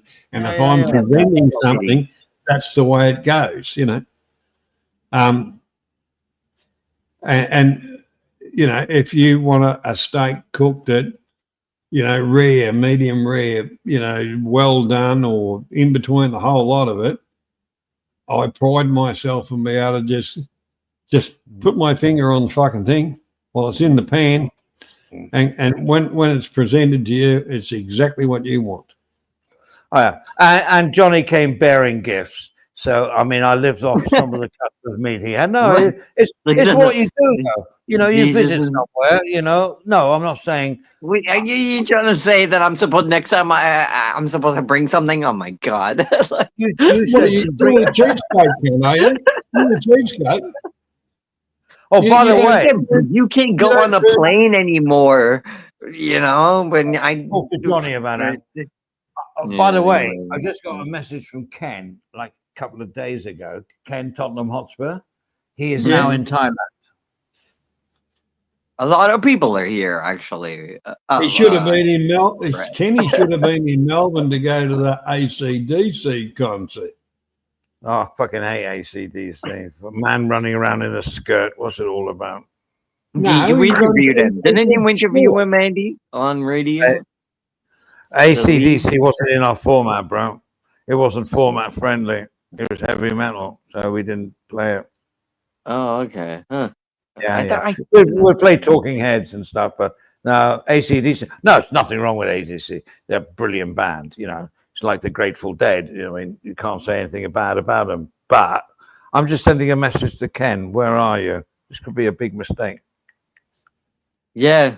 Next thing you know, Ricky and there'll be like 10 other people showing up at your house, ringing your doorbell. No, they won't get.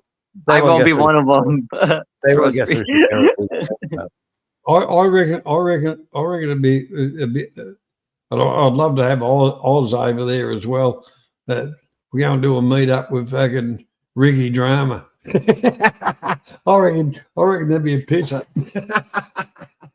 Yeah, I'd that like would to- that would actually be fun. You, I personally- Oz I and per- Gronk. I personally would like to meet Oz on a 1-to-1, and we go out and have a fun evening. That's what I would want. He's not gonna do that. And He it's will. nothing No, he against will. He you. will. No, he promised once, and he can remember because he's not idiot. Well, he's promised me a few things too, but that's Yeah, but you won't give any Behind the information scenes. where you fucking are. when well, No. maybe in Japan or maybe in I don't know where. I no, am. but then he denies it afterwards because he's drunk and he's like, "No, I didn't say that." Blah blah blah. Yeah, but he did. I He's think he told. believes in I everything know. he He's told me stuff. Trust me. I don't forget. I'm the gossip queen of the Thai genre, whatever's left of it. You I said don't it. forget. I'm not well. agreeing with that, Queen. Means you're effeminate. I'm just going along because that's if I say king, then people are gonna go, "Ooh, you sound like a Right, queen." right. So you went for Queen. So what? Like Prince would work. I don't know about that. I listen. If you can't laugh at yourself first, then you Oh, can't yeah. make a joke Good point. about others. Good point. That's how I always see things. You Hey, know, listen, that's what listen, guys. I'm going to call it a day. Sheep, thanks for coming on. You came on too late. That's your problem. Always come too late. And Johnny, thanks for hosting and thanks for having me on, mate. No worries, Andy. You take care, buddy. All right, appreciate And, it. well, Johnny, no offense. I'm gonna head out too, and don't take this personally, but I don't take anything personally. Fuck off, you cunt. yeah, no, it was nice it was nice hearing your voice, and it was nice letting you let me on, and I'm gonna bounce on if that's okay. No worries, mate. No, that's All right. okay. That's okay, mate. Not a problem. Okay, cheers, buddy. Cheers. All right, bye, mate. Okay, anybody else wants to jump on? That'd be good. All right, Banksy, I'll give you 5. Not a worry. Oz, and I mean that. If you get stuck down there, give us a yell. Take care, buddy. Have a good night's sleep. You need to catch up on your rest. And to the people that don't know what Oz is doing and stuff like that, it's not an easy life. It's very demanding. Yeah, well, it's well paid, and I don't. Why wouldn't you take if somebody's throwing dollars at you? Why wouldn't you take it? But you know, as far as home life and all that kind of stuff. But yeah, I mean that, and he knows that too. If he's a bit stuck or whatever, he only has to give me a call or let me know, and I'll fucking come down and give me in. Because apart from what I'm doing at the moment, which is putting up a retaining wall with steel fucking concrete footings and steel posts and shit like that, I got a little bit of time up my sleeve, and I don't mind doing stuff instead of being a couch vegetable or spending me time on YouTube going, for $49.95 you can buy that, or super chat me. I've got my e-begging thing there, but we're not pushing it. If we get a few bob in to do a few fucking things, but the main part about that was just StreamYards. Geez, I tell you what, this year round with StreamYards, they've got expensive. It was bearable. Now they've got expensive, and the option that I took up was, not too bad. But the thing is, what we used to get for half the money, now we've got to go to a which is fucking ridiculous, absolutely ridiculous. And now the thing is, people that do the monetization for their couple of cents on a fucking ad here and there, and half their subscribers disappear because they're sick of the ads. The cash thing, if you give them $200, they'll get about 100 out of it, if they're lucky. The buy me a coffee thing is a smaller percentage and whatever. That's why I opted for that. And this is not an e-begging channel. It's not ever going to be. But the whole part about it, I will mention it because a couple of bob does come in handy. And the whole thing about it is, if we get a bit of a bank up, We'll send the boys off to do something stupid, like idiots abroad. They're already abroad, so we'll just confirm they're idiots, hey? For a bit of fun.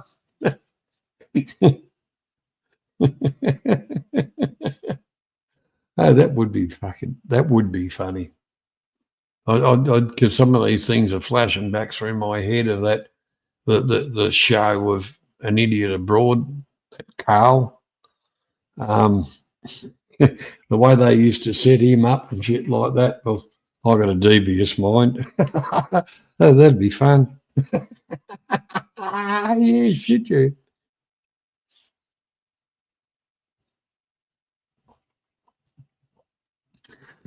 But anyway, apart from that, from what I've seen, the cyclones going through Southeast Asia have really annihilated,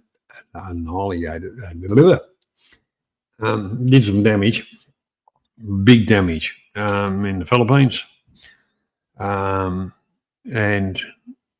you know, also caused flooding and landslides and stuff in Laos, Myanmar, Cambodia. Got out of it a little bit, not too bad. But down the bottom into Cambodia, same as Thailand. The north of Thailand, a lot of rain, a lot of flooding. So in that part of the world, it's probably been the worst year they've had for a long, long time. The Thai government does actually care about their people. The Filipino governments don't give a fuck about anywhere outside of fucking Manila. They just can't. As simple as that. They just can't. The Filipino government is only worried about filling their own pockets up with money, and they couldn't give a fuck about the residents. And they all pay taxes virtually.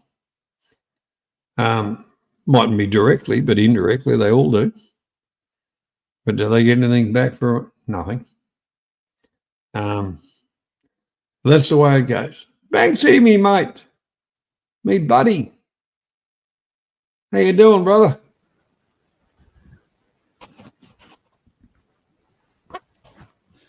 How's you, matey? Oh, bloody near terrific, actually. Well, didn't you have terrific? That's a big word, terrific. Greetings all. Well, actually, like I said, through the week, well, over the last couple of weeks, I dug a heap of big holes all by hand to put up a retaining wall, which is, you know, fill it up with concrete and steel posts come up, and then you put the concrete sleepers in and, you know, do your backfill and your drainage pipes and all that. Been doing that. The other day, I got fucking sunburnt. You with a sun? Never. And the other thing about it is, I've got to be truthful. I've been a bit lazy. Haven't done fuck all because the weather's been shit. So bits and pieces that used to work real good needed a bit of lubrication. I didn't grease them properly, so you know we got a bit of wear and tear happening. You mean your joints while you're working? You mean your legs? But I must admit, get a post, put the clamps on it, put it up to the strings, plumb it in every direction and the width apart and all the rest of it. Hand mix the concrete to go in the hole, then sit down and have a couple of cans and go, okay, next one now. That's fair enough. Work up at first. I've just finished my last 4 weeks on the fucking shelf with my back. Fine. I have a sickie after 3.5 years. 4 bloody weeks, man. I'm going back next week. I'm climbing the walls, mate. I don't know how people can sit at home doing jack shit. I'm climbing the walls. Well, the whole part about it, I didn't kind of retire when I wanted to retire. Mm-hmm. I got I got run over by a fucking truck. So that fucked up a lot of things. Yeah, exactly. But it didn't stuff the brain or anything like that. And even have that, that bit of a disability at the start, it was not fun trying to do anything. But as time went on, you live with shit and the whole part about it. And it's the stuff I'm doing is stuff I really enjoyed and I used to do anyway. And I'm not going to pay some idiot that reckons he knows what he's doing that's got no fucking idea. Yeah. I know. I can hear that. And he wants $100 an hour while he's talking on his telephone. Yeah.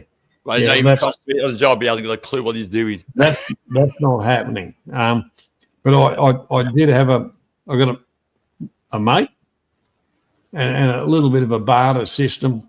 A bit more than that. We help each other out. We have done since we first met up.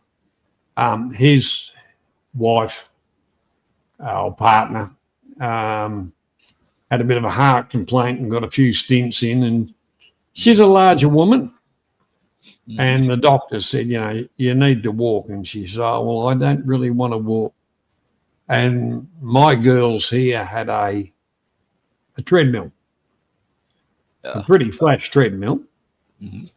And he said, oh, that'd be good for his wife. And I said, well, all right. There we go. We'll pull it apart. We'll take it over to your joint and put it in. And there we go.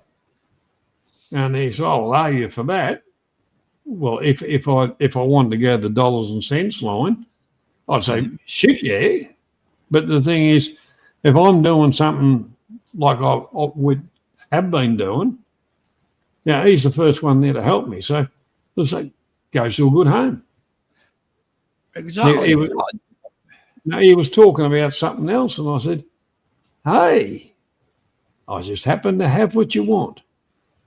That's how it works. That's how it works. Oh, what are you for that? Nothing. Nothing. You don't owe me a thing. Goes to a good home. And that's life. I think that's life.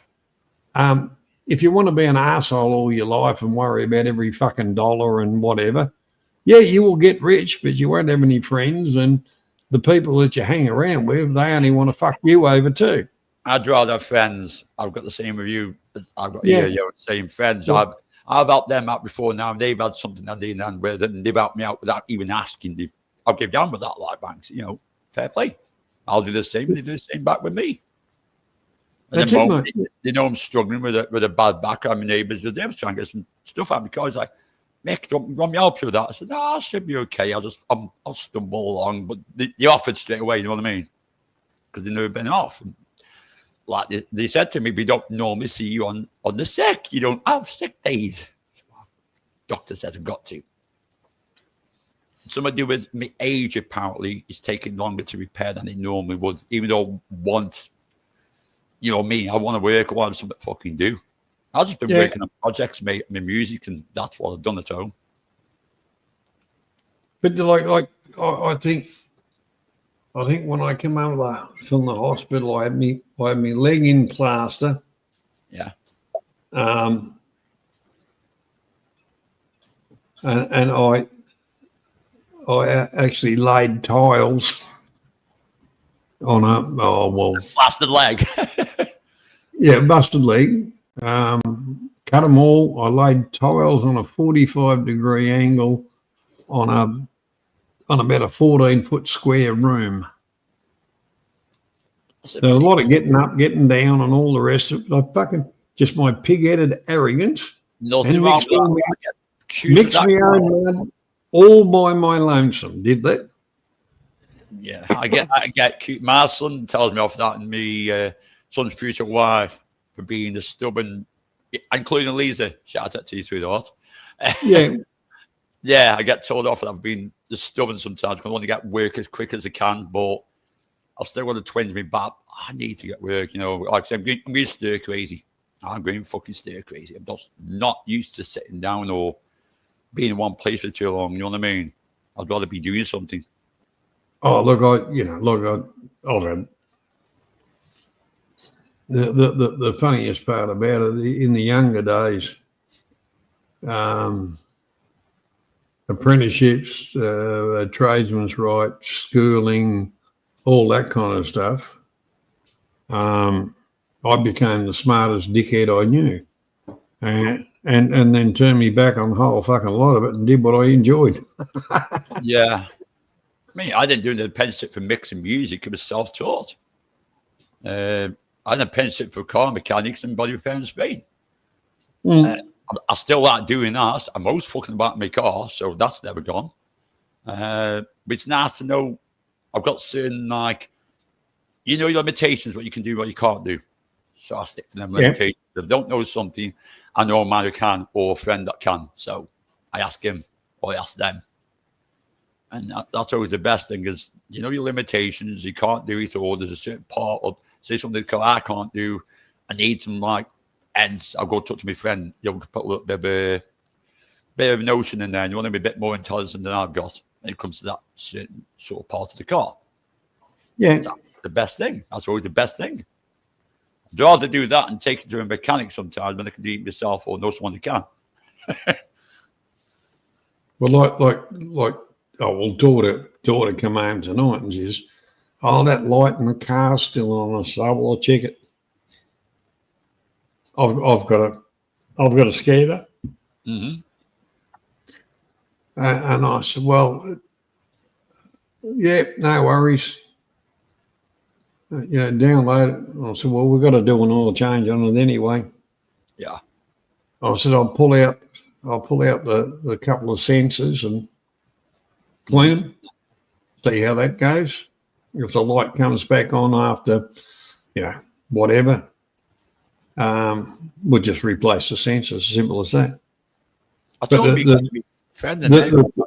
thing is that was the fucking trade I did originally when there was no such thing as computer hookup shit and none of that. No plugins and nothing like that. And I used to work on fucking, when I started off, it was a dealership, but we rebuilt every fucking thing. In the workshop was a full machine shop, the whole lot of it as well.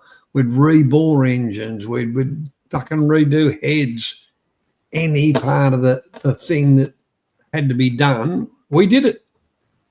Yeah. So I had a very good baseline, and I turned my back on that, which wasn't 100% my idea, but the whole part about it. But I still had my love for metalwork, and that was a different thing.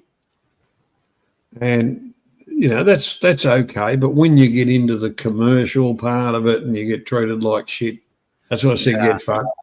That's when the fun goes down, Bobby. Yeah, that's when I went back to, I suppose, childhood stuff. Mm-hmm. Back on the farm. My father was into earthworks. Mm-hmm. And then I got to the latter part of my life, and here we back to where we started from. Fucking driving fucking earthworks machinery.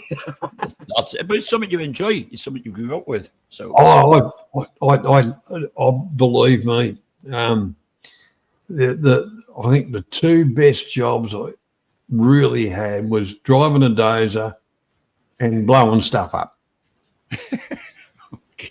Demolition derby. Because it's real work satisfaction.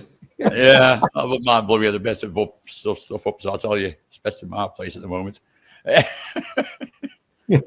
So what have you got the pump up pool fucking out the back ready to get With a full on fucking gale force here last night. I had to drive past two fucking trees what came down.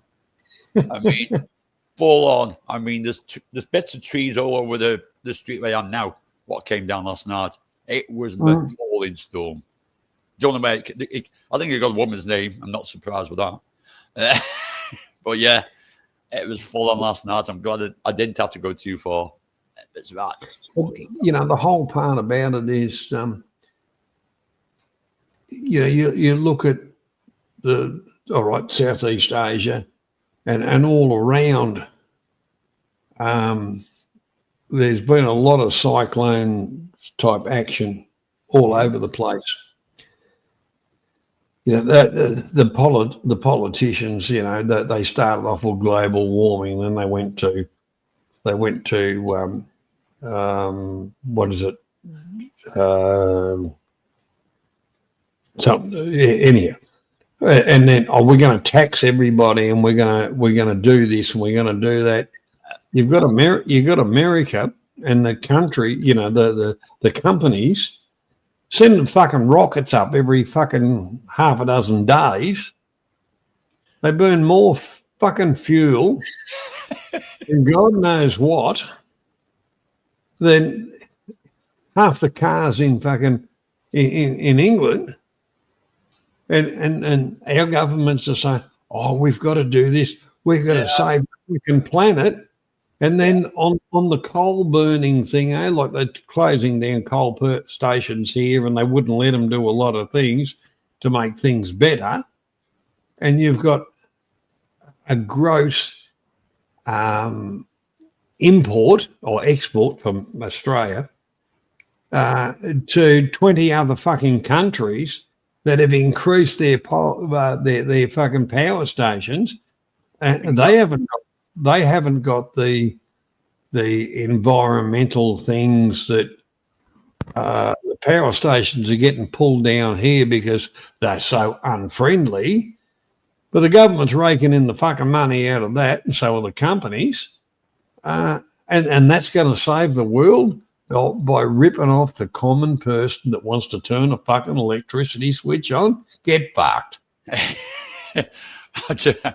You get this on the head a little bit, because we're all kicking up, laughing at our Prime Minister, Tutiak here, because he's just gone to a climate change, right? Now, this climate change event, this COP, what do you have every year about the climate changes and shit like that? They ripped down half the fucking Brazilian rainforest to make a road to get to this fucking place. Knocked down another load of the fucking rainforest to build the fucking place, and they're all going there on fucking jets. So, and they're going to a fucking meeting about climate change and cutting down on gases. And they're all there in the fucking jets turning up in this place what's been ripped apart. Are they fucking stupid or contradicting themselves? It's like, come on. Like I say, going back out to the farm where I used to, you know, where I grew up,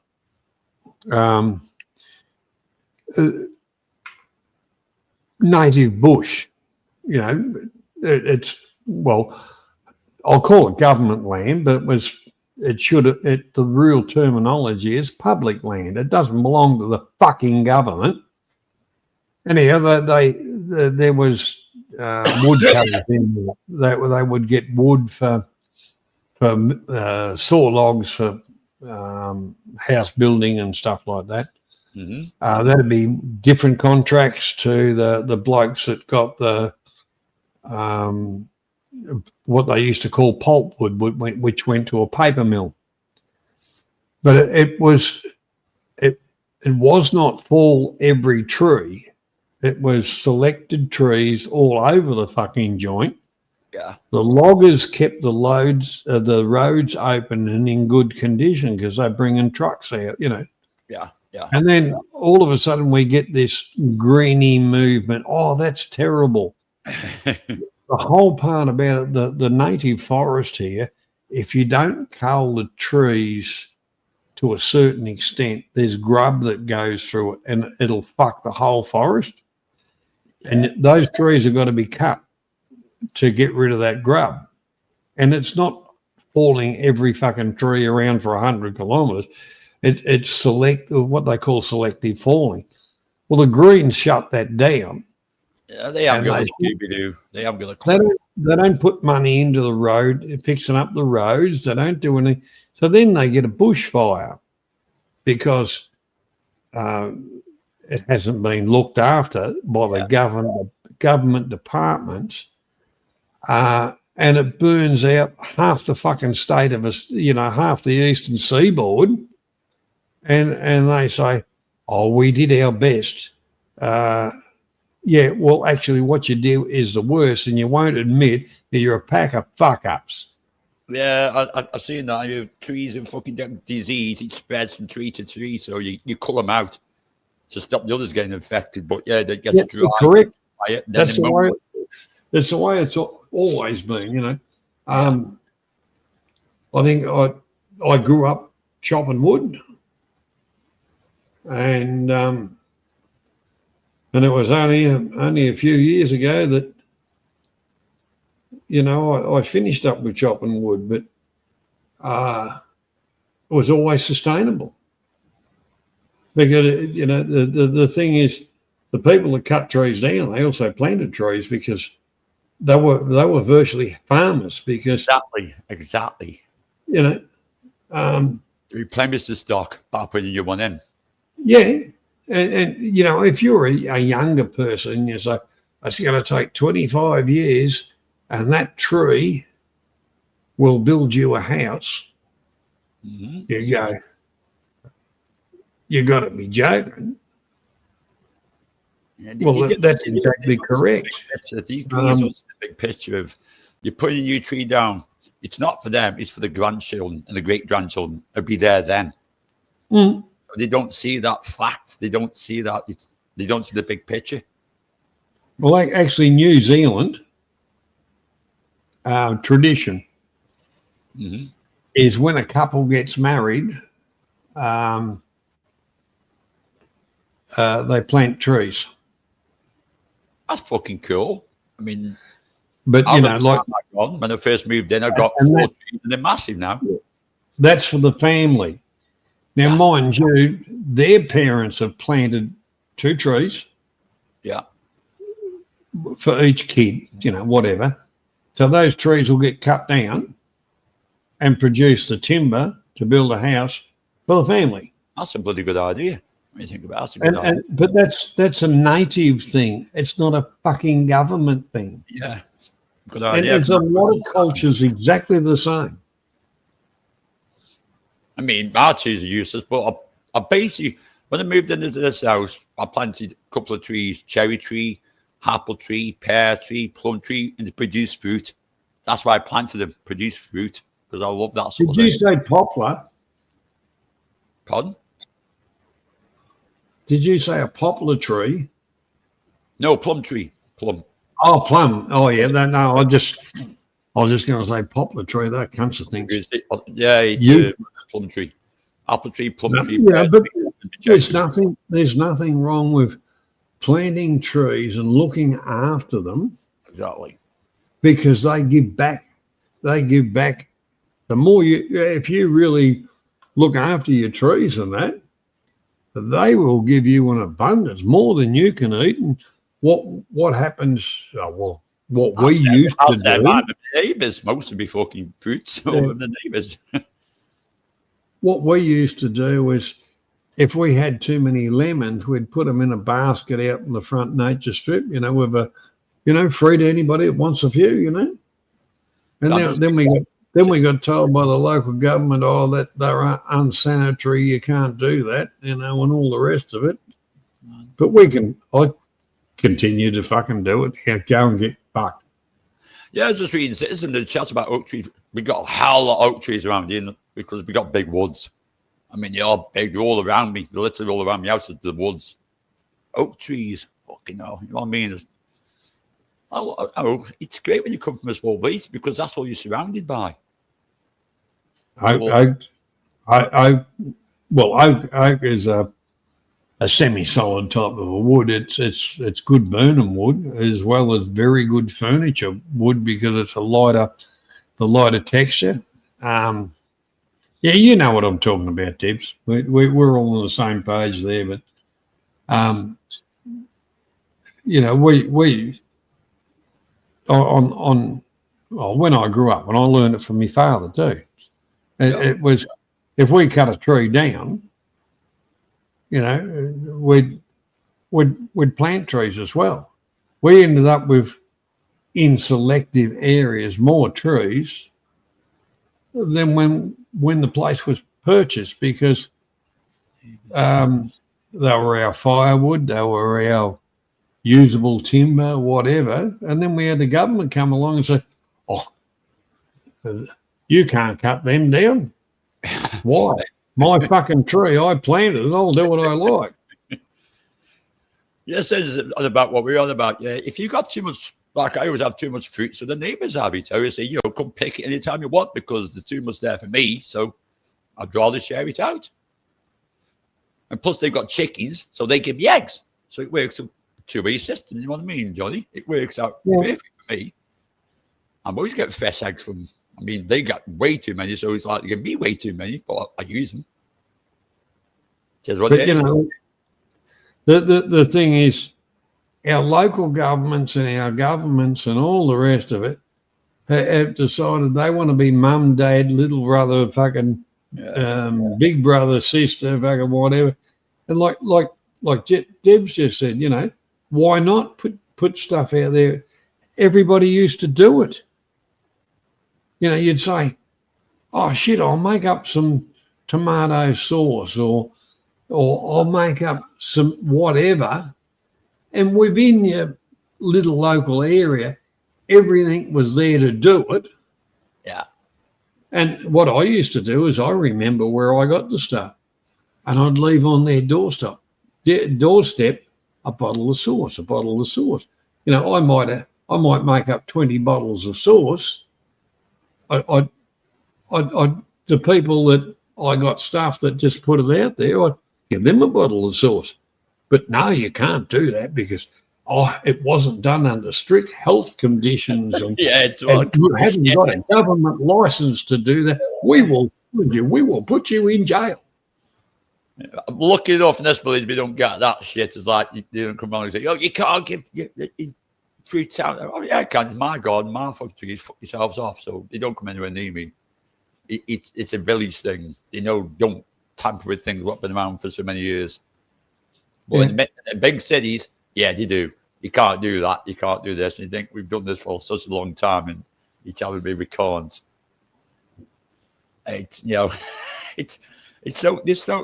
people are just so woke. There's a new word I picked up, woke.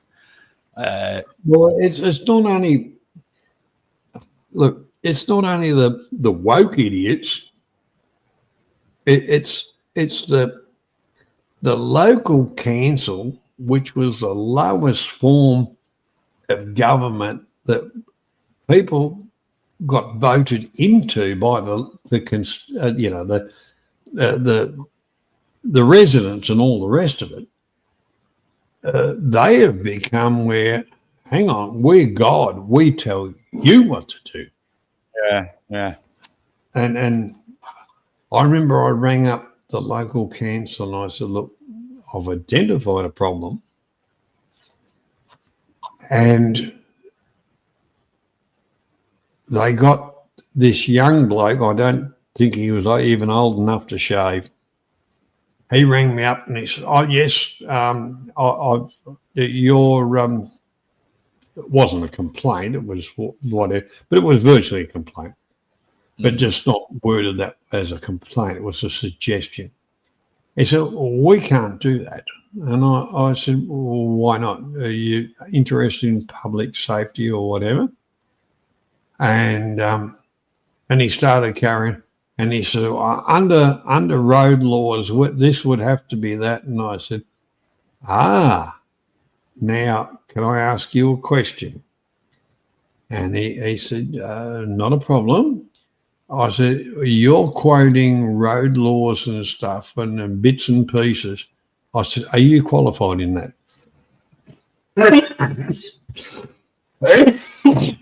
Bless And you. he said, So I'm looking at the comments. Thank and he said, "I have all the qualifications I need." And I said, "You got Google in front of you, have you?" Yeah, the Google one. Yeah. And I said, "I worked for the state government, and my title way surpasses you. You're a fuckwit type of thing. And I said, you're just reading the shit on the computer. You've got no idea. I said, I will meet you on site and explain to you tomorrow morning. This, I can't do that. I would have to organise a meeting through somebody else to whatever. Anyhow, we ended up getting some dickhead, which was the local representative that was voted in. That I've never seen a voting list for the pricks, or voted. This bloke turned up and he said, "Oh, what's the problem?" And I said, "Well, the traffic flow here and there and pedestrian thing, the law is this and that's that, but no cunt gives a fuck about it. So, why don't we have a proper pedestrian crossing here to protect the, you know?" And he said, "Well, that's totally ridiculous." And I said, "Well, I hope your mother gets fucking killed next time she goes to the bowling." Yeah, it's not He nice. went, "That's not nice." And I said, "That's what's going to happen. Somebody's going to die, and you bastards are responsible because I've recorded the whole lot of it." I see it's in case you got to turn around to me and say, "Listen, it's on your fucking hands," and then you turn around and say, "It's too late. You've already been warned." And 10 years later, there's been 4 people killed on that same intersection, and all the rest of it. And they're pedestrians just trying to cross the fucking road. Yeah. And technically, with the road laws, people are supposed to give way to pedestrians. No, this is fucking here, Lieutenant. This is in Aussie land. Yeah. It's just, it'll cost us too much money to construct that. We've got to put the lights in, the pedestrian crossing things. And I'd be tempted to just go out and put white lines on there on my own and say, fuck yourself or do well, yourself. The whole part about it here at an intersection, you must give the old laws, you must give way to traffic on your right. Same here. Yes, the same here. Pedestrians, horses, ridden or driven. Way. You give way. It's the same here. If any pedestrian is crossing the road, you give way. You let them cross first, then you move. That's right. But some people don't do that. Some people are idiots and don't realise. That's the percentage of people that come up with this one intersection. I don't have to really give way to me, right? Because everything's in front of me unless there's somebody coming around that roundabout. But I can beat them all. And then there's the footpath thing where the people going across. They get they get planted. I know what he's saying. It sounds like the Philippines. Sounds like Thailand as well. There's no fucking giveaway there, even if you've got things. It says walk, you still watch. Well, let's face it. You and I have crossed the road in Thailand together, and I got us across real safe. Well, I think, but it's one of them. You use your wits no matter what. If you've been drinking, you're still snapping that mode. You got to have a 360. You do. Yeah. You think you're 17 years working in amongst fucking cars and crap on fucking highways, freeways, and God knows what. I've got a pretty good idea of reading fucking cars. What they do. We just walked across the road like there was our own special fucking thing. Yeah, we've got the wits about us. That's all that matters. Yeah, don't worry about it. We're right. Hold in for a minute. That one goes past you. Well, that's how I always walk towards the traffic in town because then I won't get T-boned at the back. You know what I mean? I can see what's coming ahead of me. So we tend to walk with the traffic so we can see what's in front of me. Like I said, I always used to like walking with me back to the traffic. And I'd say, well, I can read about it. If anything happens, I can read about it in God's news. I won't see it fucking coming. I used to be like that, but I don't anymore. I've seen, I think, because I've seen so many accidents in town. I've been like people being T-boned because something's happened behind them. They can't see the oncoming what's coming on. That's why I said to do that. Now I like to watch what the fucking bikes are doing in front of me. You know what I mean? Yeah. There's always some random. Usually it's not the ties, they're random fuck with fucking foreigners that hire bikes what do it. Because they haven't got a Scooby-Doo what they're doing. Yeah, that's the things, Debs. Just before I get into your comment, Debs, Lieutenant Nescafe knows that I spent a good amount of time in the Philippines, and that's wild west. But what you're saying, Debs, is kind of the same kind of thing that I'm saying. The people in the government that are meant to look after the people only look after them fucking selves, and they couldn't give a fuck about the people. That's normal. And realistically, that's where the whole lot of them need to be sacked. And, a total clean out to go back to the grassroots of why are they there to administer things the same as governments. They're elected in to benefit the people. Then they end up dictating to the people and fucking them over. I know that's a bit of human nature, but at the end of the day, there's not many people that actually keep in touch. I'm all for capital punishment, public hangings, beatings, whippings, and fucking all the rest of it. Just imagine you got the Super Bowl in America, and they bring out a band. I think the crowd would really erupt if you did a simultaneous hanging of 5 corrupt politicians. That'd go down friggin' well. The thing is that the politicians, they don't seem to, they lose touch. They don't see the impact of these people that voted them in. They lose complete fucking touch. Well, the whole part about it, mate, is they project themselves as being better than everybody else, and that's where they make the biggest mistakes. But unfortunately, they've taken the power back away from the people to say, hang on, we're putting a petition together. More people on this petition say fuck off than voted you in. Yeah. So they don't read the lines with that one, though. They completely play it down until they go to the election next time. It's like, oh, we'll do this, we do it. They think, fuck yourself off. You've had your chance and you're done. Yeah. Anyway, mate, I've got to apologise. I couldn't join you the other day because, like I said, don't worry, man. I was digging those fucking holes and doing shit because the weather's all up and down here at the moment. When you get a good day, you got to do it. It's the same here in the UK. Fucking rains all the time. Next time I'll be there, mate, with me bells and whistles on. Bells and whistles. Yeah. I mean, I normally do like Saturday, Sunday nights, but I've done 2 this week, probably because I say Thursday I'm getting stir crazy. Lisa couldn't join me, but she wasn't the chat because she was shattered, man. She was shattered. Well, she's always around, but yeah. It's like we were saying earlier.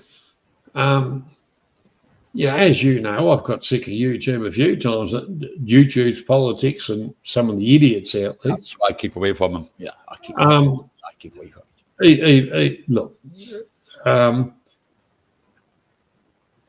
kind of said, while I'm enjoying doing it and talking to good people, why wouldn't I keep doing it? Because it's a wonderful thing. It's a way to connect people to people, and you meet. I would never have met you, Debs, and most of the people in the chat. Like we've met personally, but the whole part about you made me spill my cup of tea or the fucking spit. That was funny. That was funny as fuck. Pity you didn't film that. That was funny as shit. I could see the other side of the I wish I had had the camera going. You fucking Perry. Jesus Christ almighty. But the whole part about it. We all have our little communities of good people. All right, you get the dickheads coming in and out, but you fuck them off. And you end up with I'm not worried about views. I'm not worried about any of that shit. It's just about building a community of people, come along and have a decent chat. I went said hi to some people and someone brought your name up and I defended him because basically said, listen, he's my mate. End off. I wouldn't even bother because I actually on a different channel. It was said, a fellow was talking about you, and I said, of course. They just wanting to. It's like fishing. They put the bait in. They want me to bite, so it gives them content. And I didn't bite. They were pretty much. That's it with me. You know how my feelings are, and that's it. You know, you give me that with respect. As you know, my feelings, what I think, is what I think. That's it. I won't sway away from them. I'm not flip flopping or jack shit. That's the way I'm built. Yeah, you know, look. There's lots of different channels out there that produce a lot of different things. I like coming here, but just out. And what we are trying to produce, the same as what you're doing. You've got your little niche with a bit of music and real life stuff. Keep away from the fucking drama, all the shit. And you're doing a good thing, mate. You keep doing, and keep it. It'll build because a lot of people they're over the fucking shit. Yeah, like I say, Deb's with a group of people had a channel going, 24/7. Yeah, and then they got a little bit worn out, and kind of Deb's opens it just when she feels like. Lovely lady, and her support group and the rest of the people. Hello. Wonderful, and that's when people get back to the grassroots of reality instead of the bullshit of YouTube. Because realistically, you remember my famous statement, mate. Yeah, especially about insulting people. I used to love the COVID. COVID came in, and in every little genre there was cunts. And when COVID comes in, they become more cuntish. Yeah. And now that's the way they think that makes their channel. But they've got a group of bugger all people. We collectively have got larger groups because we all support each other. Well, they say the old saying, the proof is in the pudding. Now, look at yours, look at mine. My channel's getting stronger every fucking day. I mean, it's never been about the subs and the views for me, but it's getting stronger every day. More subs, more views. Because I've got to read Deb's comment here. Not making it. It was very sad, such a waste. But no, it wasn't Deb's. It wasn't a bloody waste. The thing is, you tried something that no one else would do, and it takes support to do that. People start off all gung-ho and or whatever. I've done it many a time, so don't worry about that, Darren. The one thing about it, you're still going, and that's what I mean. You're still going, doing what makes you happy, connecting with the people that you connected with. So you've got a 100% success rate on that, Debs, and don't let anybody ever tell you any different. There we go. And that's coming from people switch off. That's coming. Oh, look, I've had a few channels on YouTube, and I've been around for that many frigging years now. Every now and again, I get sick. Yeah, aren't you just? I just turn the off button. I can pull 1,000 questions that I've researched and all the rest of it out of a drawer at the moment, and do the longest trivia bloody stream you've ever seen. Well enough. Hey, same year I'm born, 1955. Yeah, there's channels that you probably know of, Debs. I'm not pointing fingers. That when I started off doing trivia, just as a bit of content or whatever, because I used to like a bit of that stuff. There's channels that are built on that now, and virtually that concept or whatever, they're running with it. I don't care. I'm not jealous of them or anything like that. I drop past their channels, and but they do specific stuff because the majority of them are the United States, where every question I was universal. It was across the world. So it wasn't that if you came from England or Paraguay or friggin' the Philippines or Thailand or whatever, the questions were generalised so that everybody had the chance to answer it. The others don't do that so much. I'm gonna get back to doing a couple of them probably midweeks, Debs. I might go back to doing. I've got a couple of little projects on at the moment. Once I clear that, I think because I love doing it. I love doing it. Yeah, you haven't got to Google the fucking answer. That's what's good about it. I just got to get myself a wingman. I don't know what the other two are up to or whatever, or I'll get myself a wingman and probably about a Wednesday midweek type of thing. We might, once I get my projects done here, because if I'm going to do it, I want to do it more on a regular basis, not just a hit and miss thing. Well, that's it, Johnny. Have you noticed? I play my music on my channel, right? But I never get a strike. Why? Because I produce my own shit. And I play it. And people go, how can you play this? Or I play something that's a big name and I don't get a strike. Why is that? Because I go and ask them first to get permission to play. If they got a channel, I'll drop the link, say, this is the channel, this is what I'm playing, end of, promote them. And the more times I get yes, I can play it than no. That's how we get away with manners maketh the man. Go and ask first. It's pretty easy. You know, the thing about it, I used to use a bit of music, and it was, and I'd always get copyright claims and all this shit. And I used to put it in the description. And I've been blowing with YouTube, Google, you know, Microsoft. Agent posts all the time. Years. And that's why I said, not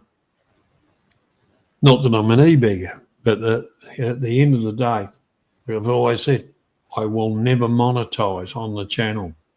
I will never do super chats or anything to do with fucking Google, because if you do, they take 60%, virtually 60%.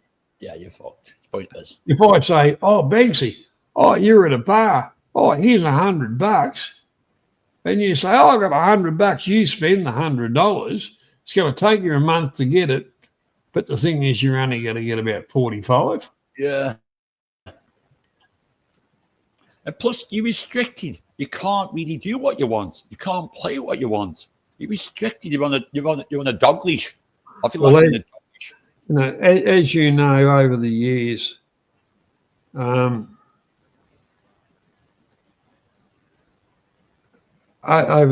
the years,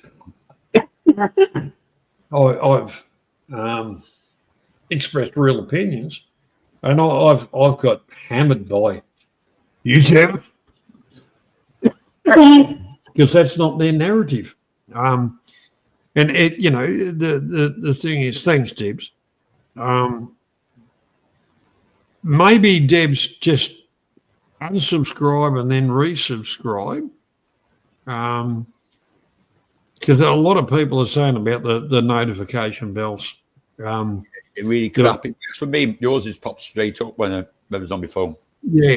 Not, you know, some people just it doesn't happen and whatever. Yeah, it doesn't. It's like another bloke. I just said to him, unsubscribe, then subscribe again, then resubscribe, and yeah. That's the only way you can do it most of the time. Is it's YouTube fuck up. You have to unsubscribe, resubscribe it all, and then it works again. And you think, well, why is it not working in the first place? Well, Debs is saying that she does get mine, but there's a lot of people that don't. Yeah, and we like Lieutenant Nescafe earlier on. Yeah. Oh shit! We didn't know you'd been back. Well, the thing is, we've been back for bloody near a couple of months. I'm not going to say that's going to happen. Stay going. It depends on. I will produce something, but it's always good to have somebody else. But I will keep it going because I'm adamant. You do it when you enjoy it. You know what I mean? But then it's pointless. Yeah, I'm pretty well adamant. I want to try and build a bit of a community, and where we talk about anything, not necessarily to do with any country or whatever, just people getting together just for a conversation. It's not. I know I don't want it to. It never will hit the 100 on the Billboard chart type of bullshit. But I just like a place where I can go along and have a talk to half intelligent people without half the bullshit. And what the other idiots, I don't care. You're done the same. You're doing the same thing, Banksy. You're doing exactly the same thing.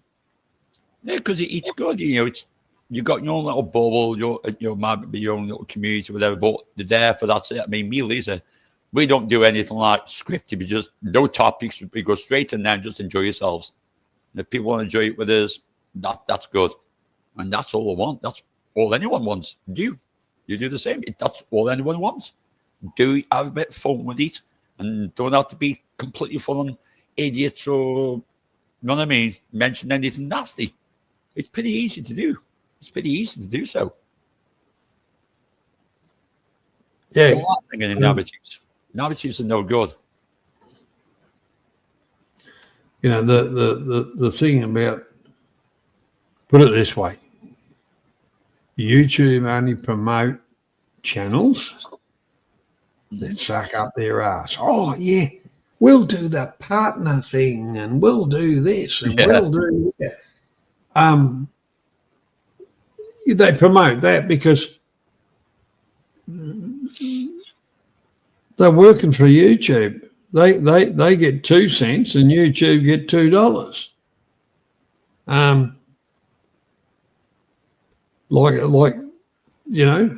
I'll swear at a dozen Bibles.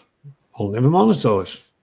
What I mean, it's like Clover, the Ukraine DJ, or do there's a bit of a partnership when they do, me do a video for her music.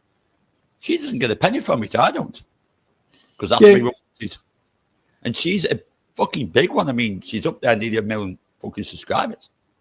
She doesn't care. She doesn't get nothing from it. I don't. I'm just going to grab a beer from the fridge, but don't forget, give Lisa a smack on the bum and you say, I'm actually thinking about texting now, tell her I am in case she wants to come by. Haven't said Johnny the recipe yet. Yeah. Well, I'm going to message her actually while we get a beer to let her know where I am, just in case she fancies shooting around with you. Hey, that photo I sent you, I sent you. Yeah. Did you pick me? Did you pick me out? I'm trying to fucking work this one out. There's fucking a lot of young people there. You know what I mean? Don't forget, I was 17 and 9 months old in that photo. Yeah, it's fucking good picture. Good picture. Yeah, let me send a link to Lisa, see if she's around, and see if you want me to speak to me. That's fair enough, eh? Just in case she fancies popping around, say hello. She might jump up, might not, but she'll be in the chat and guarantee that. Just let me know where you am. She's a good girl, you know what I mean? And we get on like an hour from 5, Johnny boy. Oh, mate. I tell you what, I think the only thing we haven't debated over our time is the current Prime Minister, President of the United States. It's about the only fucking subject we haven't over the years debated.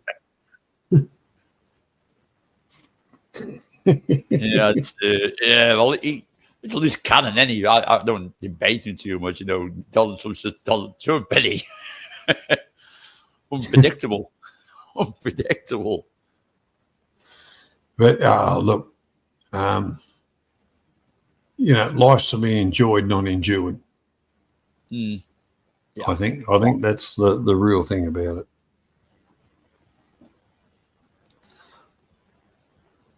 So I'm texting in the background to Lisa to tell her I'm here if you fancy coming and say hi. You don't mind, do you, Lisa, if she drops around?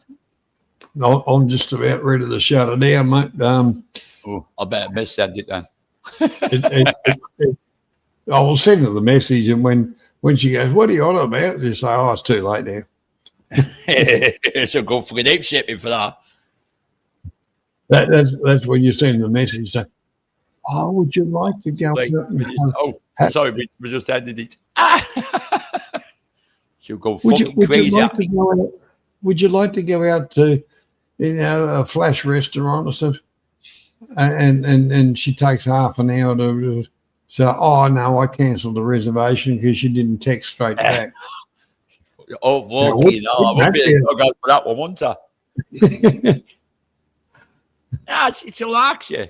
You're a good guy. You know what I mean? You're good to talk to. You've got standards. And you have. You've got your virtue. You've got your values, and that's what makes a person. Well, the whole part about it, Debs, is I used to do stuff. Maybe you don't know this, but I used to do stuff back in 2000 in about the Philippines and stuff like that, and real life shit. I went down a political wavelength and lost a channel. And then I just, same kind of thing, Thailand, a bit of news, views, kind of travels, things like that. And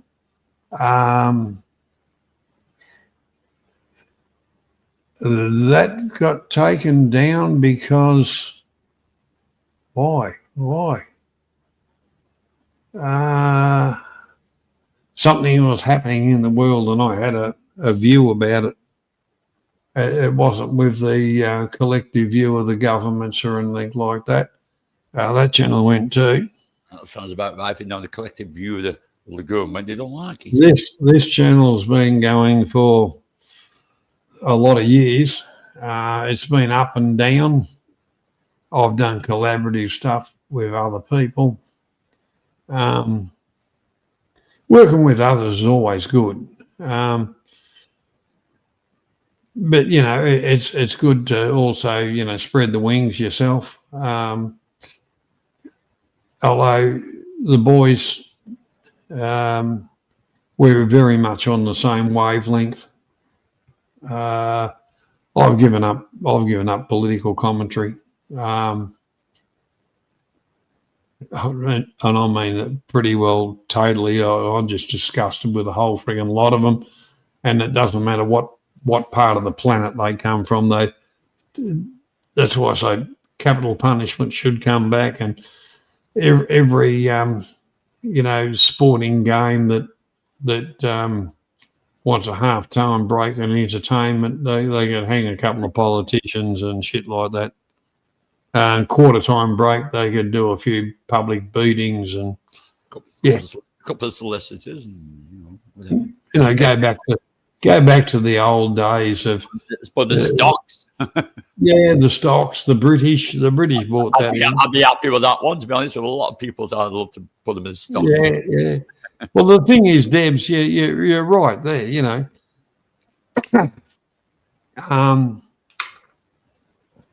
we're going to put my foot in my mouth there. Here. Excuse me. It's all right, man. I got you. Meet yourself. Well, all I'll say about politicians, they're all pissing the same pot, so I don't give them the time of day. It's like they don't represent you, no matter where in the world, they don't give a flying. You know what? So that's why I don't talk about them too much. Fuckwits, as I call them. Fuckwits. All of them. Getting back to that. I didn't mind Jeff, but the thing is, through that, Jeff wasn't quite what we call ridgy-dig. And he kind of all of a sudden went from a pothole fixer to a YouTube personality. And, he lost me along the way, put it that way. I used to support Jeff a little bit for what he was showing and all of that kind of stuff. But he lost me. And that Trudeau, that bastard should be like Christ, nailed to a wall and just shot. He and the Canadian people, if they don't stand up and take back their country, I'm afraid. Yeah, we've got that here. We've got that here. Yeah, it's just bullshit. Absolutely bullshit. They don't give a shit about the people in the country. That hierarchy there are only worried about their pockets. And everybody in Canada is only something to make money out of. They don't give a effing hell about anybody. So Trudeau, as far as I'm concerned, he's walking around. Oh, I'm at a concert with Katy Perry. Oh, whoopie doopie. Well, all right. Well, good luck to you. But if I saw you in public, you'd pay for what damage you've done. And that's what he should be done. He should be hung in the streets of Montreal. Is he a politician or something? Is he a politician or something? Yeah. Yeah, he was the president. Oh, no, he's not president because it's still a part of the colony. He was the prime minister. Prime minister. And look at his name. He's French. Who'd trust a Frenchman? You know what I think about the French. Well, it'd be all right. We give Canada our fucking former Bank of England manager back. And, Debs, I'm not going to talk about that anymore. This conversation has lost me too many channels because I'm very passionate about it. And I mean very passionate. Well, that's it. That's normally when we go backstage and slag them off. Let's say. Well, let me put it to you like this, Debs. When I was 17 and 9 months old, I got a tap on the shoulder. Excuse me, mate. And told all this wonderful stuff was going to happen. And away I went. And a few years later, I come back and went, you've got to be fucking joking. And ever since then, I've said, fuck 'em. So if you can read between the lines on that, Debs. It's pretty fucking easy with them fucking lines. And actually, Banksy's actually got the photo of what I'm talking about. Yeah, I got that vote. I've got that one. Which I found the other day when I was cleaning up. Yeah, he sent it me.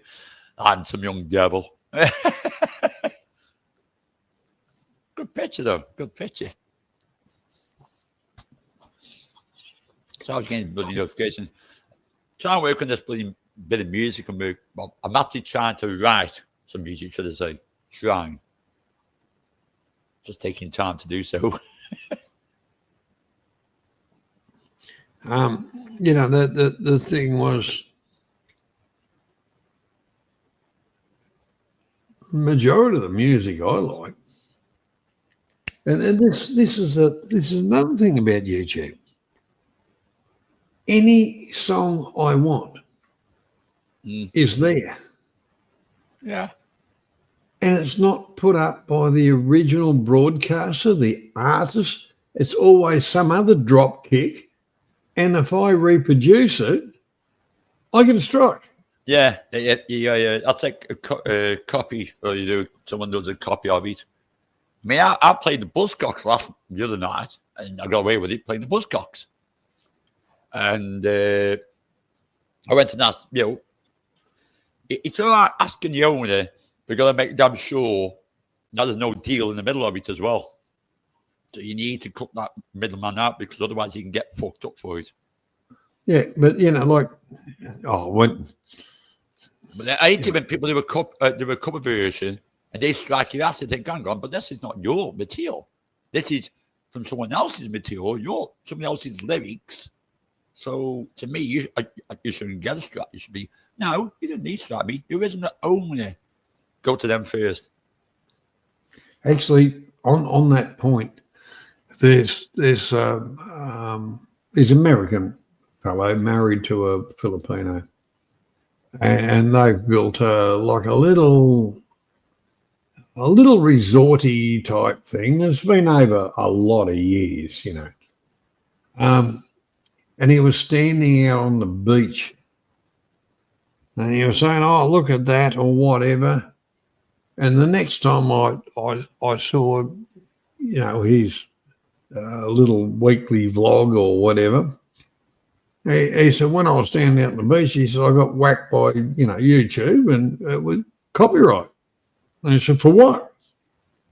So he went right into it, and some prick somewhere had copyrighted the sound of the water coming onto a beach. Oh, for fuck's sake. He put a thing out and said, well, he doesn't own that sound because I own the beach and it's fucking mine.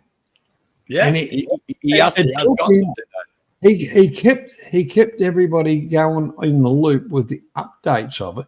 He ended up winning his little case because he was monetized and pleading for little 2 bob cent, you know, 2 cents here and there.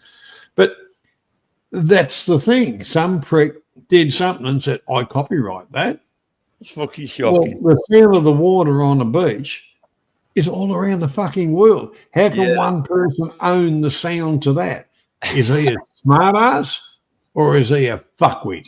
Or are the whole lot of them fuckwits? Now, there's a question for you. Yeah, that's a fucking arm, because I think YouTube got like a bit wimpified that, because that's taking the beats all around the world. How can you own the sound of the shore? It's everyone's. You can't own the sound of every beat wave coming in is unique. It's unique. No one can copy it. Always a different sound. Well, the whole part about every part of the beach and every beach has a slightly different sound. You might have a few little rocks or whatever. The water's a different sound. Next to one of the copyright. You know, I like that. Next to one of the copyright fart. I wouldn't be surprised some of it's right. I'll tell you what, Graham, you never know. And you know, I've said it many times. I used to love YouTube once, and really they've lost my the integrity they used to have. They used to have integrity. Now it's all about the money. They don't give a shit. You know, if I want to play 30 seconds of Highway to Heaven, I'll get whacked. Mm-hmm. And like I say, it's come off a channel that's not the original producers. You play it and get away with it. But it's the thing is, but they get to put ads on shit, and they make the money out of that. It's a whole. and copyrighting farts, actually, Graham.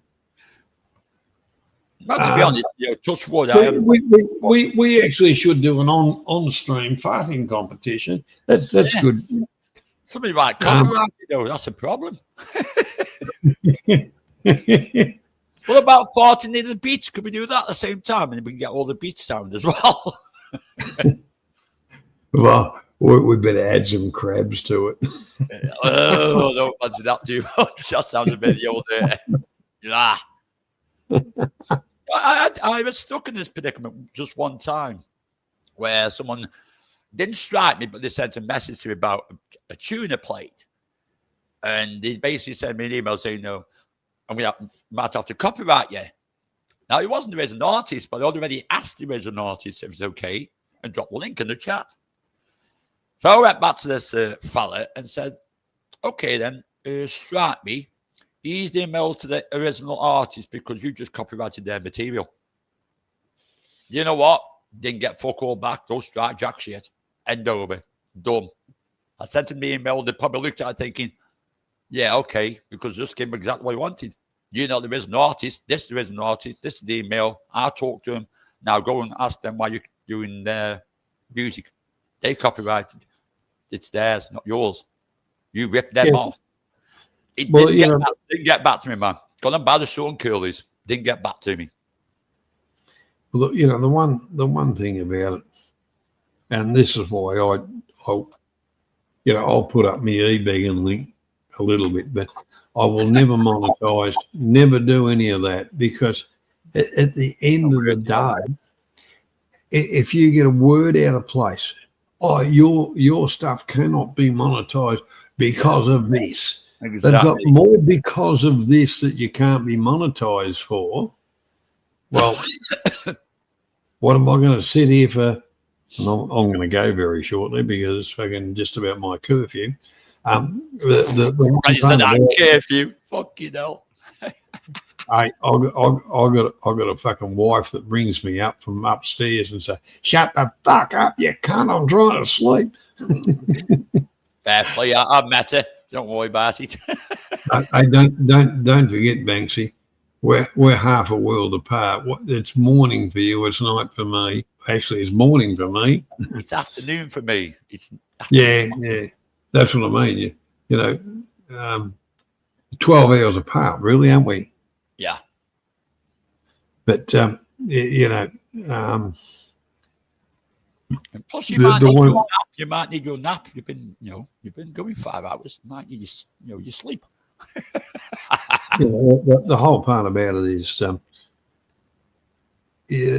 know a lot of people that love doing their stream and love doing whatever. They just get sick of being bombarded by YouTube. With, this is that, and that's fucking that, and that's that. We got to complain about this and that. They just say, fuck it. Couldn't be bothered. Yeah. That's what turns people off sometimes. That's it.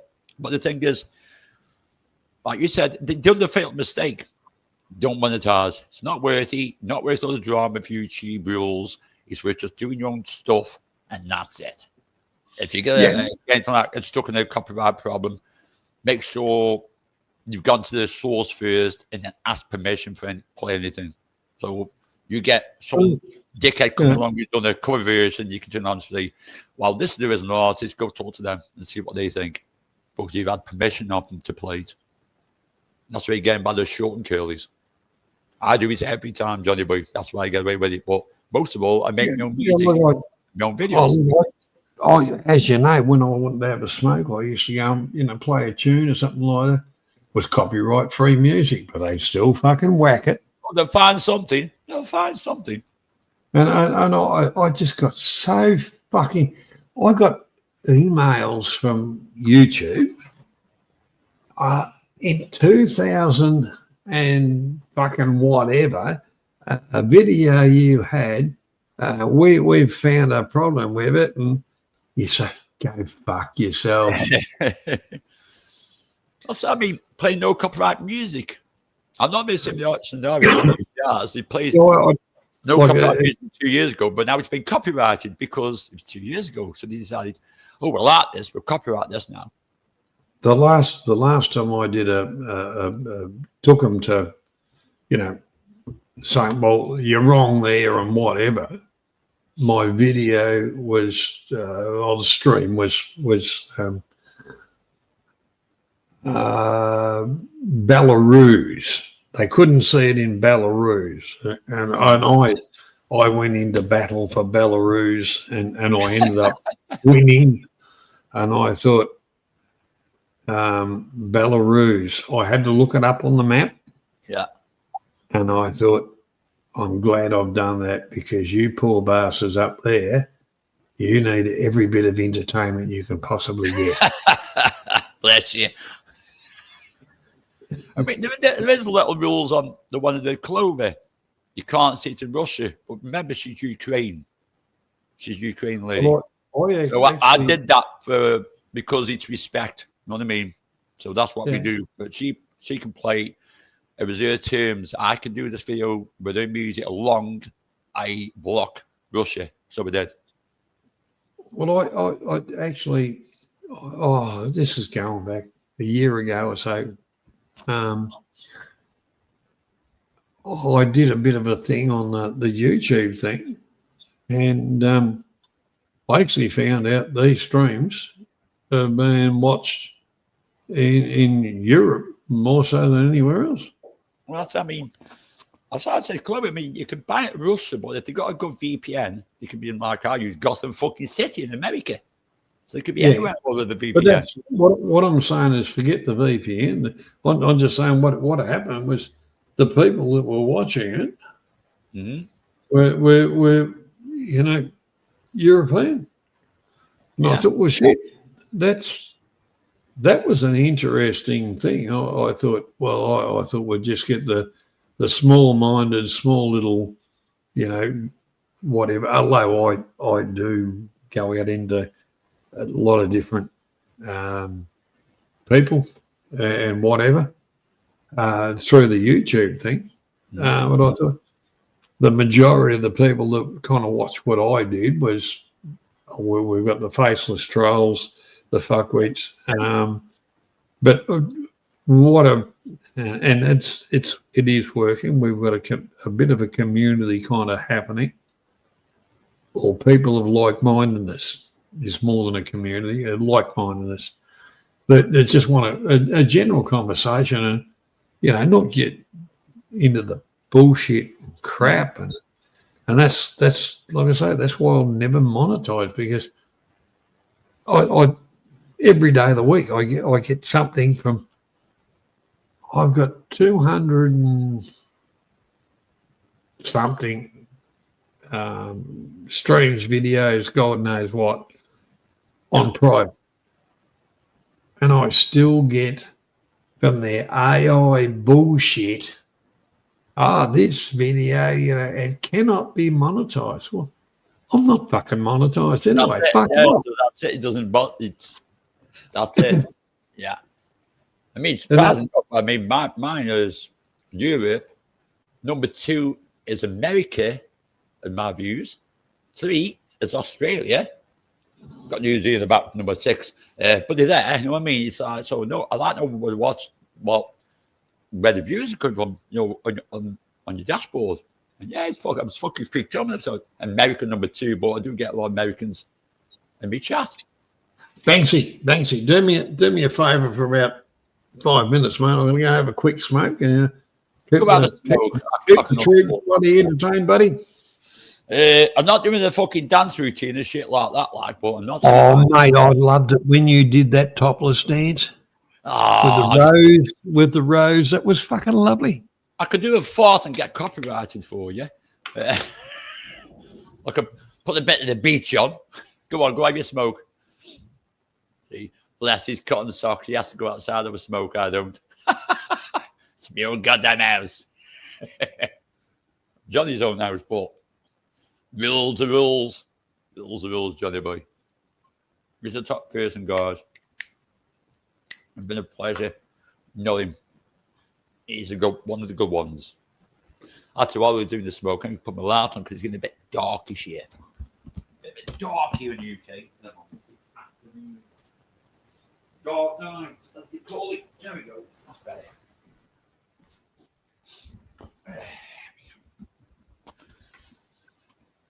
See, Johnny Boy whips outside, have a smoke. He don't come here like, look at this. He's on the smoke. I can just, Johnny Boy. And I all, how's she doing? Oh, I love rubbing his in sometimes. Nah, but one time on YouTube changed the posts all the time. And when they monetize, it's whatever floats your boat. But you're still restricted. Because then monetization means it's not about your channel anymore. It's about you want money. You know, you're going to be paid to do something that you enjoy. So now where Johnny Boy is with this one, he doesn't need people to pay for what he enjoys. And that's still changing from buy coffee into buy it a beer, to be honest. That's a good idea, buy him a beer. But it's more interesting not being monetized. You're not leashed, you're not such a release from YouTube. And why the hell would they give some fuckwits from YouTube? Like 30%, whatever percentage it is, someone else's money. You know, why would I want to do that? It's like, here you are. These guests like my material, they paid me for it, and you want to take some as well. Yo, nah, that's not happening. That's a bit. No, it's not a win-win situation. And I say also, you're restricted. Copyright. This can't be monetized. This can't be monetized. Oh, fuck monetization. I keep it the way I am. Do what I want, play what I want. I just love me. My latest video I'm working on through YouTube. And it says no copyright infringements, no jack shit, because I created it and the video. That's when you put a smile on your own face. You run into everything the YouTube loops and it comes up. This is good. No copyright. I think, yeah, well, I should be because I fucking produced it and put everything together on it. It's definitely the original. And I do always allow people to play my music videos or songs. I know there's no copyright to them because I'm the one that basically made them. So I won't put them in risk or jeopardy. Never did that to my friends. Well, a lot of them have played it and they've gone, shit, there's no copyright. They've checked and gone, come back a couple of days later, no copyright in this. Yeah, because I fucking did it. That's why. He's had his smoke now while I'm sitting down, the gorgeous smoke sitting on my ass. He's had to go outside, have a smoke. Winner, chicken dinner. I'm back, and don't forget, Banksy. Now this is where Lisa's got to come on board. And I promised you we'd do it live. We'd mix it up, make it up, and present it to the guests on your stream. Lisa has a quick smoke out the window tonight, so it goes outside. Me, I can't be arsed, mate. I'll sit here and have one. I might have to paint a bit more sometimes, but what the hell? Creature comforts. Well, you know, the one thing about realistically, I shouldn't smoke. I have a few. But the one thing about it, when I first met my wife, I used to smoke like a chimney. And after a while, she said, well, you've had a few health problems and don't smoke inside. And I kind of went the chauvinistic pig thing. Well, it's my fucking house. I'll do what I like. Yeah, but it's a good idea because you're cutting down without seeing it. And then I got to the okay, I'll go outside and have a cigarette. And I don't carry cigarette. If I go to a bar or something like that, I'll carry cigarettes on me. But normally I don't carry cigarettes. Yeah. And the other day, I cut my smoking in half.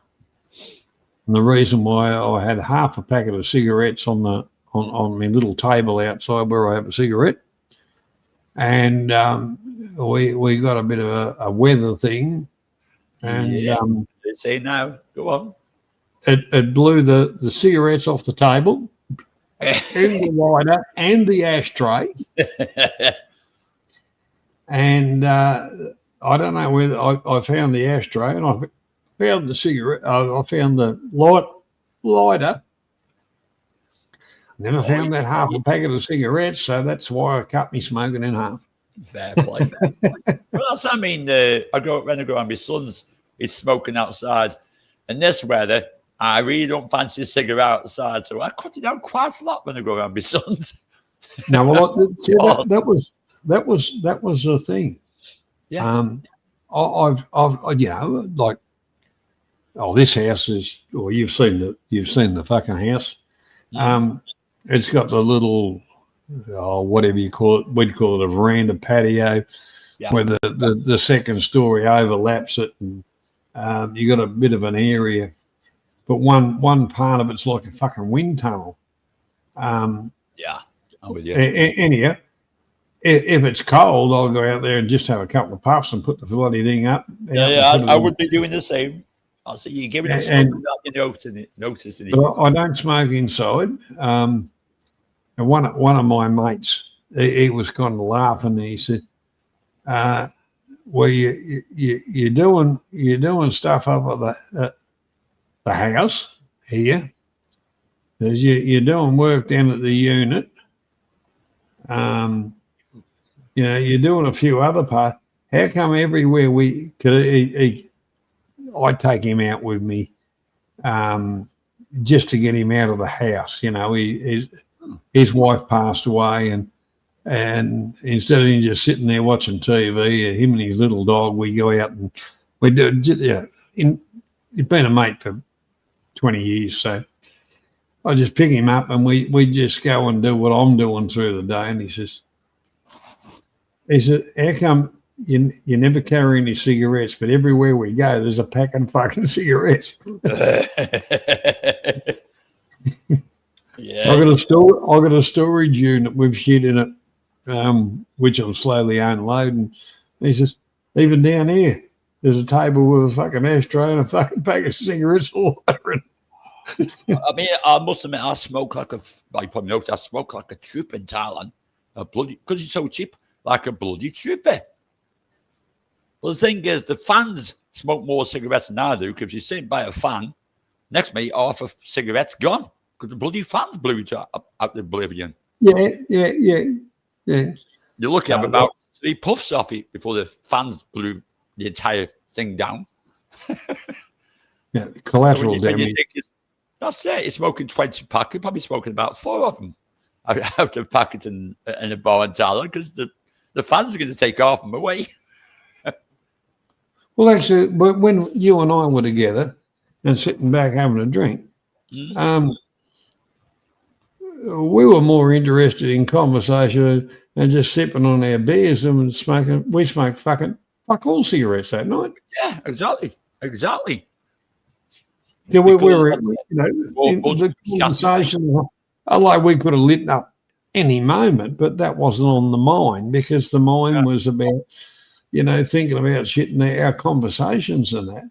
And that was, that's what I find boredom to a certain extent, because we've had some shit weather. In my mind, I want to do shit, get stuff done. But just the weather's against you. So you're kind of watching shit TV or whatever, or listening to this crap on the internet. And there's one channel, he's reinvented himself a dozen times, but I get a bit of a giggle out of it. Yeah, Sick Buffalo. Not too bad of a bloke. When he first started off, he tried to be like a bit of a gangbanger type, whatever, this is whatever. But now he's realised that being a normal person is the way to go. And to me, that in that part of YouTube, a lot of people are realizing that's the way to go. You get good people watching you, good comments, good stuff, good interaction.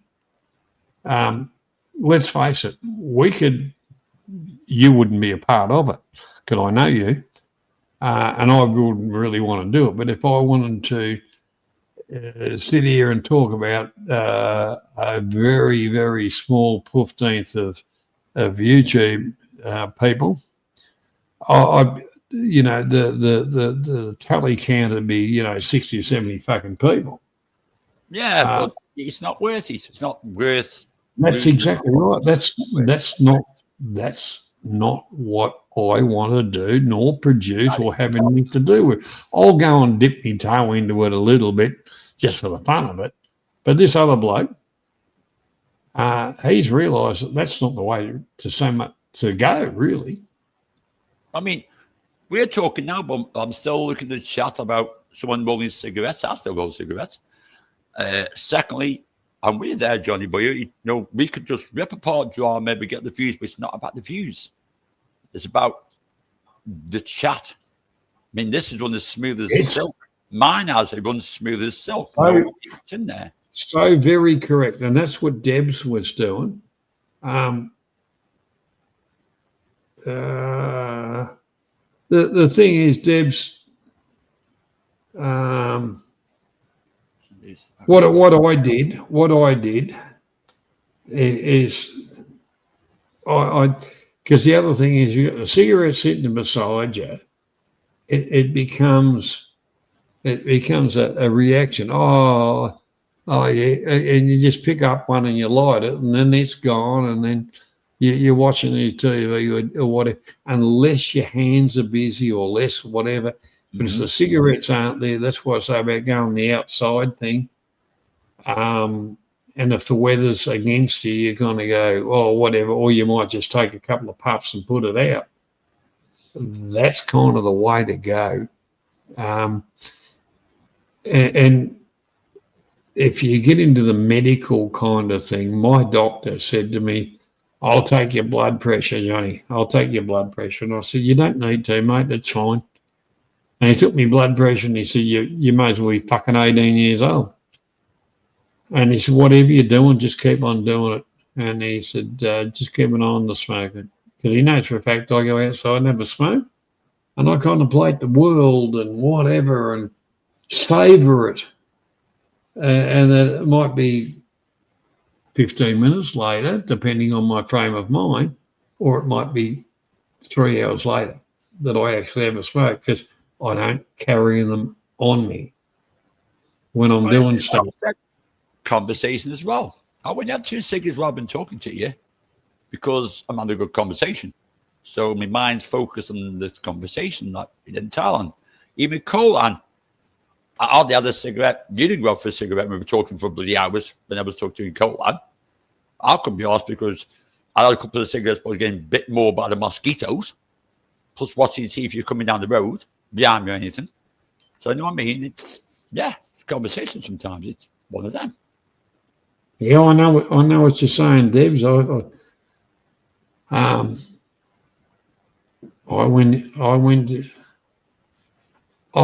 used to have the odd cigarette, and I mean the odd one, to be one of the boys. It wasn't really until I went in the army and different stuff. We had ration packs, and they had actually cigarettes in them. And I'd never drink beer until I went in the army. Although at a younger age, I kind of had a bit of a dabble in whiskey. I borrowed a bottle of whiskey from my dad, and that's not a dabble. I ended up in hospital with alcohol poisoning. Yeah, I was going to say that's not a dabble then. Yeah, well, the whole part about it is I can't, to this day, I can't drink anything that smells like whiskey, your whiskeys, your bourbons, any of that. White spirits, yes, And I love Uzo. I love Uzo, but it don't love me back. So That's that. And you know I love Uzo because of fucking Greece. I do love Uzo. yeah, I know that. But, look, I can't have one drink of Uzo or 2 drinks of Uzo. I got to wipe myself out on it and then hate myself for a week later. Mine's Chang. I love Chang, but Chang doesn't like me. Well, the thing is, in Thailand I drink Leo, which is very, very close to the Carlton Draft I drink at home here. Leo's not bad. Single Leo isn't bad, but yeah, I like Chang, but gives me an effy stomach, you know what I mean? But yeah, anyhow, mate, I'm gonna pull the pin on this because I'm gonna get a message in very shortly with the wife saying, "Shut the fuck up, you cunt." Being a pleasure, brother. Being a pleasure, mate, every time. And yeah, great to see you along, mate. And get on to Lisa, and that'll make a good stream for you, mate. Yeah. You have a go on. Take care. Take care, brother. Take care of all the chat. Be safe. Debs, I love you. You're a good person. You take care. Keep doing what you're doing. It's all really good.